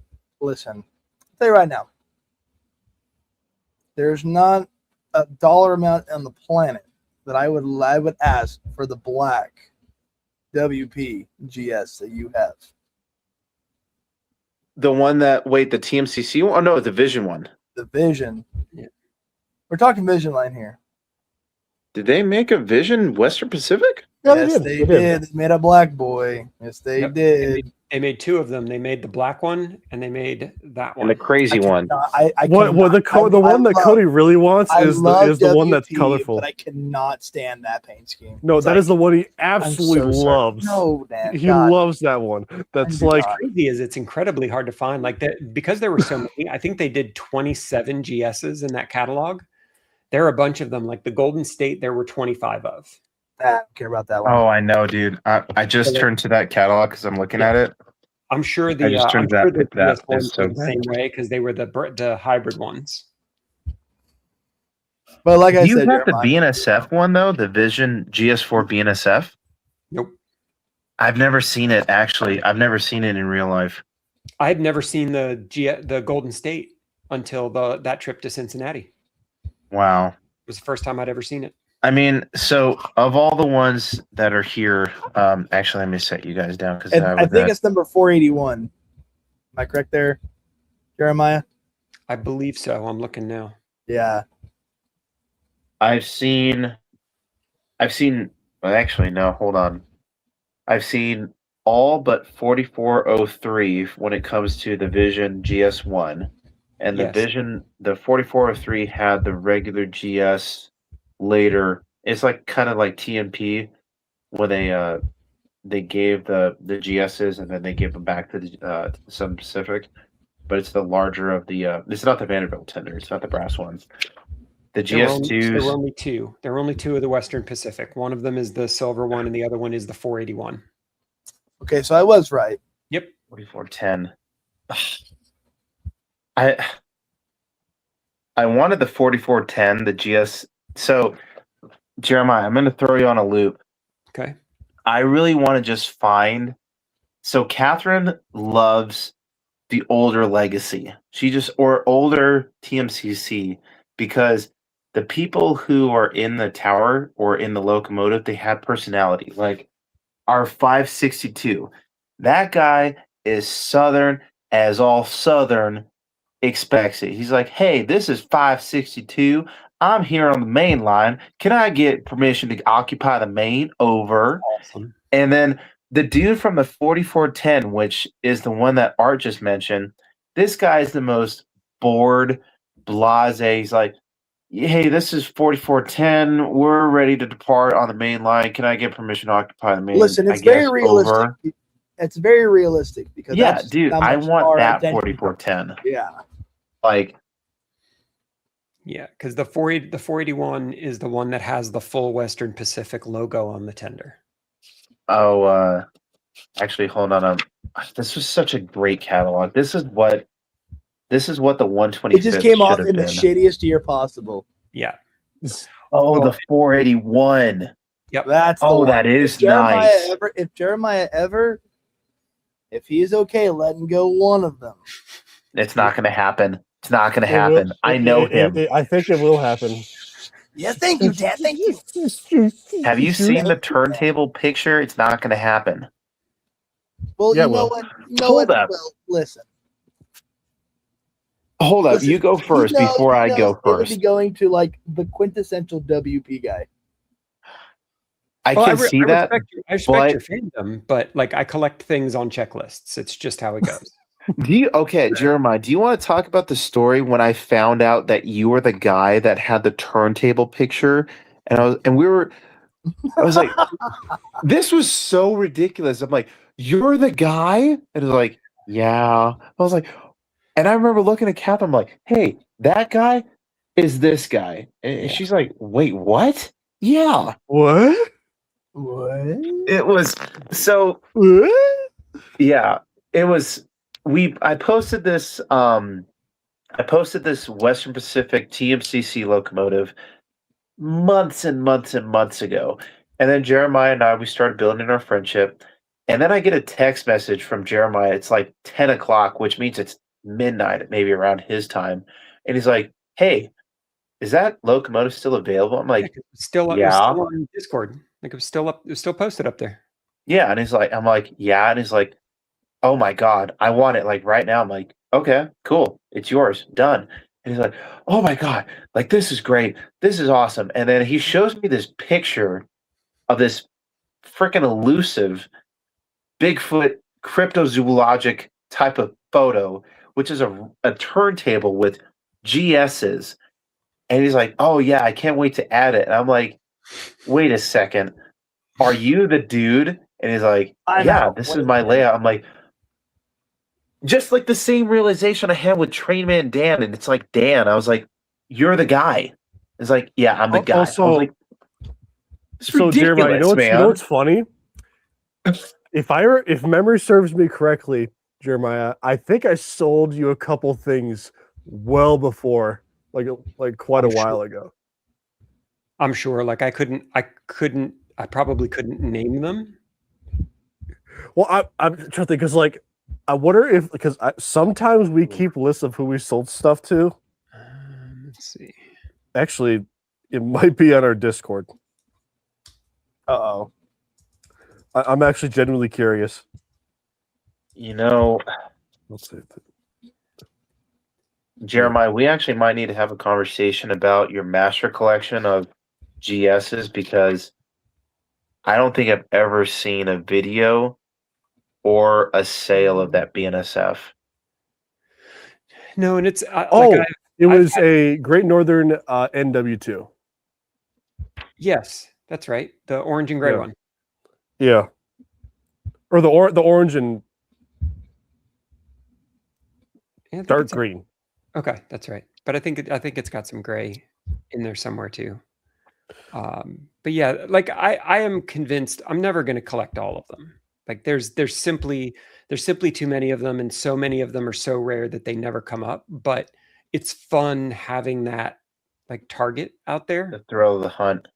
Yeah. Oh, it's yeah. fun. Yeah. It's fun knowing that if it shows up, it shows up.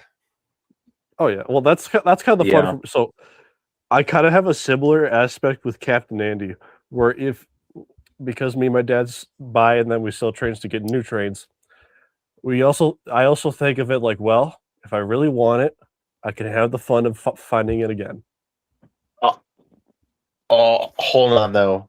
Again, I'm going to quote it because I said this literally in the Discord today. When you buy it or when it's there and you bid on it and it wins or you purchase it, you know, you never have to do again. You never have to think about it. You never have to think. Here's what I'll do is that I will just find the one thing that I've been looking for a while and then just sell it like the next day. I'm really bad at selling things. I need to do it more. I'm kidding. But I'm Dude, really I'm the same way. I just sold the two things in my entire ever to you guys. Look, That's it. I'm just what I'm gonna do, Will, is if I can sell you on getting mixed freight, I can sell you on like drugs. put in the sentiment, not drugs, the sentiment of like, if you can find it, you You're can not sell trying it. hard enough, Dan. So I will be honest with this collection that we've been assisting on. with certain exceptions, of course. You'll be happy. I'll just say that because I saw what this mixed freight of stuff was on my inner line, and I was like, you know what, that looks kind of cool. And Catherine was like, oh, that looks like real, and I was like, It does. It's not. You know what? It's not. It's not all coal cars, and it's not 47 PFE reefers. It's different, which Well, is is it the contest you showed me the other day? Yeah. Oh, It's the same one. Speaking of, there it is. oh There it is. Oh my gosh. Just Can we just Yeah, can we we just zoom in on talk that real about quick? that? But we did a couple of them. We did one with all of the Norfolk Southern Heritage units. Oh my Just lord. casually You know just what has we this should on do though? file. I don't Just think it'll has be them. possible, but what is happening at the North Carolina Transportation Museum? So this right here is the 12 largest articulated locomotives in history. Wow. John Bull there too? Or no, wait, it's not a steam John locomotive, is it? Henry. John Henry. Yeah, it's there too. Yeah. That's crazy. Is it here in the background? Yeah, you can see it. It's over here on the background. Wow, dude. It was way too big to fit actually on the. Oh, here's a good one. Oh, there you go. Woo. Beautiful. Woo. You And know there's what been- though, Jeremiah? I'll say this. 41 just No, calls to it's- me. It's not too much because I've been secretly I kind of watch like a little bit of Pokemon stuff too. You know what? No. It's not too much. We can find them. It's just a matter of who, where and when. Yeah. Wait a And- second. How many GG price. ones do you have? All of them. You could have just Wait, said yes. even Lost the all artists, all of them. do you have the 2332 post-war one too? Oh no, I don't care about the post-war ones. I don't. No, I don't no, really that's a do- vision one. That's a vision. If it's a vision line, then I've gotten one of each paint scheme. Hold up. I'm gonna fact Golly, check man. because I did the same thing with Cab Nanda. You got that one? Smoke them out. Which one? The Yes. 2332. Yep. God dang it. What about the 2360? That was an LCCA exclusive. I don't. Maybe Solid stripe, big decal. this one. It's probably there. Gosh dang it, dude. It's either that one or the one next to it are the big decals. But one Hell of those, yeah, dude. one of those is a JLC, and one of those is a first run Vision. Okay. Hell yeah. But it's just how my brain works. It just likes checklists. It's There's- completing the master set. That's all it I is, need- man. I It's need just to- completing the right. master set. You know, there are 3 of these just goofy post-war GP9s. So I had to go get all 3 of them because some of them have stars on them and some of them don't. Do you, I don't know why. Jeremiah, do you also remember the story? It was that same night that I sold you that GS, and You have the John Henry? and we talked about the fact that we were in the same auction and that you got those Santa Fe Centennials. Mhm. That's so bad. Oh my god. I don't think. Oh nope, they're not there. They Just were on this casually wall. Just flipping this out. That's nuts. We could do like pick a. Hey, this is like awe-inspiring. Ooh. Oh gosh. Yeah, there's the TMCC, the Army, and yeah. Yep. We throw the Greyhound in there too. Very nice. Heck yeah. Yeah, like this. I mean, this started from nothing, right? Like, I mean, this. Like again, Wow. this is 25 years of picking stuff up a little bit at a time. Like this Yep. that was the only Vision line that I owned, and this was what me and the kids played with for most of their childhood. Nice. That's awesome, dude. Yeah, like Yeah, it's just- Crazy. the thing is like I mean, again, if the world ended, how long would it take me to sell everything on that turntable? A week? Maybe. I'm not gonna lie, man, and it's kind of scary to think about. I'm not gonna say in my line of work, but there was a time where I asked Kat, I was like, "Hey, which would you keep? Who would you call? Yeah. And that kind of stuff." And she's prepared. So, yeah, it's We could just kind do of crazy husbands. with our hobby. Oh my gosh, man! Oh, you dirty dog! You have the freaking blue goose. Good for you. Wait, where's the red? Where are the red and blue? The red comma and the blue streak. I don't have them. So what's actually interesting is if you look at the Commodore Vanderbilt, the one that's I think that's the TMCC one I see. Yep, that one right here. The one thing I'm wondering about is, did they completely retool the new one? Yes. Yeah, Okay. because You it can even looks see them completely sitting different next to each other. It's much taller and not wide. and the panels that are on the side are much Yep. are much more finely detailed, whereas on the TMCC one, it's pretty chonky. But this was the last run. This was the last TMCC one. This was the one that had the infrared tender and had the motors that didn't suck, so it could actually pull a something. full set of cars. Well, gentlemen, I hate to say this, but I have to depart and Yeah. sing, the goodbye, So, the fu- goodnight funny- song from the Bear in funny the Big thi- Blue House. Should have But an hour ago. Well, I was I know. gonna say, Will, I gotta end the stream too because I gotta go to bed too. well, gentlemen, love you guys. This was incredible. What a great Oh, yeah. night. And I'll probably call you guys or text you guys tomorrow, but I have to head out. I'll see you guys Sure. later soon. All right, see ya, All right, bye guys. Later, Air Force. Mr. Air Force. Go back to flight training. This was fun, guys. I appreciate it. Train those gosh yeah, dang so- cadets. But yeah, unfortunately, I gotta get going too. Yep. So we'll I told you I be would back. take We'll be back on. an hour, and we're what, 4 hours? Yeah, I'm just like I'm curious, and here we are. Well, anywho, so guys, thank you so much for watching again. Jeremiah, thank you for coming on. Cody, our regular guest as Absolutely. always. Wouldn't miss it. Will, thanks for coming on. Lark, thanks for coming on, and thank you, Dadified or Mike, for coming on too. That was awesome to do. Finally got him on, and Finally. I should have done like the Rock meme where it's like finally,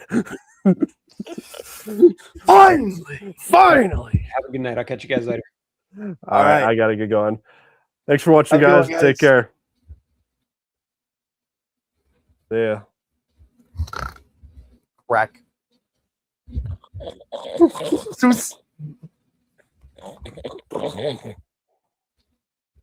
Then you have an end.